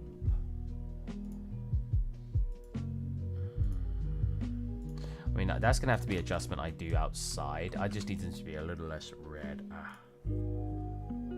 Oh no, what happened? I went into Simpsons. Now, it was off screen, so I can't preview it. And I right-clicked the starter content and I clicked migrate because I thought there'd be some stuff in there I could use. I feel like that texture needs some ashy handprints. Wait, which part? Wait, hold on a minute. Hi, in my opinion, UE5 is not good. Oh, I agree, Cyber. Some of the problems I've had with UE5. Oh. I don't think it's bad, but yeah, not good is probably the easiest way to put it. Why am I lagging? Is it when I get close to this? Oh, that's weird. But no, I'm still a little bit laggy. I'm not getting anything else open. Might be memory leak. I mean, let's save all. What was I saying? Yeah, I tried to migrate the start content over, and I ended up migrating everything over from my Simpsons scene. So I did a mass deletion, and then I clearly deleted some stuff off that I wasn't supposed to. So then I closed it without saving and reopened it, and they were still broken. So I just had to repair everything. Whenever those, I feel like that texture needs some. Sorry, whenever these gremlin gnomes are handling, could be a fun little cherry on top, kind of like really beautiful. Oh, that's really beautiful prop. Thank you. That's really good, but I'm following like this. Oh, I need the cannonballs. So I don't wanna change it too much from what we're looking at, because I've already changed some of the lighting. The way I'm doing the lighting, it definitely needs to be shifted, right? I'm not crazy. It needs to be shifted.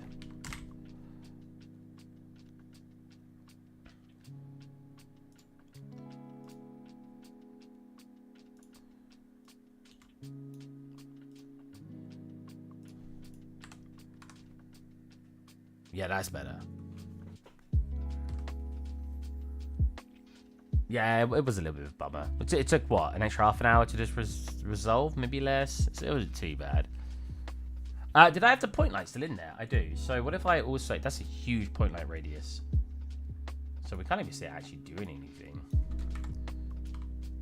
Has it got to be like a significant amount? Okay, let's get the color on that we were looking for. Is it casting shadow? See, I don't want it casting a shadow, I don't think. I don't know. I think I was wrong. I need it to be much smaller anyway. I need to be like very minuscule range. Minuscule? I feel like that's the incorrect word to use it. Do that. We want it to be very, very that color. Cool. Which gives us a slight glow. Maybe even less than we got. And we want to do the same thing over here, maybe? Definitely needs to be redder. See, it's the problem of like using lumen. I might just keep it there, maybe still make it redder. Just that one, keep it at that one spot. Wow, that's making it much more redder than I was expecting. About here, so we get a glow still here. So it's a little bit of a fake effect, but nice. I mean, we could also do it here if we really wanted to, but the problem is I don't want it to be reflecting on there, which you can actually fix by turning off its specular, like that. And it takes away some of the shine, and that gives it a little bit of a glow down there, which I do think that adds a nice little effect. We should do the same with the specular here, though. There you go. Yeah, I think that looks quite nice. Have you ever heard of Wise or W-Wise? I don't think so.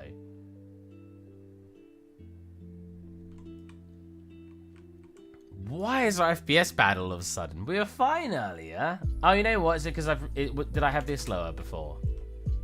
Maybe. So we need to make particle effects apparently, which isn't too difficult. Maybe I'll try Niagara particles, but I just need some. I need some embers, right? That's all I need. Just a couple of embers wisping away from this part. Maybe some are here as well. Just a couple of embers, and then this won't be a particle effect, I don't think, but I just need some smoke. Probably hand-drawn smoke coming out the front here. I'll probably maybe I'll do it as a spline, and I'll pull the spline out, wobble it, and then I'll have a texture, and then as it gets to the top it fades, and I'll just sort of make it go on a panner. I think it's probably the easiest way to do it. And I could just do that on two of them. I just have the same thing here but shorter, and then I can have a floating one that does it, and just have it thinking at the top and bottom. You see these like embers coming off? There's even like ash. There's either ash or just some painting effect he did, like, you know, like when you just look like you're throwing on a bit of speckles. It's going to crash if you enable path tracing. Right. To be fair, it's running fine my end. It's running slow on stream. Oh, itchy back. So, do we call it a day? Do I get the cannonballs in? I still need to design the cannonballs, but to be fair, I could just hand draw some of those markers in there to make it, and then make them glow. It shouldn't be too difficult, but we're very, very close. We're very close. We did have to fix it. The fact that Moderate came in and didn't realize it looked different is a very good sign that I kind of made it look the same. It's making my stream run really slow. But anyways, I hope you guys enjoyed. I'm going to be doing a stream again tomorrow, and yeah, I will hopefully completely finish it then. So all I'm going to say is bye-bye, and join the Discord if you'd like to talk to me off stream. So once again,